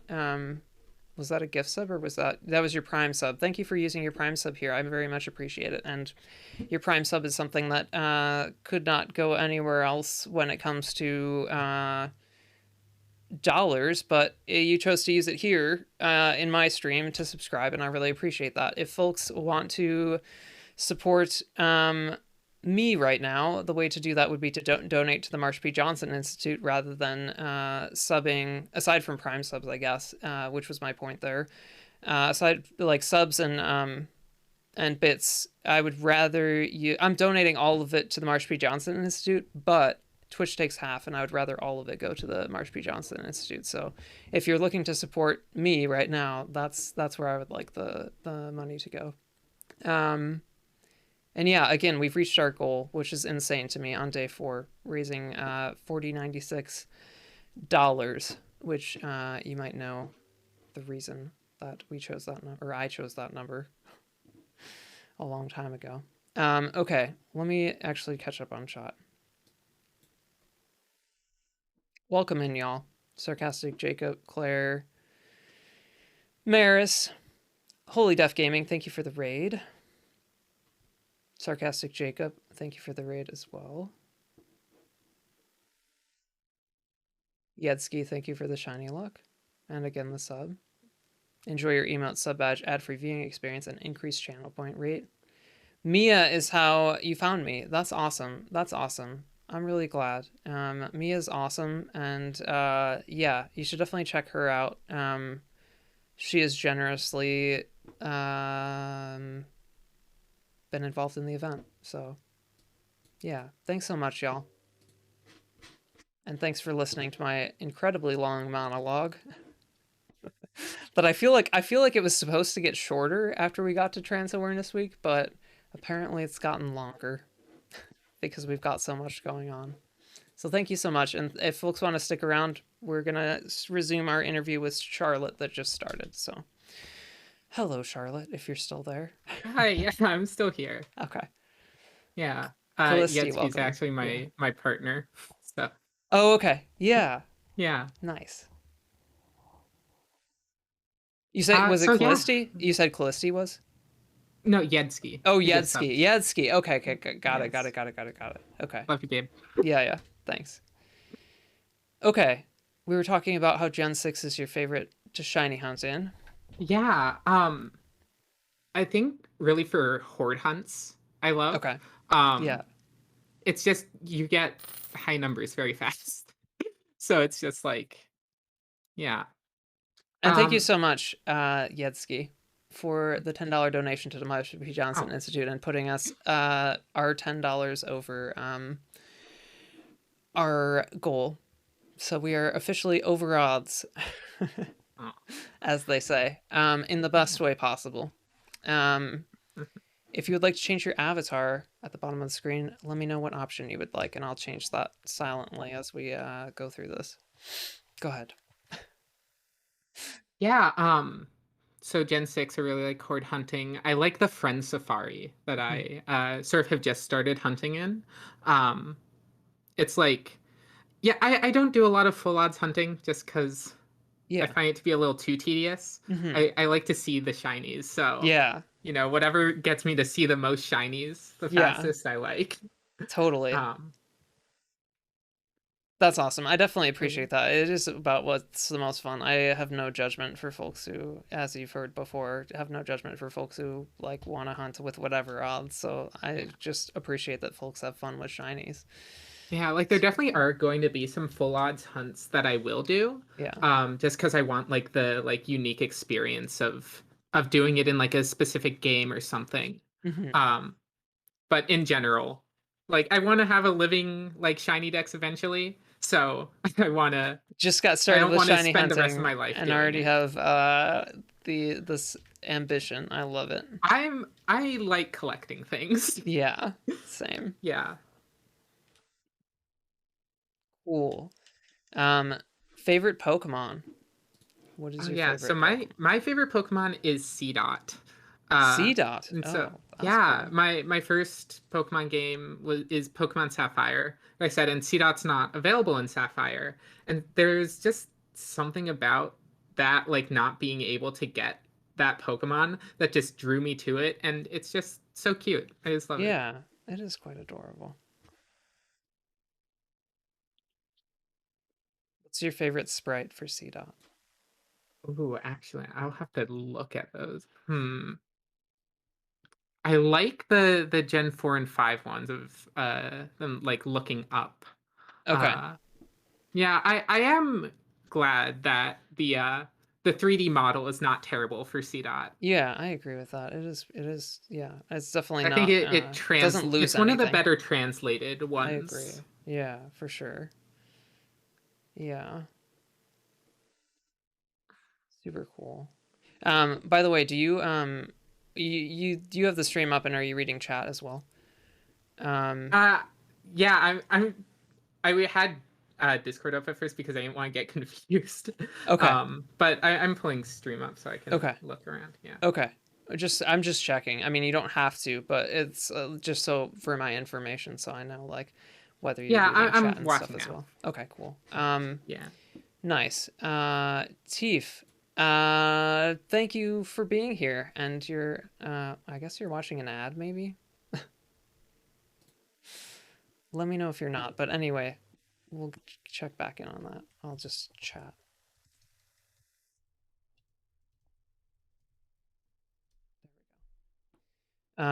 Okay. Yeah, never too late. Agreed. So CDOT, that's super cool. Love And it. see, that was my first like actual shiny hunt. Oh, Like I gotten okay. some random Nice. shinies before that, What but was your first yeah. shiny then?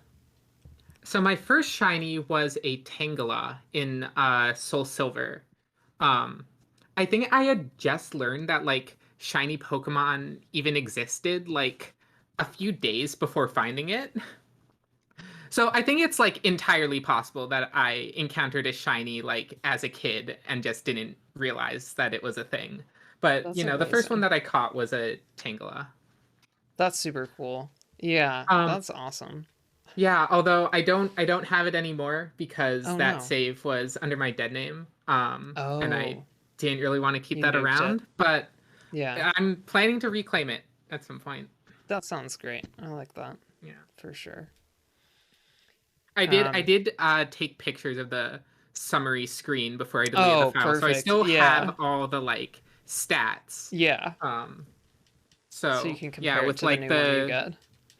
with like the nature mints and everything in the new generation, I can try and make it as like close as possible.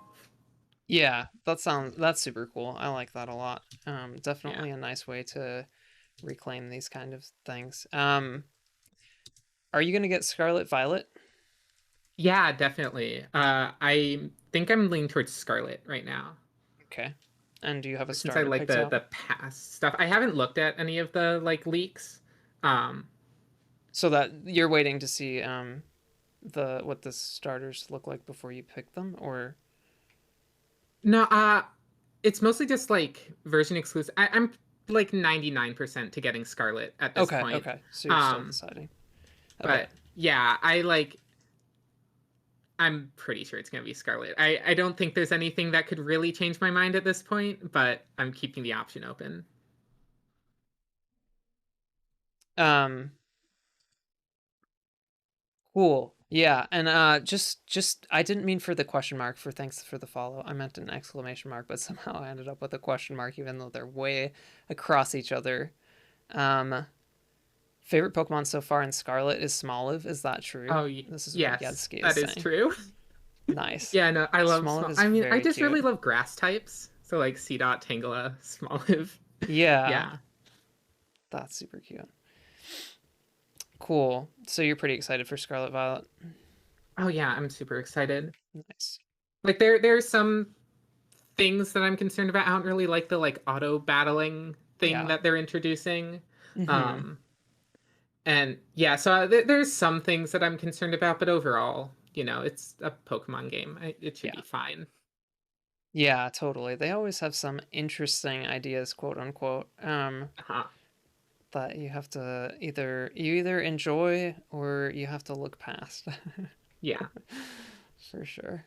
And for anybody in chat who's new, we are the spoiler-free stream. We can talk about stuff that you can read about on Pokemon.com, but otherwise, even if you feel like leaks have been confirmed, no leaks, please, and no discussion of that. So anybody who would prefer to discuss leaks, not here, and anybody who doesn't want to be spoiled, I hope that you feel safe here. So, um, cool. I think we probably covered most of these questions on here about Pokemon Yeah, stuff. Do you have most anything of the else to Pokemon say stuff. about Pokemon in general? And how it... Um, I don't know, just that I really enjoy it. Yeah. Yeah, no, I've never been like, I don't know if I would say that I've been part of like the Pokemon community. I don't Okay. really actively like seek out communities really. Uh-huh. Um, sort of just like engaging with things just sort of at my own pace. Yeah. Um, That but makes I'm sense. really happy to have found this community. Yeah, totally. Yeah. Yeah. We're really happy to have you, so that's awesome. Um, cool. Yeah, definitely I feel like I jump in and out of communities depending on what's going on for me. So it's not Hmm. something that like is required.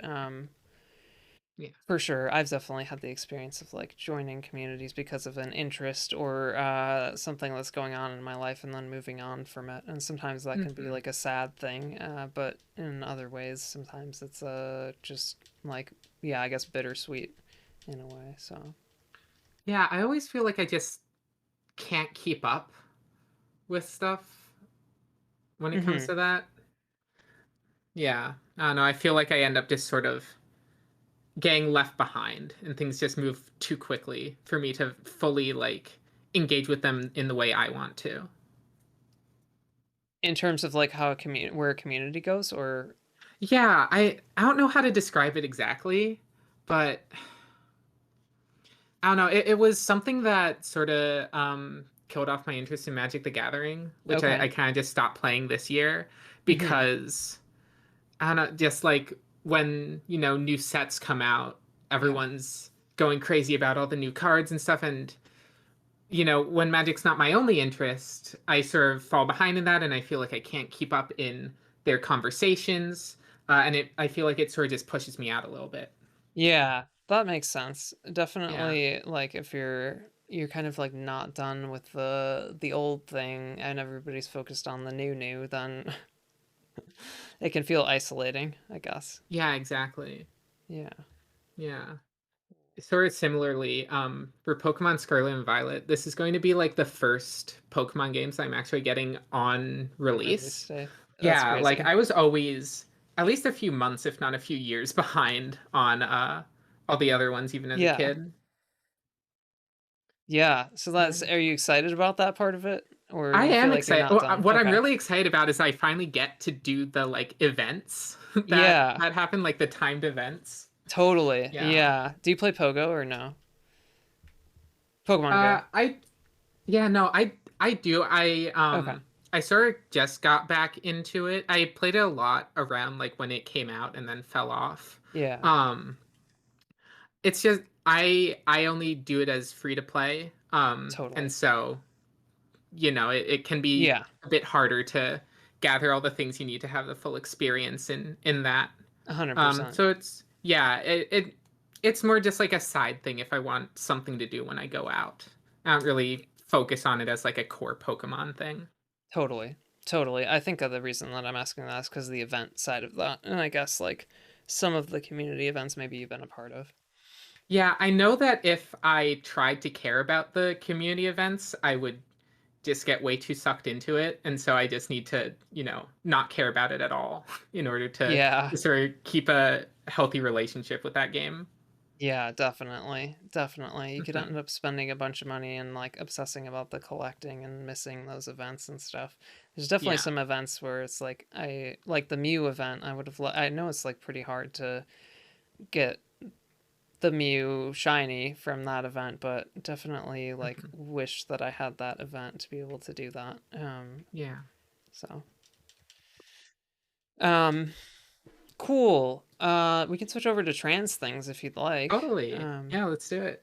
Okay, so we already did your name and pronouns. Yeah. Charlotte and she her. Do you, based on your experience, have a good place to start here, or should we kind of go down the list a bit? Oh man, we can go down the list. That works for Okay, me. cool. So, what does being trans mean for you? So I'd say that it means just like taking control of my life in a way Mhm. that a lot of people seemingly don't want me to. It just means being able to like fully be myself in every possible way. That makes a lot of sense. Yeah. Yeah, definitely like the like bodily autonomy aspect of it where you're able to like really like shape yourself and like you're obviously like your gender presentation beyond that like some people do medical interventions and stuff and we'll get to that but it's like Yeah. definitely just being able to like feel comfortable in your own skin and the things that like uh yeah you're like portraying to other people. Is that like what you're getting at? Yeah, exactly. um Are there any things that you feel like you don't relate to as much when it comes to like your trans experience versus other people's? That's like not on the list, I guess. But Yeah. Hmm. One thing is that I think a lot of the like egg memes I don't super relate to. I don't think I really had like an egg you phase. don't have an egg Um, moment or egg phase. yeah, It's no, just not like really. that's interesting. Yeah, I can sort of lead into the when did I figure out I was trans question Yeah, sure. with this. So it's like I think on some level I always knew something was off, Okay. but I'd never really had the language for it. Mm-hmm. Um like when I was growing up, all my friends were boys and I I felt different from them, but I didn't know why. Uh Yeah. like it might be like stereotypical, but they liked like wrestling and sports cars and like Yeah. I preferred to um I preferred like baking and like interior design shows. And I'm really lucky that my parents never tried to like force gender roles on me. Um, like they sort of just let me do what I want, play with what I wanted. And so that's why I feel like I never like questioned anything as a child. Um, but then I started high school and I got a whole new friend group that was just girls, and I felt this like instant connection to them. Got Um, it. Yeah. yeah, although still didn't really know. I was very like sheltered as a kid, and so I didn't really know about like queer issues. I didn't even know trans people like Yeah. existed Totally. until after I actually technically came out. Um, because I remember it was freshman year, and I I knew that I wanted to be seen as a woman. I wanted people to see me as a woman. Um, and so that's what I told people, like I told my friends. Um, but yeah, it was a very interesting trajectory there. I think one that's not super typical. Yeah. Um, yeah. Yeah. Definitely the like feeling like something's wrong, but feeling connected. I guess like is it that you felt connected enough to like who you were that you don't really feel like you were there was like something underneath that um was just like would have been obvious to everyone else. That I guess that's like what the egg portion of it seems to be is like Mhm. some of it is like it's obvious to everyone else or in Mhm. retrospect it's like very yeah, is that right? I'm not sure. I never had like any moments of like denial. Um, Okay. I'd say Right. just not like understanding. Got Like it. as soon as I started, spending more time with other girls, I was like, I want to fit in here. I want to be seen as the same as you guys. Yeah. And I was You like, yeah, I guys, I just want to love be a that. woman. It's funny how you guys is such a vernacular thing. And it's Yeah, just funny in that context. I want to yeah. fit in with you guys. I love No, that. I know. I get stuck in that sometimes, even though I hate being called like guy or dude, but like I'll still end up Yeah. saying that. Yeah, totally. Yeah. I have Yeah. switched to y'all, and I'm not like a super fan of it, and people call me out on it a little bit sometimes and think it's a little bit strange, but none of the other ones seem to have stuck. There's a funny I thread like the other y'all. day. Yeah. It I works grew pretty up well. like south adjacent, so I'm Yeah. pretty used to y'all. Uh-huh. Yeah. Yeah, totally. That's cool. Um, so I guess like when did you start your transition? Um, Yeah. So I consider the start of my transition to be when I first started telling people I wanted to be a woman. I consider that as my first coming out because okay. after that, I had people calling me by the name and pronouns I wanted. Hmm. Um, but I didn't start medical transition. I didn't start HRT until just last year. I just passed my 1 year anniversary on that. Okay. Um, so yeah, a very long time of being socially transitioned without the medical Wow. stuff. Yeah. Wow. Do you have I don't know if you said, but is it like a number of years or how long? Um, I mean, you don't have to share if you don't want yeah, to. no, I'm no, just it's curious. coming. It's just math in my head right now. Okay, that's fine. I Yeah. came out. It was freshman years of high school, so that would have been 2013, Okay. like spring 2013. So it's almost 10 years Wow. since I first came out. Wow. That is Yeah. I I think we taught you like mentioned that you had a different experience from Mhm. was it Charlotte or Nat when it came to that, and that's kind of fascinating in a way to go that long. Um, Yeah. Socially transitioned, but not doing anything medically. Hmm.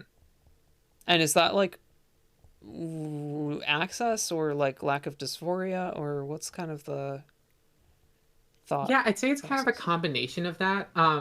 When I first like started trying to read up on like trans issues, I read a lot of I read a lot of like gatekeeping horror stories, and I sort of convinced myself that I just would not be able to get HRT. Wow. Um, like I read things like, oh, you need to present as your preferred gender for 2 years before you can start hormones, or you'd have to get on like Yeah. a years long waiting list to see a doctor. And Yeah. that definitely like discouraged me from seeking that out.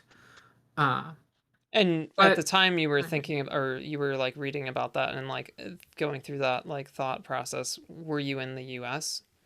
yeah, I was in the Yeah. US. Okay. Yeah, I live in Canada now, Okay. which is great.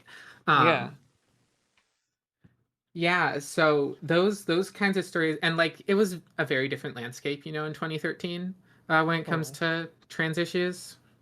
Hmm. Um, but yeah, that discouraged me from seeking out that care earlier. Hmm. Another thing was also just my parent. Like I was socially transitioned except for my family because I Okay. was scared of what their reaction would be. Um, I'm out to them now though, and everything's going super well there. That's great. That's great to hear. That's great to Yeah, hear. and then a part of it was also just that I don't have a ton of like, I guess, inherent dysphoria. A lot of my dysphoria just comes from how other people see me. Right. I want to be perceived as a woman, but I don't feel like I necessarily need to look super feminine. Uh-huh. Uh, Do so yeah. do you when it comes to I guess you said that like in social transition, Hmm. which is like not necessarily like it can be as simple as like telling people these things, but aside from the fact that you weren't on HRT, did you change like your gender presentation and stuff associated with coming out, or was that more gradual too? So it was more gradual. When I like first came out, I had a lot of people who, um, I'm sure they meant well, but they were trying to like they were trying to be very controlling of my presentation, wanting me to wear certain feminine clothes or like do makeup a certain way. And I just did not like that way of having that femininity forced on me. So I actually like, I consider myself to just have been butch for a while Okay. during those years. Yeah. Um, and since like, I guess, you know, um, not being on HRT and not presenting super femininely, like people might not have really considered that a transition, but my friends all called me my preferred name and pronouns. A good number of my teachers did as well. I didn't really try to like hide the fact that I was trans at all, except like for my parents. You Yeah. know, I dated other lesbians in high school. I considered to have socially transitioned then. That makes sense. That makes sense. Do you feel like you had to develop, like you said that your gender dysphoria comes from more of like how you're perceived by other people. Do you feel like you had to develop like a significant resilience to how you were seen by other people, or do you feel like the general, like in your day-to-day, your interactions were like generally good enough that like you weren't dealing with that type of dysphoria that you're describing? Uh, I think it depends on the situation. Um, uh, I kind of just dissociated a lot Yeah. when I had to pretend to be a guy. I feel like when I had to pretend to be a guy, I almost felt like literally a different person. Yeah. Um, and I think that that was hard. Yeah, it sure can Yeah. be because it's like you're like literally like forcing yourself to be someone that you're not. And like Yeah. playing a role that like people probably uh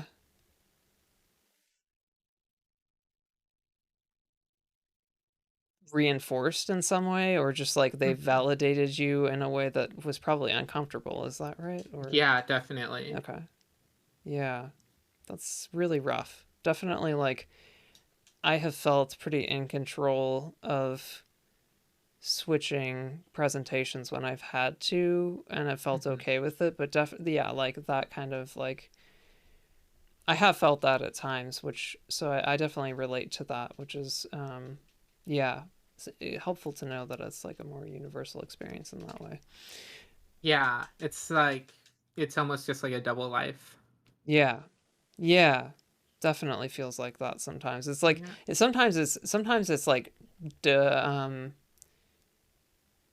dysphoric or disconcerting or like any of those kind of words, and other times it's just like a bit like for me it's a bit fascinating just like Hmm. to do those things and then be treated such a different way, and Yeah. like how much society, like even just like whatever boy moding, if people call it that, it's just like Yeah. people treat you completely differently and you may like pass either direction or both directions and just like have this different such a different experience. So Yeah. I find it funny. I actually um was I'm so much more confident when I'm voice moding because okay. I I feel like I'm not really me, so it doesn't really matter, Oh, you so it know? doesn't matter. Like Yeah, that's a good yeah, point. like when I was voice Yeah. moding, I was like more willing to like embarrass myself or like do whatever because it's like that's not me, who cares? Yeah. Yeah, I could totally see that. Yeah. I think the way that my experience has been different is that like I feel a lot more comfortable in like I guess in my own skin, to the point that I don't really think about that as much in Mhm. terms of like the embarrassment, except when I've got that like perceived external like dysphoria stuff that you were talking about, where it's like the judgment from other people and not seeing you as your gender kind of thing. Like if I'm not Yeah. passing well enough in some like that, people get that like this is the direction that I'm going, even though I'm not cis passing like in Uh-huh. general. It's like at least people acknowledge the direction that you're trying Right, right. to head. So yeah. Yeah, I think I'm just like I'm a very self-conscious person in general, and I'm Mm-hmm. worried what like other people think about me. So that's just like a change where when I'm void moding, I like, and I don't even like void mode anymore. So that Yeah. person is kind of gone now, Yeah. and I'm trying to learn to be more confident as myself. Um, uh, and that's definitely gotten easier with like HRT. But That's yeah. good. Yeah, that's good. Um, and you feel like HRT has done well for you? Like you're happy with the Oh results and yeah. things? No, Okay. it is like a miracle. Yeah.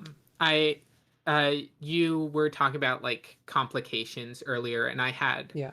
no complications. It Wow. was super smooth, like It's awesome. just ramping me up on the dosage, getting me to a stable level, and yeah, now I'm at a stable level. And it's all on pills as well, which I Yeah. am glad because I'm scared of needles. Yeah.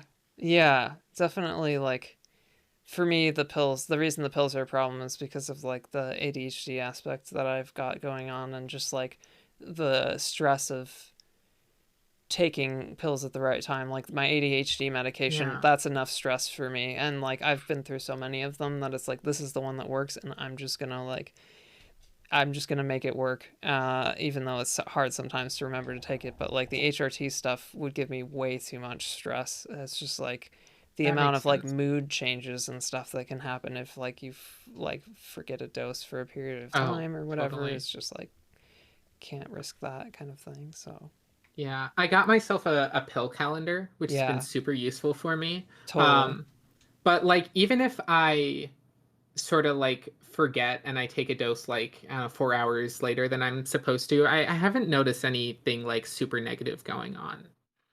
Right. So Right. Yeah. yeah, like as long as I remember to take it within the day, like Totally. it seems to work fine for me. Yeah. But I that could be different for other people. Yeah. Yeah. That makes sense. Do you think that in terms of like other medical transition stuff, do you have like kind of a list of things that you've done or want to do or like how do you feel about that? Yeah, so I've not really done anything else. I'm sort of just trying to take it one step at a time. Um I my next step is laser hair removal for Okay. sure. Yeah. I've been considering facial feminization surgery. Yeah. I think I want uh laser hair removal first, Yeah. uh just so I can see what my face looks like naturally and decide if I really need it. Yeah, and not be Um staring at like the beard shadow and these kind of things. yeah. Yeah. Yeah. And I can cover it up with makeup right now Yeah. well, which is good. And yeah, I don't know if I like need it or maybe if I might still want it anyway. You Um, mean facial feminization or laser? yeah, Yeah, yeah. yeah. Okay. Yeah, yeah. Yeah. Totally. Um, and then as far as bottom surgery goes, I'm pretty sure I do want that. But that feels like so far off in the future that I Yeah. I don't really need to bother thinking about it yet. Totally. Um, Totally. yeah. That But definitely that's makes kind sense. of the extent of, I think, what I want done medically. Like, Yeah. I'm really happy with how my body looks right now. That's great. That's great. Yeah. Yeah. It's definitely it is pretty magical in a lot of ways. I know it doesn't work for everyone, and sometimes like sometimes it from what I've heard from people, in some of the worst cases, it can be like it can make things like the dysphoria a bit worse because Hmm. people have an idea of what they want and it's not doing that, even though it is doing something, Oh, kind of no, I thing. totally understand Yeah, that. yeah, I, I don't know. I kind of have taught myself to just not care about like beauty trends or anything like that. Because, like, I look at the beauty trends from like 5 years ago and they're already outdated and you can never keep up with that. So totally. I'm just sticking with the body I have and hoping that beauty trends line up with that Yeah, eventually. yeah, exactly. Yeah, yeah, definitely. Like the beauty trends aspect of it is like interesting, and it's also like some of the beauty trends like stick with certain generations where it's Uh-huh. like all this like you like certain generations like stop keeping up and they like stick with whatever portion they were most used to, and like generally that generation kind of like, I mean, sometimes it like, this is just stuff that I've noticed I think relatively recently, just like looking around and realizing like, oh, like most folks of a certain age are just like straight up not keeping up kind of thing, and they've got Yeah. like a presentation like one of the ones is like thin eyebrows. It was a thing in the 90s, Yeah. and I've noticed that some folks have continued that, but I don't know if it's changing. Who knows if it's changing? Maybe they're keeping up with a trend that I'm not keeping up with. Yeah, But for a maybe. while, thick eyebrows was the thing. So Hmm. yeah. This is a question that I haven't asked anyone yet, but I'm very interested Oh, in yeah. any effects of HRT that you were really surprised by, or ones that you feel like are more unique. Ooh, okay. I have periods now, which Yeah, is I've got that fun. too. Yeah. Um, I actually mine just started like a few days ago. So Yeah. yeah. Um, yeah, so that's been interesting to get used to because it like, I started HRT and then I started reading up on effects of HRT, and Hmm. I'm glad I did because it mentioned like you might start getting periods, and literally exactly 1 month later I got my first one. That's crazy. So Yeah. I'm glad that I had that knowledge and knew that that might happen, so I didn't wake up and be like, "Oh my God, why am I dying now?" Yeah. But another thing I really didn't expect is my hands and feet have gotten smaller. Yeah. That's Um, definitely a real one for sure. yeah, like I realized that my hands were getting smaller because they fit inside of a Pringles can now. That's You hilarious. know, like how I you had love to like that. you have to reach Yeah. in to get that. I used to not be able to do that, but now I Yeah. can. I was like, oh, my Yeah. hands really are getting smaller, huh? Yeah, I think like I've probably talked about this a couple times, but somebody in chat was mentioning that like one of their favorite things about HRT was that their hands like look more feminine and stuff, and I like Hmm. all of a sudden looked at them and I was like, yeah, they do, but that was definitely not like Yeah, not my, it was not the first thing that I cared about, but it's definitely like, yeah, like yeah. that's kind of satisfying in some ways. Hmm. I've started growing my nails out too, and that is Okay. like a pain because Yeah, I I mean they're used to more chronically like brittle. bite my nails. Okay. Um, I have kicked that habit at this point, Yeah. but it's the problem of like since I kept them so short for so long, they're not very like strong when they grow out, so they Yeah. keep breaking. Yeah, I It's mean been the a other thing fun is that thing to like work on. HRT thins your nails and stuff. Like mine are way more Yeah, brittle than they used to be. So, yeah, skin too. I'll tell you, it was not fun moving to Canada and then starting HRT, which makes you more susceptible to the cold. yeah, Yeah, that yeah. was Yetski last winter is was brutal, and it just snowed today for the yeah, first time, Yetski was and chiming in that you hate the yes. snow, and it's like definitely like, well, you moved to Canada, so Yeah. I mean, I like the snow. yeah, I totally. I don't like how cold it is. Yeah, I got that. That makes sense to me. I grew up in Chicago, and Oh Chicago like yeah. obviously there's winters there, and I would agree with that. I like visiting the snow, but like typically I'm not acclimated to it, so when I go to places like that, it's just like my clothes are not quite warm enough, and like Hmm. just like once you're in the cold for long enough, it feels like you start to acclimate to it, and then it takes a while to switch the other way too. So, Yeah. yeah. The one I I was remember I go was ahead. saying, oh, I remember I was saying like right when it started getting colder, I'm not ready for hot girl summer to end. I just became a Yeah, hot girl. there you go. There you go. Exactly. Hot girl summer, definitely a thing. I like my getting my first swimsuit was super cool. Yeah. I did that this summer, and that was like Oh, that's awesome. satisfying. That my body had changed enough over almost exactly a year that like I had a picture that I compared to, and it's just like that that picture is one that I have it saved where those pictures are collaged side by side, and it's like I look at that and I'm like, I don't need validation from anyone when I look at these two pictures and just like see that huge difference, which is super cool. Yeah, totally. Yeah.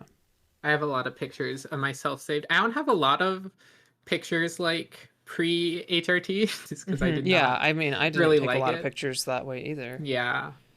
Um, Yeah. but yeah, I really like seeing how my body looks now. I just think Yeah, it's great. totally. Yeah.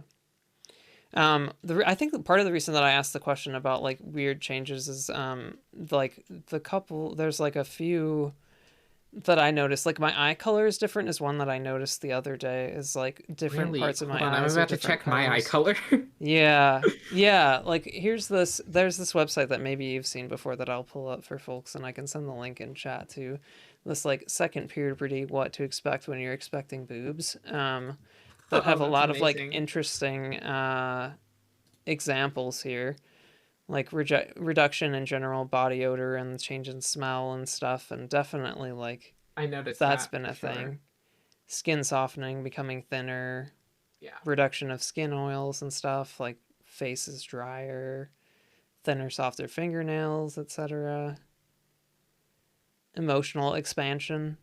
I don't feel like I've had that as much because I feel like I've kind of always had some big emotions. But I've definitely had big emotions. Crying is easier though. yeah. Yeah, I definitely like people will tell me something and I'll like tear up in a way that is like uh just feels very different. It's like Yeah, definitely. yeah. One thing in regards to like skin getting thinner and stuff is that Yeah. I have so many more freckles now. They're much more Oh, pronounced. interesting. Yeah. Yeah, I don't think I noticed that, but that's an interesting one for sure. Trying to think of any other ones that like stood out on here. Definitely a lot of sex related ones. Um, I get the whole body perspiration thing instead of like Uh-huh. just like it's a full body experience rather than just being focused on the scalp. Definitely like the hot flash type experiences, but less like Right. hot flash and more just like, hey, I'm like sweating all over the place, but at least it doesn't Yeah. smell, kind of thing. Right. Yeah. Improved color perception is definitely one. I think that that's why typically Oh. like assigned female at birth folks who have the same hormones as you would expect, like flowers, is I Mm. think that like I definitely noticed that kind of like difference. And I don't know if there's like some other brain things that have happened when it comes to that, but definitely I notice colors are a lot more vibrant. That's interesting. I don't know if I've noticed a change in that regard. I feel like I was always pretty like sensitive to colors. Hmm. But that's interesting. Yeah. Trying to think of any other specific ones that were interesting. It's a significant increase in distrust of men and communism. Some good examples at the end there. Huh. Yeah. Yeah. Hmm. Um, looking back at questions here. Yeah. What's your favorite thing about being trans? Tough question Oh, sometimes. yeah, no, it's a tough question. I mean, honestly, I really like my body. Like, Yeah. I think it's really nice. I like having the amount of control over it that I have. Mm-hmm. I don't feel like I'm just stuck with anything. I feel like I can really make it what I want it to be. Yeah. Yeah, definitely like when it comes to like HRT working well, that can feel very much like you're in control. And it's Hmm. pretty magic that what the chemical can do and like convince your body to do, I guess is what I mean. It's insane. Yeah. Like, Um, I do just love being trans. Like, everything yeah, that sucks about being trans is like because of just other people. people trying to stop you Yeah. from being trans. Yeah, So, exactly. Yeah. yeah. Yeah. people have heard me say, and I'm sure you've heard me say, it's like it's not a bad outcome. Like being trans is Yeah, not a bad outcome. It's everybody else that makes it a bad outcome. There's treatment for it. People can live very happy and yeah, very happy, like exactly. less and have a lot less suffering and stuff. So yeah, Hmm. makes a lot of sense.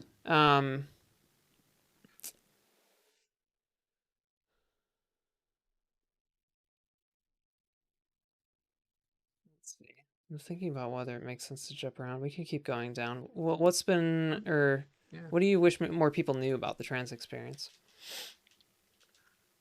I just wish more people knew of our joy Mm-hmm. because, like, so much of even like benevolent coverage of trans people just talks about like struggle and suffering. You know, Right. you know, yeah, we can be happy, given the right environment. Yeah. And Totally. yeah, I wish that would be talked about a bit more.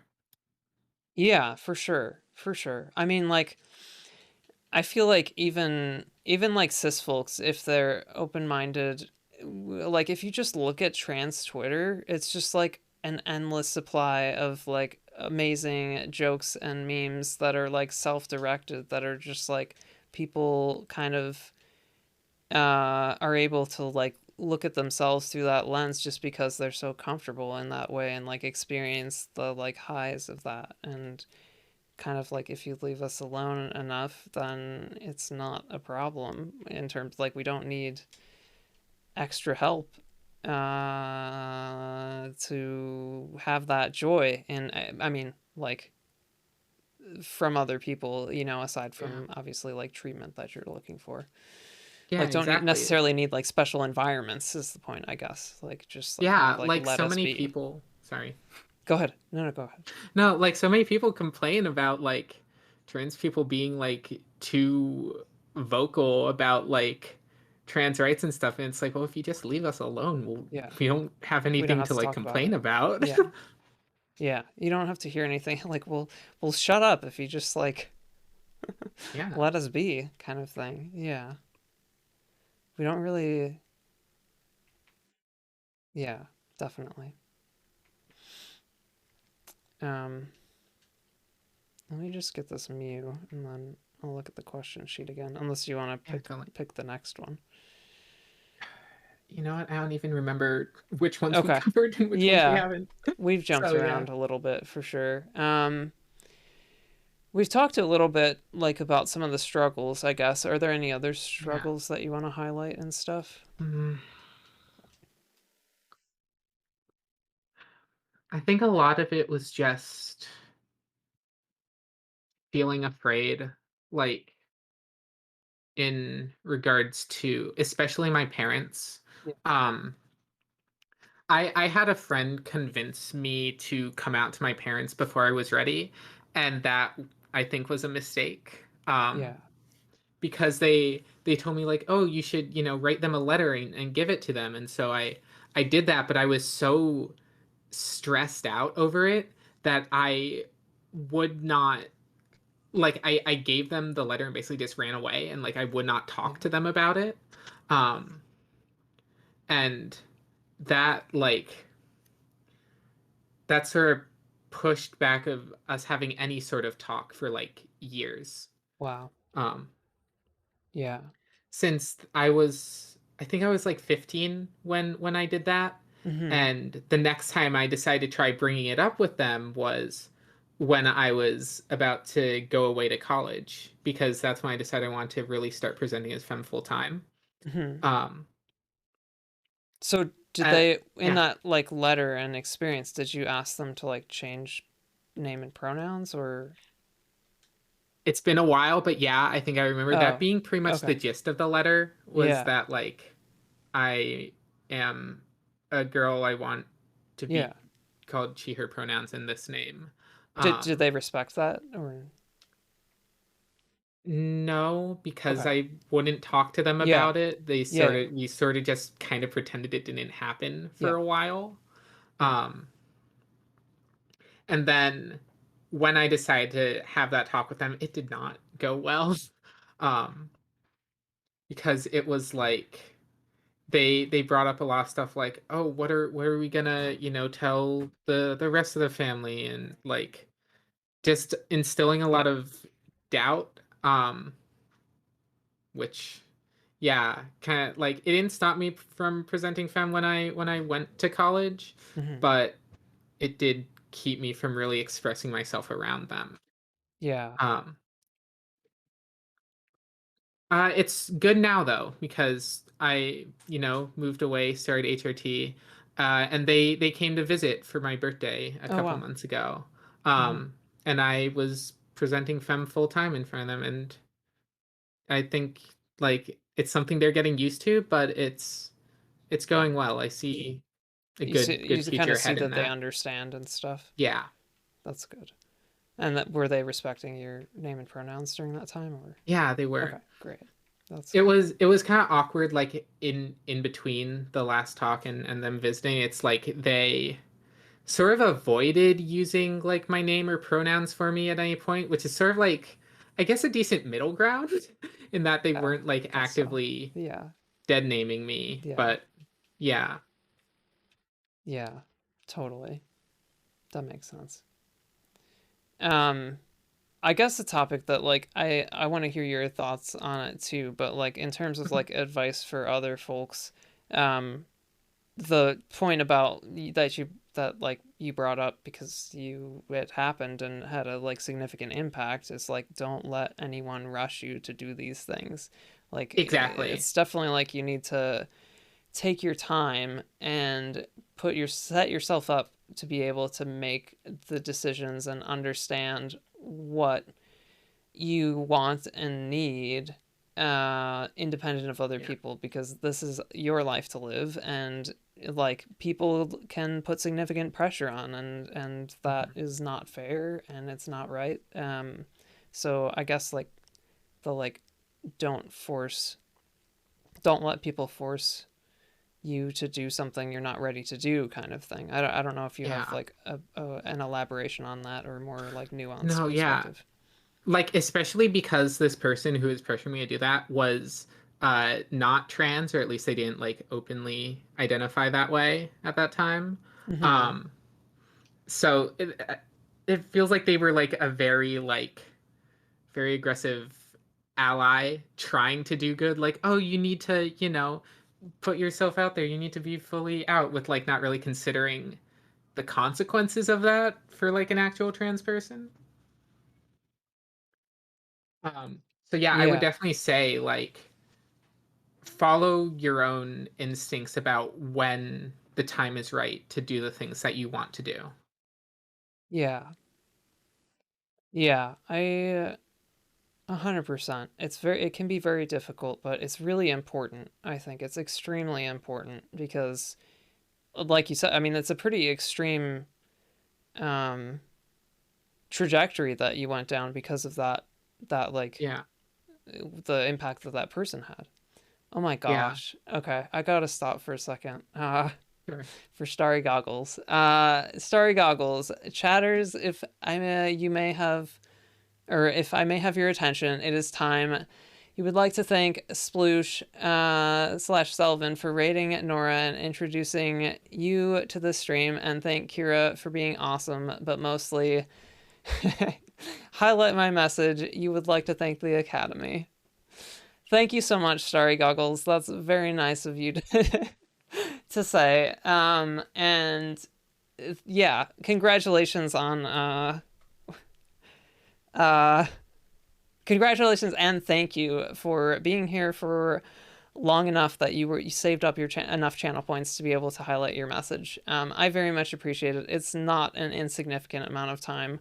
And yeah, you are the you're the third redemption of this, but the second person to achieve this milestone, and so you receive VIP, which I will do right now, and you have your choice of avatar that you would like to have permanently, and I will get that ready for you for after Trans Awareness Week.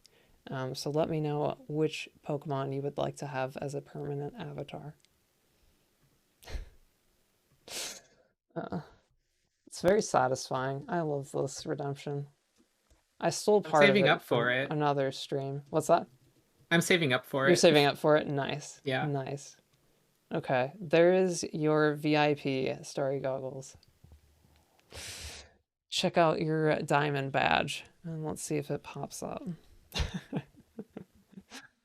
Thanks for being here. I appreciate having folks who stick around, trans folks and otherwise. And seriously, yeah, that's a long time to save up those points. And you didn't gamble. Or maybe you gambled earlier, but definitely didn't gamble near the end there. So that's like a fully legitimate gathering of points, which is not easy to do. So thank you so much.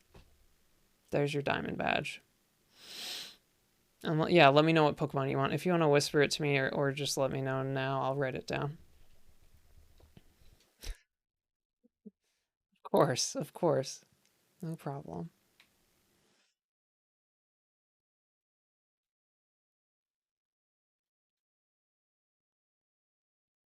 You got 4 packs of the new set and you didn't get the new Spinda? That's a shame. I guess they want you to buy more cards. Did the person who was selling it to you know that you like Spinda? And did they like pull out the Spinda packs? I didn't get a Spinda yet. We just opened. You got the Alt Lugia. Hey, I didn't get either of those yet. I've opened 4 packs or 3 packs. I thought you did open a Spinda earlier. Did I? Did I get a Spinda? I think so. Really? I think it's just like common or whatever. Like yeah, I mean, I figured it was. Oh, I did get one. Yeah, I got one. Were there 2 or just the one? I guess I know I saw at least one. Yeah, I think it's just the one. I'll show it really quick. We could trade. Do you want an alt art? Do you want to trade me the alt art for a Spinda?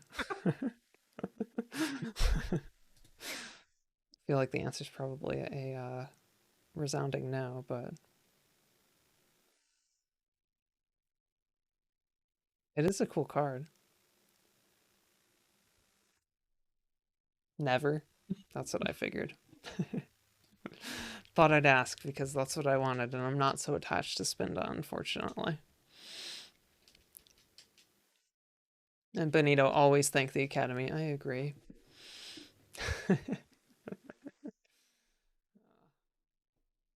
That was definitely a nice surprise. I had forgotten about it because of all of the craziness of Trans Awareness Week, so thanks again, Starry Goggles. Cool. Where did we leave off? We were talking about advice for other folks, and we were talking about the specifics of your situation, I guess. Yeah.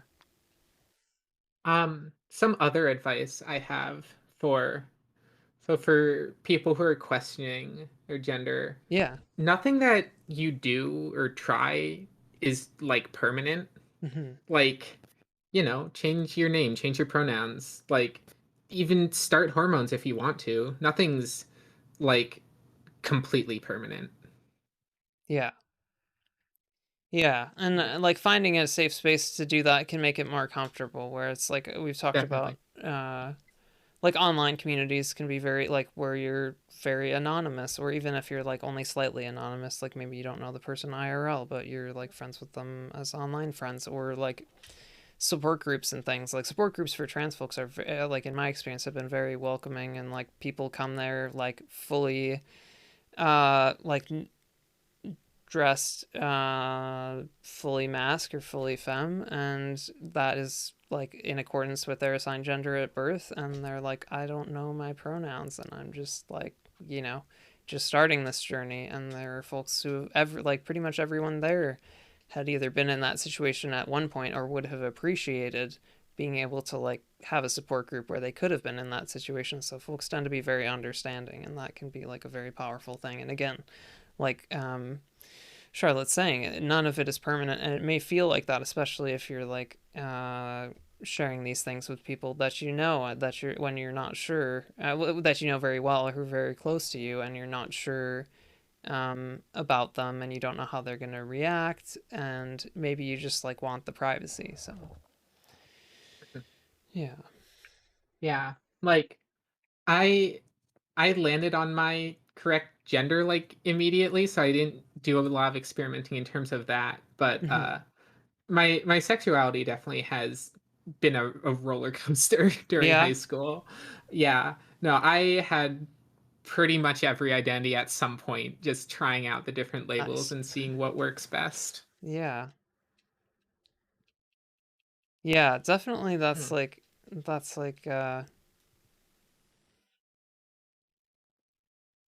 I feel like that's something that can either like is either like steadfast and separate from gender identity completely and never changes, or it's like you may expect it to not change or be very certain of it, and all of a sudden it changes as soon as you start transitioning, or like you said, like you can try everything out and see what feels right. Yeah. So Like to what I said before when I started like hanging out with women and I felt that connection. At mhm. first I was like, "Oh, I must be gay." Yeah, And so it's like I spent time identifying as like a bi guy and then a gay guy and then I yeah, realized I want to be a woman and I transitioned and still just changed a whole lot since then. yeah, totally, yeah, yeah. Yeah.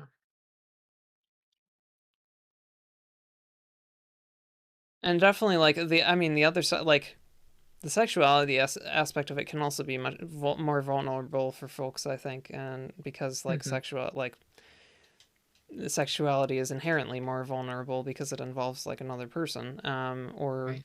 however multiple people, depending Yeah. on what's going on. But yeah, so that can be like more difficult depending on who you are and like how comfortable you are with it. So Yeah, it's definitely complicated and I know I had a lot of like um compet feelings like soon after coming out.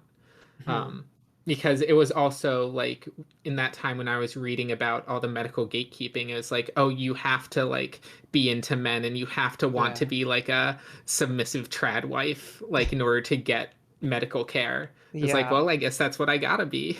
uh-huh, But I'm yeah, glad I was able to break out of that and understand myself better. totally, yeah, that makes a lot of sense. Definitely like it's tough for some folks, I think, with that. Mhm.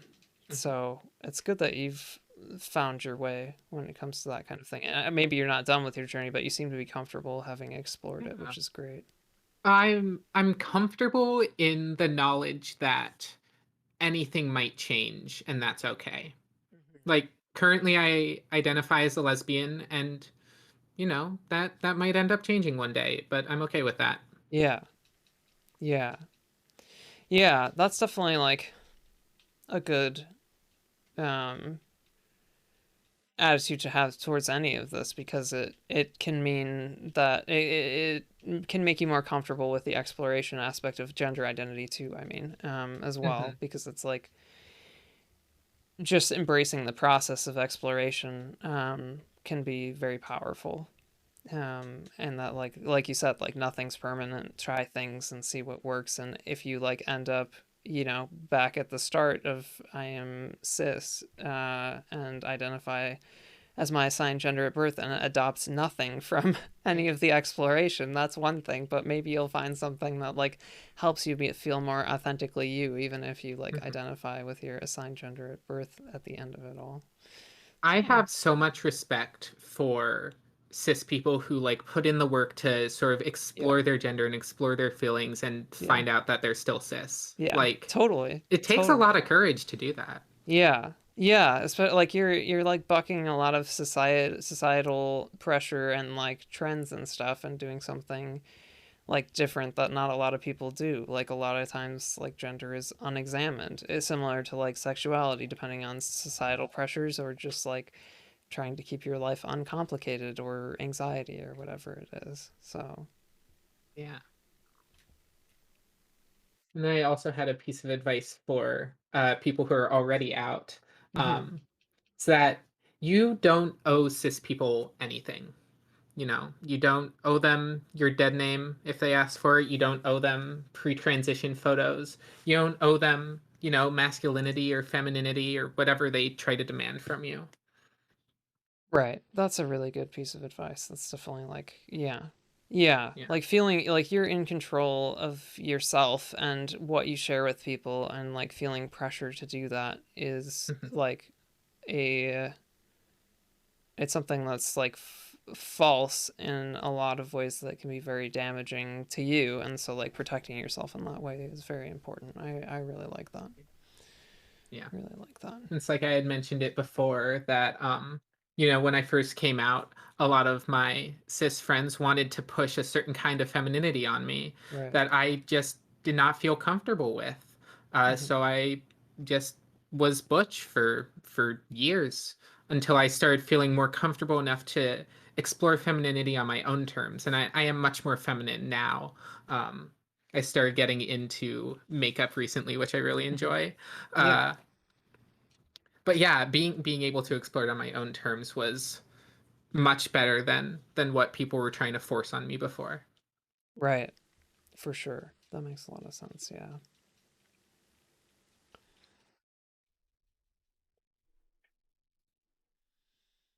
Um. One question that's catching my eye. That we're jumping down a couple. How did you pick your Sure. name? Yeah, so that's a Oh, actually, story. hold on. We've got an ad running, so let's let the Oh ad yeah, run. totally. Sorry, it's craziness. If you No, need no to get up worries. or anything, feel free to do that. But we got like a minute and 20 seconds. Okay, actually, I might run to the bathroom real quick. Sounds good. Yeah. I'll be right back.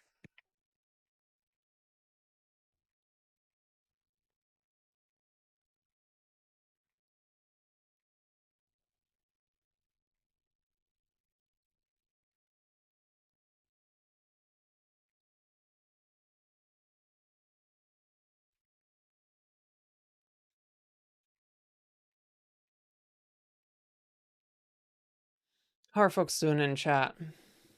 Well, I guess I'm only talking to the subbed people. Hmm. How are all the subbed people doing in chat? You're good, Kira. Glad to hear it. We can run a battle royale while people are watching the ad. There we go.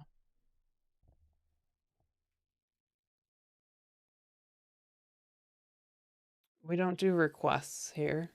Hmm. Also, bro is not an acceptable thing here. So, account created a month ago, I guess, but I'm back, by the way. okay. Okay. Kira, can you watch that account? Um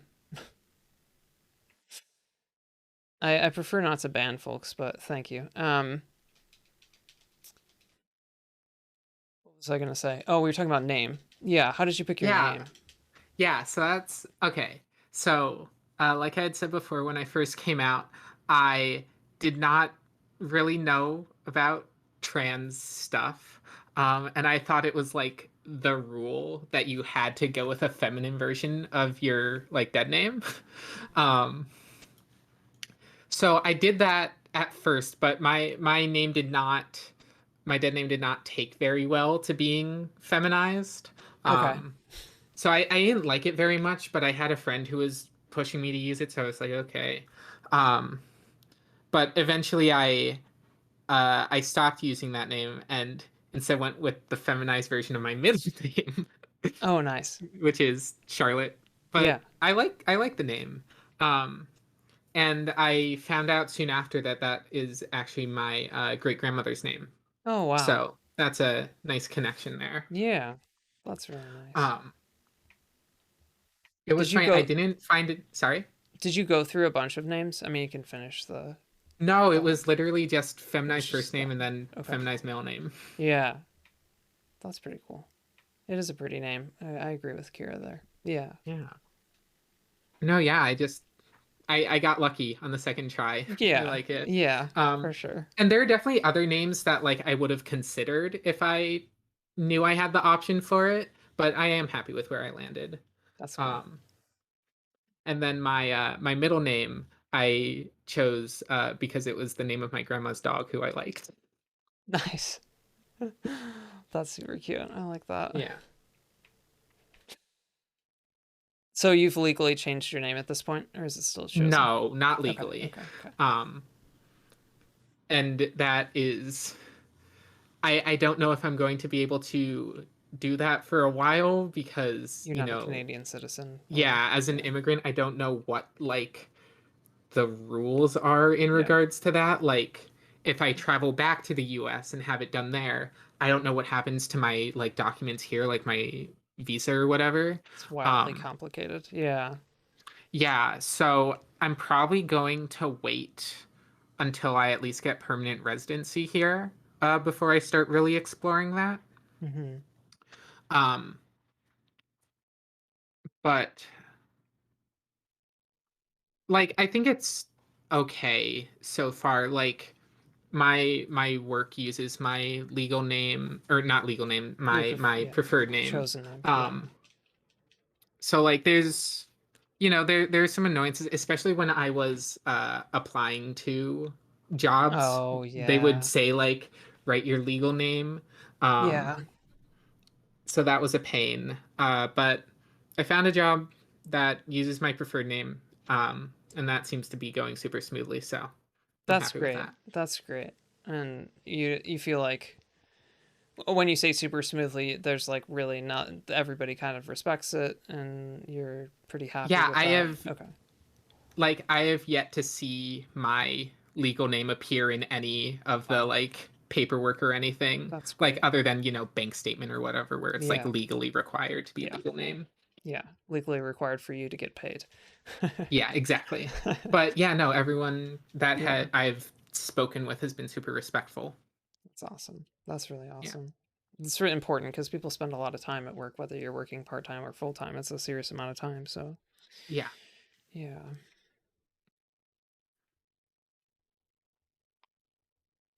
Um,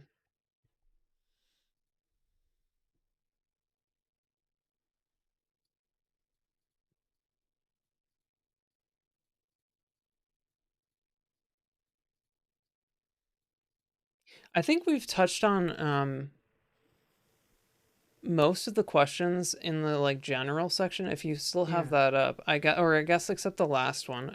But if there's any specifics, like on some of these, is like how has transitioning affected your mental health, or why was it important for you to transition? If there's anything like in there that you feel like if I ask that question explicitly, you would have more to say. We can talk Yeah, about that. I think we touched on most of it. Like, Okay. it was important to transition because, I can finally feel like I'm really myself and Yeah. not a completely different person. Hmm. Um, yeah, mental health is much better than it was 10 Yeah. years ago. That's great. That's great. Yeah. Um. Oh, what kind of things help me with gender Oh dysphoria yeah. is like Yeah.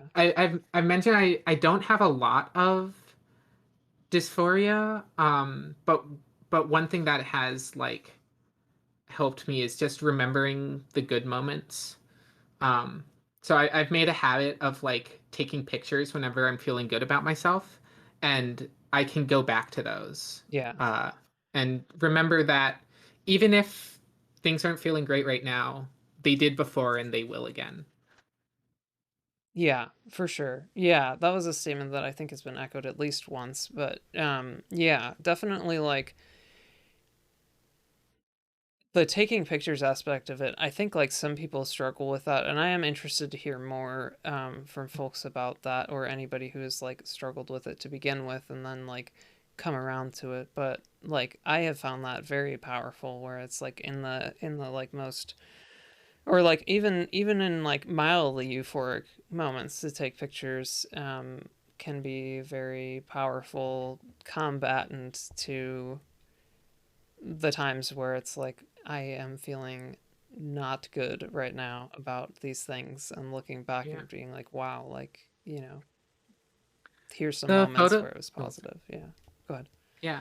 The photos are definitely a new thing for me Okay. with like being on HRT and like learning to do my makeup and Yeah. getting a wardrobe that I really like.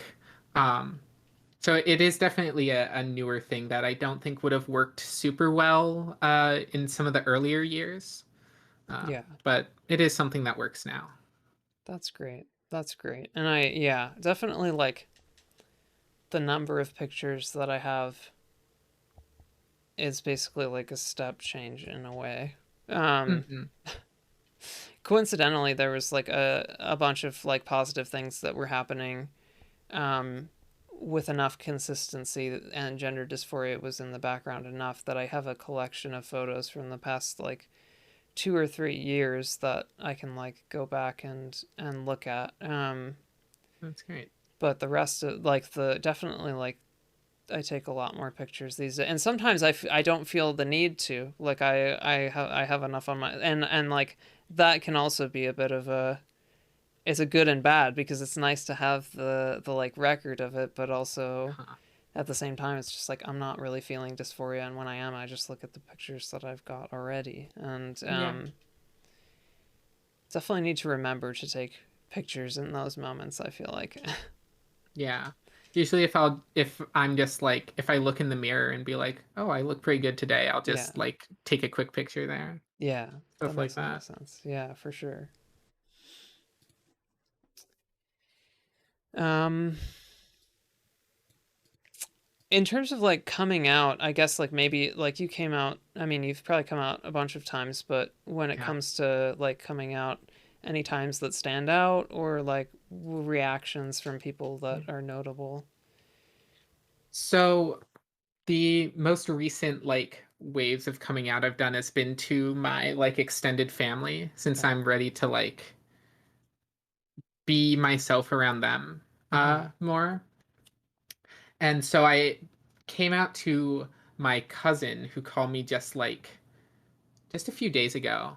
Um and pretty much his response was just I'm so happy, Oh, and wow. that just made me feel really happy. That's Yeah. probably like the best like reaction I've gotten just in terms of how positive it is.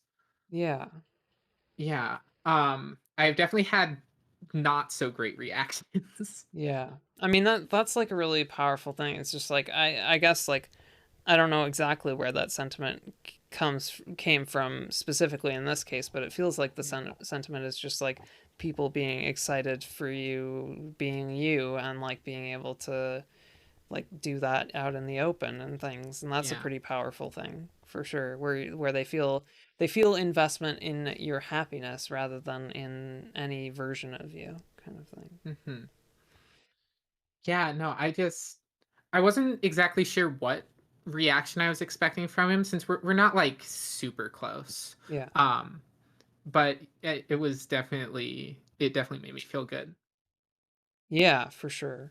Yeah. And like for anybody who hasn't had anybody come out to them, definitely like I guess what I would say it's like in a couple of cases I've had people who have had reactions and then like clarified them later. Like if you're Hmm. not kind of satisfied with how you've reacted, definitely that can make a big difference. Like Yeah. I have to like you kind of have to be resilient to whatever reaction kind of thing. But like I don't really have any notable cases where I'm like that stick with me. But the couple that notable negative cases that stick with me yet. But some of the ones where the initial reaction was kind of like I don't really know what's happening here kind of thing, or just like they didn't know how to respond, like the follow-up was super appreciated and important to Yeah. me. So um and then you had some negative ones that were notable. Yeah. A lot of the negative ones were like early on.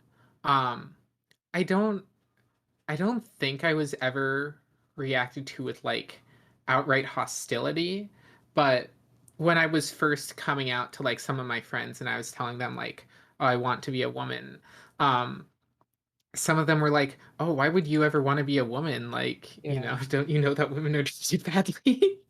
It's like, yes, I do know that.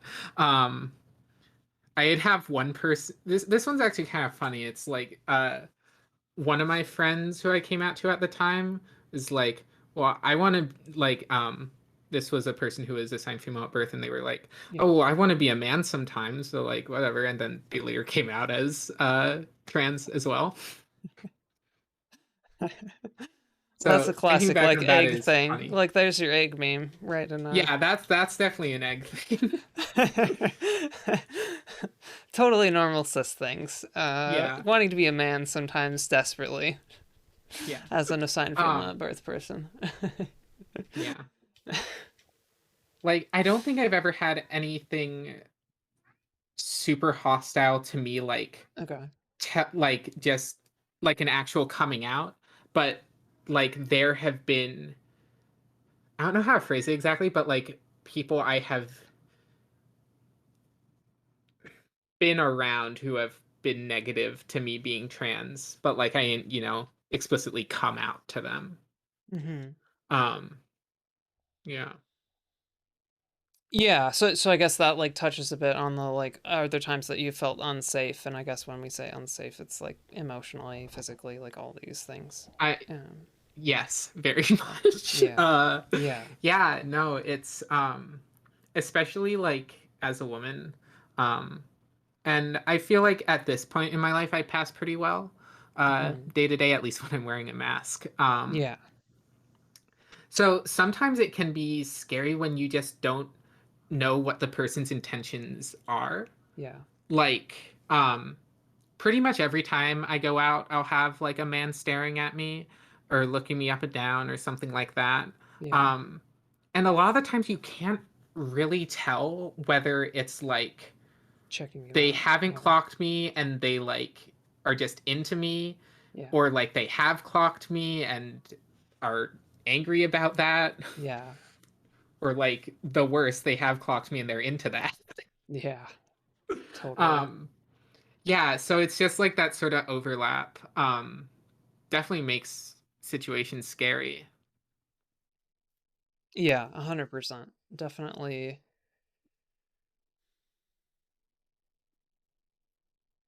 The like weird looks and things can be like yeah, like you I feel like usually I can tell when somebody's like the typical reaction that I notice is the like they've clocked me and are kind of like, what's going on there kind of thing. And usually it's not Yeah, like any kind of like negativity of like outright like, looking angry afterwards, but it's just kind of like looking confused. And it's just like, yeah, just why are you looking at me that way? Like, I'm not looking at you that way.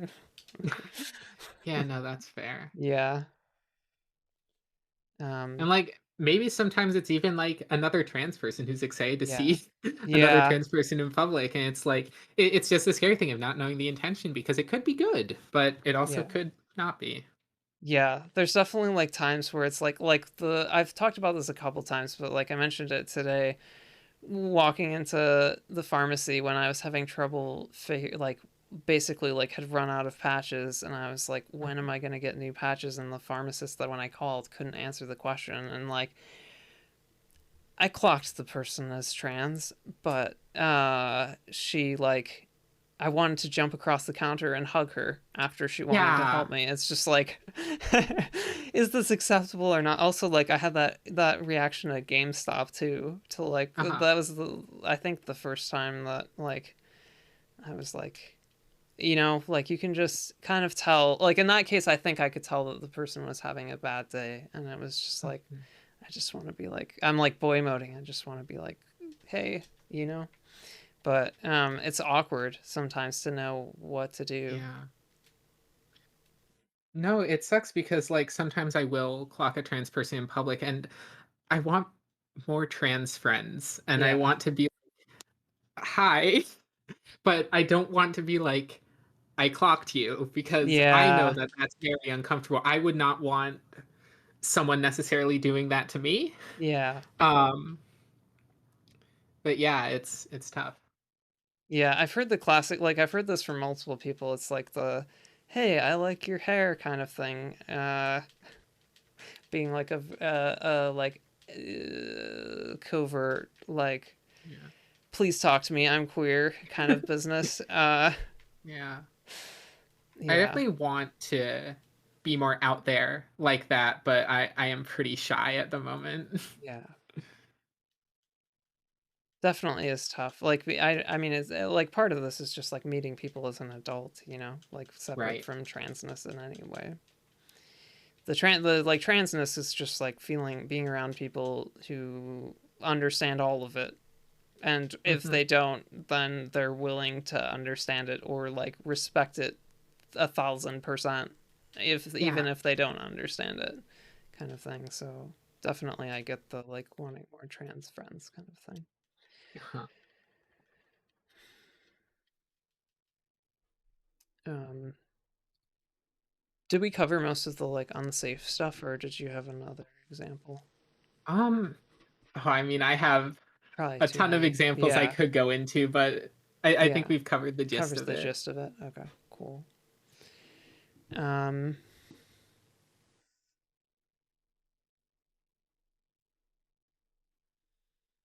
when it comes to some of the political stuff, like what do you feel like the climate is like in Canada and like where Oh you're at boy. specifically relative to the US? How long ago did you move to Canada also? Uh, just over a year ago. Oh, just over a year. Okay. Got it. Yeah. Moved to Canada, immediately started HRT. Yeah, there you go. Yeah. Um, yeah. So I actually I have a degree in political science. Um, Hmm. so I was very tuned into that sort of stuff when I was in college, Okay. and I have sort of given myself a break from that ever since I graduated, just because it was very overwhelming. Um, so I have not really done a whole lot of the research Okay. into the politics of Canada Yeah. specifically. Um, although, you know, just like from my personal experience being here, it does feel fairly safe, I'd say. Okay. Yeah, that's part of what I mean is like in the day to day what things feel okay and not okay. Like I mean the like I don't know if it's the simplest example, but like one of the ones is like how safe do you feel using public bathrooms kind of thing. Yeah. Um No, I definitely feel safe using public bathrooms.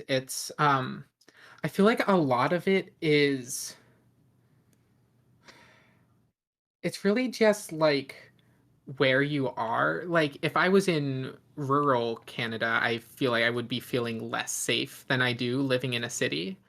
Um and like, where I grew up, it was a very like suburban Democrat heavy area.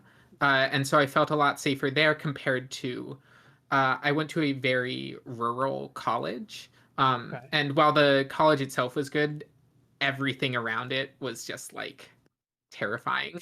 Mhm. Um, so a lot of it, and that was within the same state as Wow. well. So that is like, I see it more as like a really an urban rural divide, which Yeah. is like a political divide, but that is like I feel more important than specifically what politician is in power at the moment. Right. Yeah. Yeah.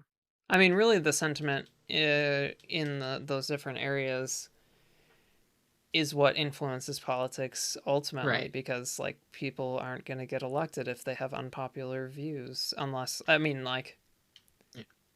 yeah I mean like we'll talk about you could go into gerrymandering and all these things and you know all of this but Mhm. it's like the in the correct way of these things going like unpopular ideas don't result in politicians getting elected but yeah. Yeah. I just feel like in the day to day, outside of like specific laws being passed, it like it doesn't matter that Maryland is a super blue state when I am in rural southern Maryland and everyone there, does not like that I'm trans. Yeah. Like, yeah, Yeah. having the super supportive like government is like it's good, of course, but Mm-hmm. it doesn't do a lot to help against those individual prejudices when you live in an area like that. 100%. Yeah. Yeah. I totally get that. Yeah. Mhm. Yeah, it's definitely like in a lot of cases it's for anything really, it's the people you're surrounded by that are most important, because they'll be Yeah. supportive in the cases where other people aren't, kind of thing, and can feel That is why your protective in local that way. elections matter. Yeah, totally. Totally. And it can be harder to like I experienced that with like it can be harder to find information on like the local candidates Oh, um absolutely. in No one cares general. about them. Yeah. Yeah, and so they like can kind of hide a bit in what their views are and what their motivations are because people aren't looking for that information. Like the general public isn't looking for that information to make a decision, and that can make things very, yeah, very. I guess like for me, it feels very frustrating. Where like when I'm like in the specifically in the U.S. election, I'm like googling a couple of candidates, like understand their like who they are and what they stand for in local elections, and the only thing I can find is a news article that says we don't know anything about these candidates and like complaining about that. I'm Yeah. like, oh my god. Yeah, no, it's frustrating. Yeah. Anything else about the political stuff or like in the day to day that you feel like affects you in a big way? Hmm. Um, I don't know if about affecting me, but one thing we could talk about is the midterms that just Yeah. happened. Since I've been following that, Mhm. I think, so I have mixed feelings about the Mhm. outcome, Yeah. because the uh, the Republican Party put a lot of effort into attacking trans people leading Yeah. up to this election, and they got just destroyed. Yeah. So that sends a signal that this kind of anti-trans messaging is not widely popular, like Mhm. among the American people. Um, and if you remember like the 2018 midterms and Mhm. the migrant caravan that is the imminent Yeah. threat approaching the border, and after the midterms, it was Yeah. just completely forgotten about. Yeah. I'm hoping that's what's going to happen in regards to trans issues, Yeah. like seeing the results. Um, Although, where I am nervous is that the Republican Party is pretty much completely abandoning Trump at this point. And I think they're going to be pushing hard on DeSantis, Yeah. who DeSantis is like, has seen success in yeah. anti trans rhetoric and Yeah. policies. Yeah.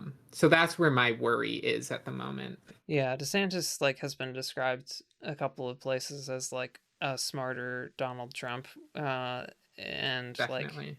more appeals more to a wider base, and is just Hmm. like smarter when it comes to getting stuff implemented and things. Like some of the stuff that's gone on in Florida is just like bonkers. It's horrific. When it comes to the way that they've like tried to get around like medical boards and like even the legal system for getting the like demedical, like I don't know, demedicalizing or like taking away access to medical treatments for Yeah. gender identity issues for kids is just like crazy. So It's terrible. yeah,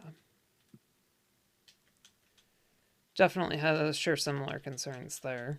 Hmm. So And this is part of the reason why I wanted to leave the US. It's yeah, just I'm worried about the future there. totally, I agree Um, with you. yeah, the midterms gave me a little bit of hope, but it still worried.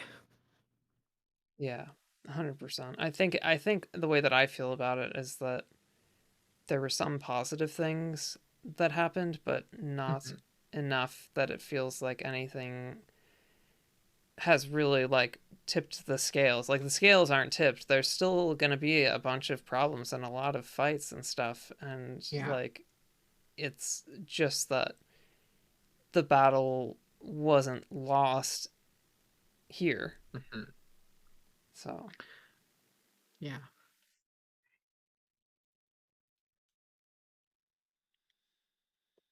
Let's see here. Yeah, anything else that like in general you feel like is like notable in your experience that either like we didn't touch on because maybe we skipped some questions because it felt like we answered them, or in general just like haven't been on the topic list here for Yeah, transness. I'm looking at the questions Yeah. again. Yeah, no, I feel like we touched on just about everything. Okay. Uh, Yeah.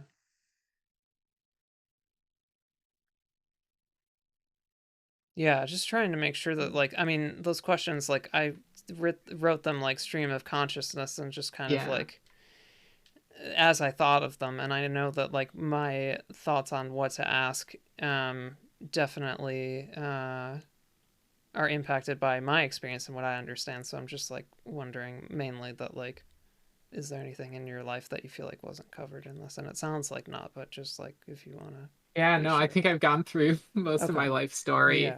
Yeah. Which, Cool. yeah, Yeah.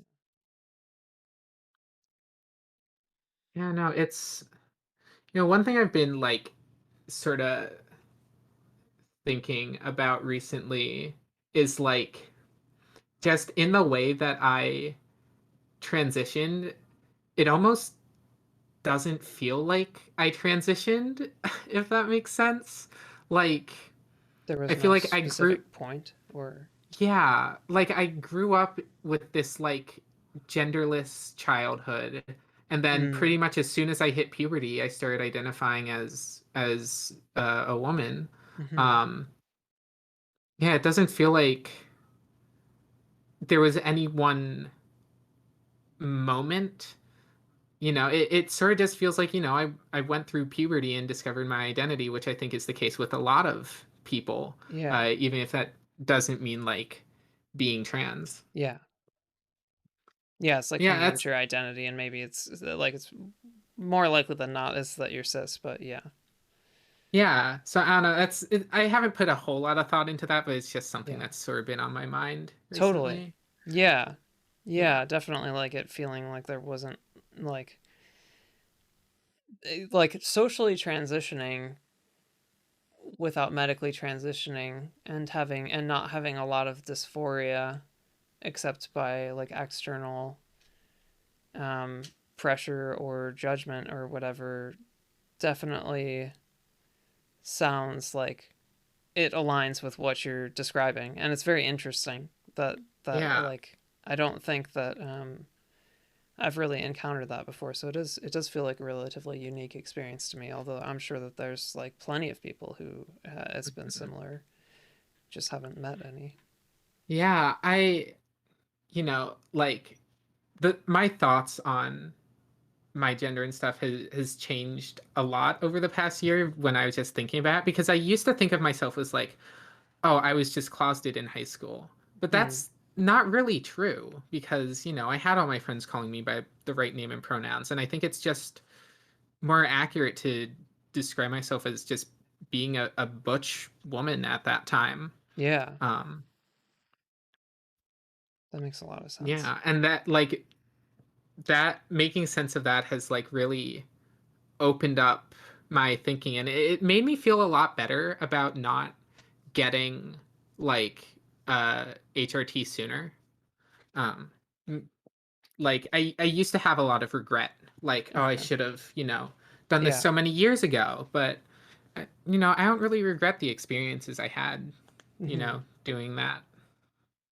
That's great. That makes a lot of sense, and that's great to be in that place. I really like feel for folks who kind of live with regret when it comes to these things, and I really like my hope is that they can reach a similar place when it comes to that, because ultimately like there is nothing that can be done, Yeah. but it is hard to come to terms with, and I fully understand that. So I think a big part of how I came to that conclusion is I have been making like an active effort to remove regret from my life. mhm. Because I feel like I have a lot of things that I regret, but I've been trying to, you know, tell myself that, there is nothing that can be done about the past. And you know, more than that, it is like reframing the past to be more in line with how you are now and Yeah. understanding it. Yeah. Yeah, it's kind of a like it can be like distressing, but also like in a way very like beautiful to like look back on how the past has influenced the now kind of thing, in any number of aspects. So I totally get that. It's like the continuity like can be a very beautiful experience, Yeah. even if there is like some things that like are not ideal or would have been done differently with different information. There's definitely like a picture and or like a story or however makes sense to say it in whose ever eyes, that just like is like powerful and stuff. So Yeah, I am a writer and I am a big fan of like exploring narratives. okay, yeah, And even when it comes to like my own life, yeah, I think it's just, it makes more sense, my understanding of it now, um, than how I used to think of it.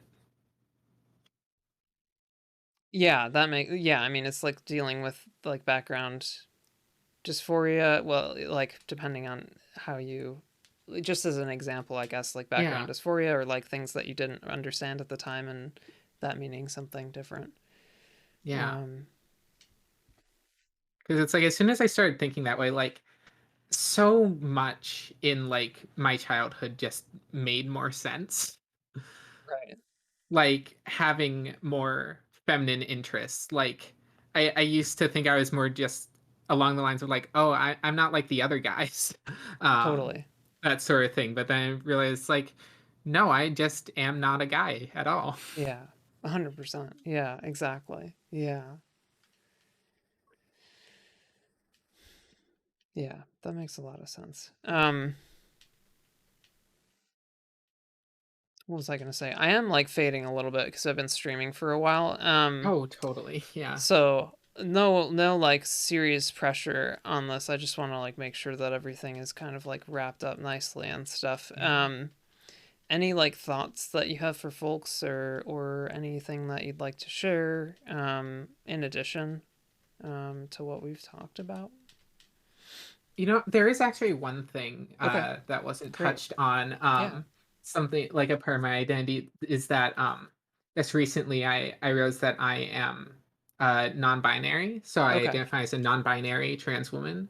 Okay. Um, still only use she/her pronouns. Yeah. I am theoretically okay with they, but I have found that when I give cis people the permission to use they, I never get called she, which Yeah. I prefer more than they, I would say. Yeah. Um, so I just use she/her pronouns for now. Might change, and that's fine. Yeah.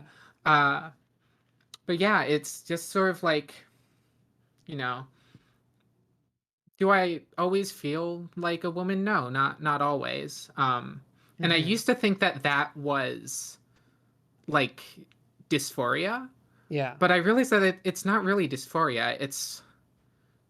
I don't really feel super bothered when I don't feel like a woman. Yeah.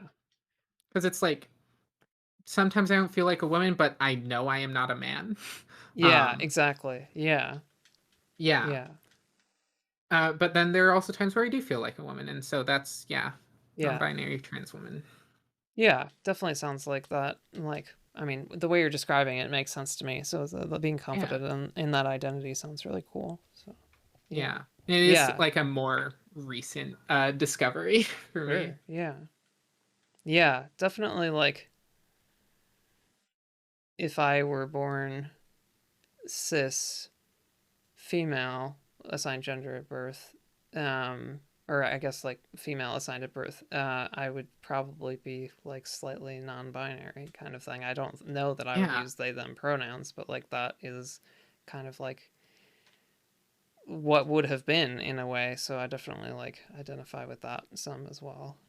No, yeah, I definitely feel that. Like, um, I have a good amount of friends who are like assigned female at birth and like non-binary, but still with like a connection to womanhood. Yeah. And I felt like when talking with them, like I really related to that. Um, I think part of why it took me so long to realize is I just felt like that wasn't an identity that I was allowed to have. Um, but I'm glad that I was able to overcome those feelings. Yeah, and I imagine like HRT definitely helps with that because it's like That when did it matches. definitely help. Yeah. Yeah, that's what I Yeah, I definitely think yeah. actually, Good. yeah, no, I think actually like HRT was a huge part of that because, when I'm not on HRT and I don't, my body doesn't look super feminine, I need to sort of over Yeah. perform femininity. I need to lean more into that. And Yeah. so I can't show any disconnect from womanhood or else I'm just Yeah. going to get completely kicked out. Yeah. Um, so yeah, being on HRT, I think just passing more in general, just helped me be able to realize that and actually embrace it. Yeah. I totally get that. I definitely like yeah, I feel very similar. Um so it's very understandable to me. I appreciate like the distinction though, and like bringing this up as like a thing, because I think that like not everybody necessarily feels comfortable with that. And again, like the evolution of that being that like, hey, like I want to be seen the certain way, and when it starts to like HRT starts to make changes, then it becomes more comfortable to like move a little bit away from that because people still see you that way. Yeah. Yeah.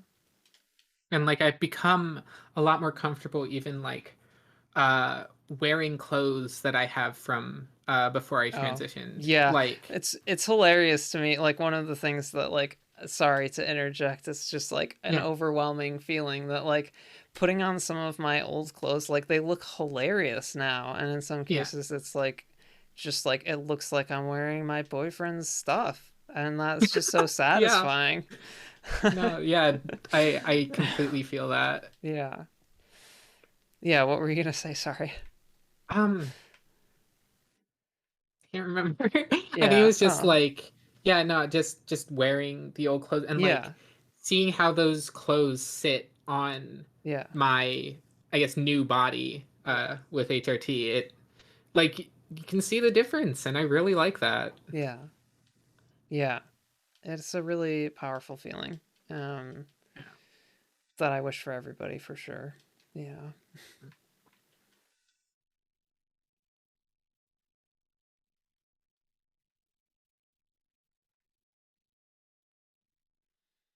If we're gonna get this Mew or not.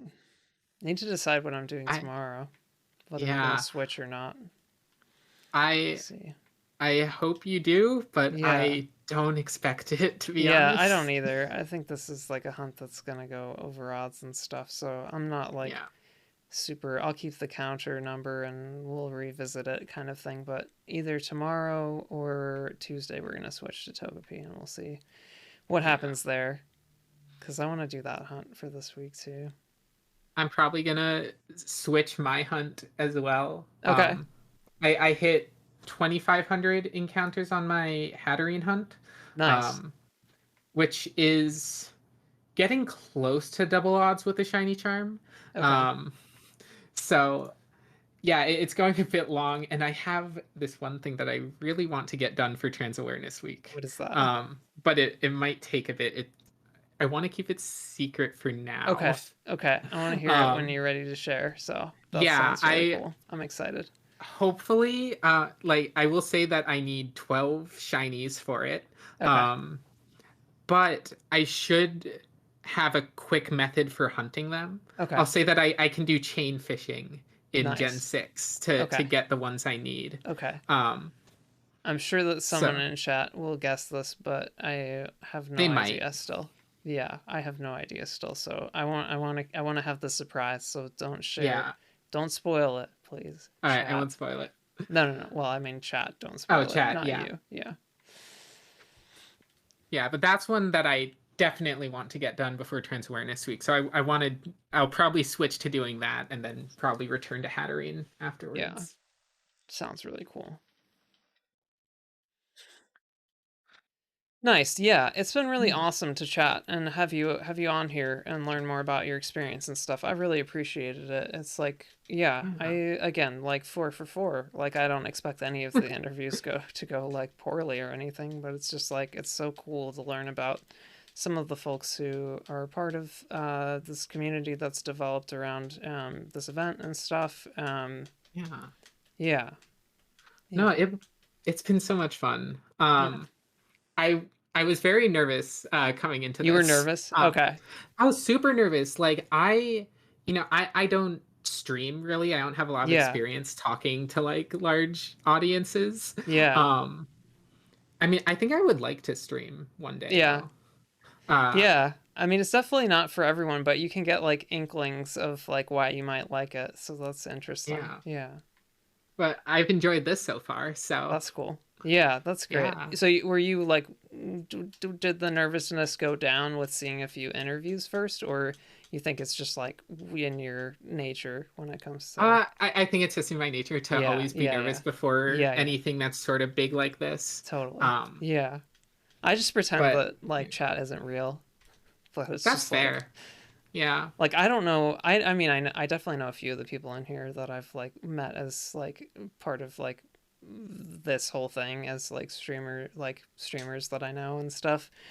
But like in a way it just feels like I'm in my room, like my bedroom right now, Yeah. and like I know very few people on here. So in a lot of ways like I don't, yeah, I haven't met like pretty much anyone from the folks that I've been interacting with here. So in some ways it doesn't feel real, which is very strange, but in a way has been like empowering. It's strange to say, Uh, but in a way it's been empowering because it's like it just like allows me to be myself without the anxiety of like, oh, like afterwards I'm gonna have to like see people and see what they think about yeah. what I've done here. Like I've been sharing this with like a bunch of my friends and stuff, and they've definitely like watched Uh-huh.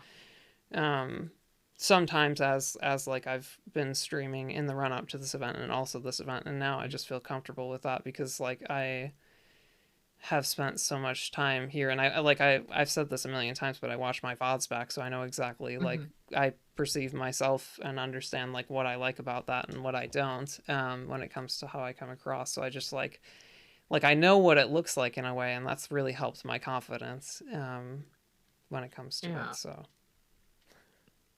No, that definitely makes sense. I'm wondering if that is changing at all now that you're like speaking to actual people who were in the chat before with these interviews. not really. I think mostly because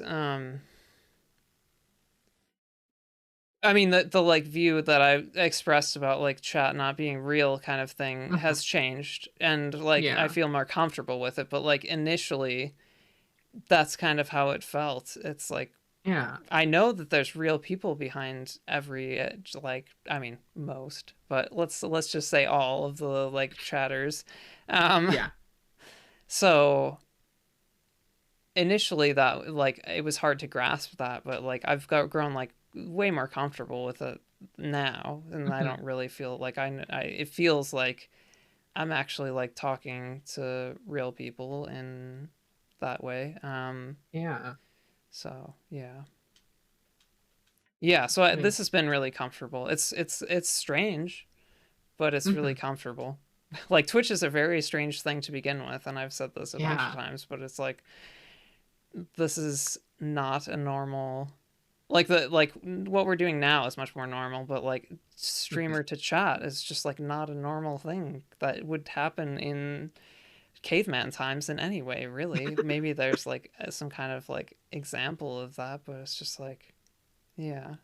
Yeah, it definitely seems like it would be difficult to get used to that sort of dynamic. I mean, initially, like it was like it was fine when I started streaming, at that point I fully understood it, but like I spent like 3 months not making an account and like chatting because I made an account like after like a month or two. I made like, yeah, I think it was like 2 months. I made an account finally because I wanted to follow people, and then it took me Yeah. like another month to like chat because I was like, this is weird. And then Yeah. you start to adopt it, but it's just like it's a strange platform to begin with. But by the time I started streaming, I understood it, even though like I was definitely nervous. I've been Yeah. like, the nervousness in the same way has returned for this event, but it's gotten better. But yeah, the first day felt like the first day I was streaming, kind of thing, like a performance in a way, and in a way it was, because of what Yeah. I tried to do with it, which is like try and get it out there so that as many people saw it as possible. And there were definitely some people who aren't regularly here, and like throughout the event there have been, I'm sure, plenty of people who aren't regularly here that don't know me or don't like have any history. But it's yeah, it's comfortable again, and like this has gone really well, in a way that like gives me some confidence in Yeah. that new environment of like, hey, like putting on an event, because it's nerve-wracking regardless. I mean, I don't think I would be able to do this in like like if I had to organize a conference Oh. like that, like I Yeah. don't know how I would do that, but somehow like I've managed to, like, this is easier I think in general than that, but like I my like agree with that. social anxiety is just like this is not something I would have been able to do even like a year ago. Yeah. It's fascinating. Yeah. Chasing these mews around. I don't know what's going on here, but Yeah.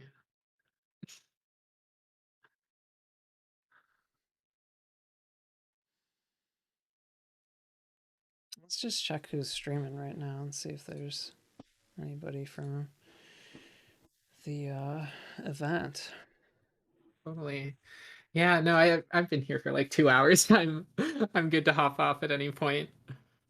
Yeah, no, totally. It's fine with me. I'm just like definitely getting to a place where it's a natural end for me, and so Of it's going to be course. a natural end for us. But Yeah. yeah, in general, like it's been really cool to meet you via voice and have you on, and like have another trans voice as a part of this, and I really appreciate like your willingness to do that, because again, like it's not for everyone, like being visible even in this like relatively anonymous way. It's Yeah. still a step away from that anonymity and like sharing very vulnerable things about yourself. And again, like I don't think that everyone should feel like they need to be in a place to do that ever. um Ari Sheev, welcome in. And Comment Snomit, welcome in as well. How are y'all doing? Thank you so much for the raid. I really appreciate it. Are y'all here? Are you watching an ad? The pre-roll's on, so that's why I'm asking. Hello.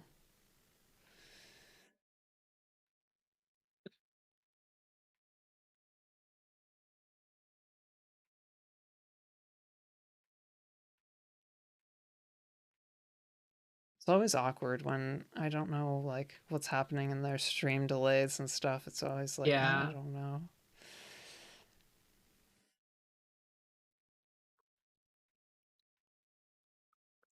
Are we gonna get any of these mews or what's going on here? Oh man. This does seem like a fun hunt to do. It is fun, Like, yeah. I'm except for definitely this sort of enjoying it. thing where Yeah, you're the trying to asynchronous part chase of them it around. like is one thing. I think if I were single system hunting, like that would be fine. Hmm. But I'm still enjoying it a lot, Yeah. and I feel like the more I think about the hunt, except now, the more I think about the hunt, the like worse I end up doing in terms of keeping it in sync. So in general, I've been doing pretty good with encounters, I think. I don't remember where we started for the day, but it feels like we had like... Oh, yeah. I would need to check my Twitter post. How many did we get in? And Aries, if you're here, feel free to chime in. If you got to go, thank you so much for the raid. I really appreciate it. We're going to end here soon, but again, I appreciate the raid and we'll pass it on to one of the other folks streaming for the event. 1756. So we got exactly 1,000 encounters. Oh, perfect. Nice. Perfect. Yeah, that's awesome. Couldn't have asked for a better number to end on, for sure. Yeah. Cool. Great talking to you, and we'll see you in chat and stuff. Yeah, this was amazing. Yeah. You know, I was unsure about it. Yeah. I was nervous, but I'm really happy I decided to do this. Awesome. Yeah, I'm really glad that that's where it ended up, because it's been great, and I really appreciate it. So, thanks so much, Charlotte. Yes. Thank you. Bye, Talk chat. again soon. It was fun. Yeah. Yeah. Yeah. All right. Bye. See you. Bye. All right. So who's streaming? We got Yokojin, who's gotten us with a couple raids. And how long has she been going? 7 hours. So I imagine she's going to be ending soon. Nate is streaming, Ronk is streaming, and Val is streaming. I'm thinking we might raid Nate, but I'm not 100% sure. Wow, what a great guest. I agree. What a great guest. And Janona, bro, I missed it. Yeah, you haven't failed the robots. I saw that and then got distracted. You haven't failed the I'm not a robot test yet, but who really knows? Yeah, totally. Exactly.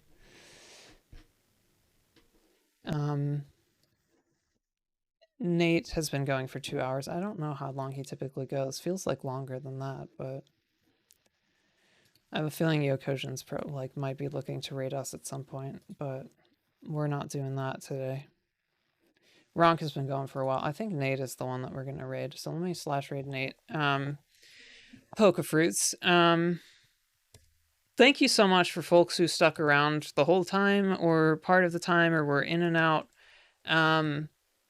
This was amazing. We reached our goal. We had 2 amazing guests on for interviews and stuff. This has been a really great stream. It was really long and I'm definitely fading. And mostly that's because of my own limitations, not because I've gotten bored of any of it. It's been super cool. Yeah, Janona Bro, Comet Snomit, who just came in, Kira, thank you so much, Spinda Collector, Yedsky, and Charlotte, thank you so much. Rocks in a Cup. Who else has been here? Coffee, if you're still here. Starry Goggles, who did highlight their message. Super cool.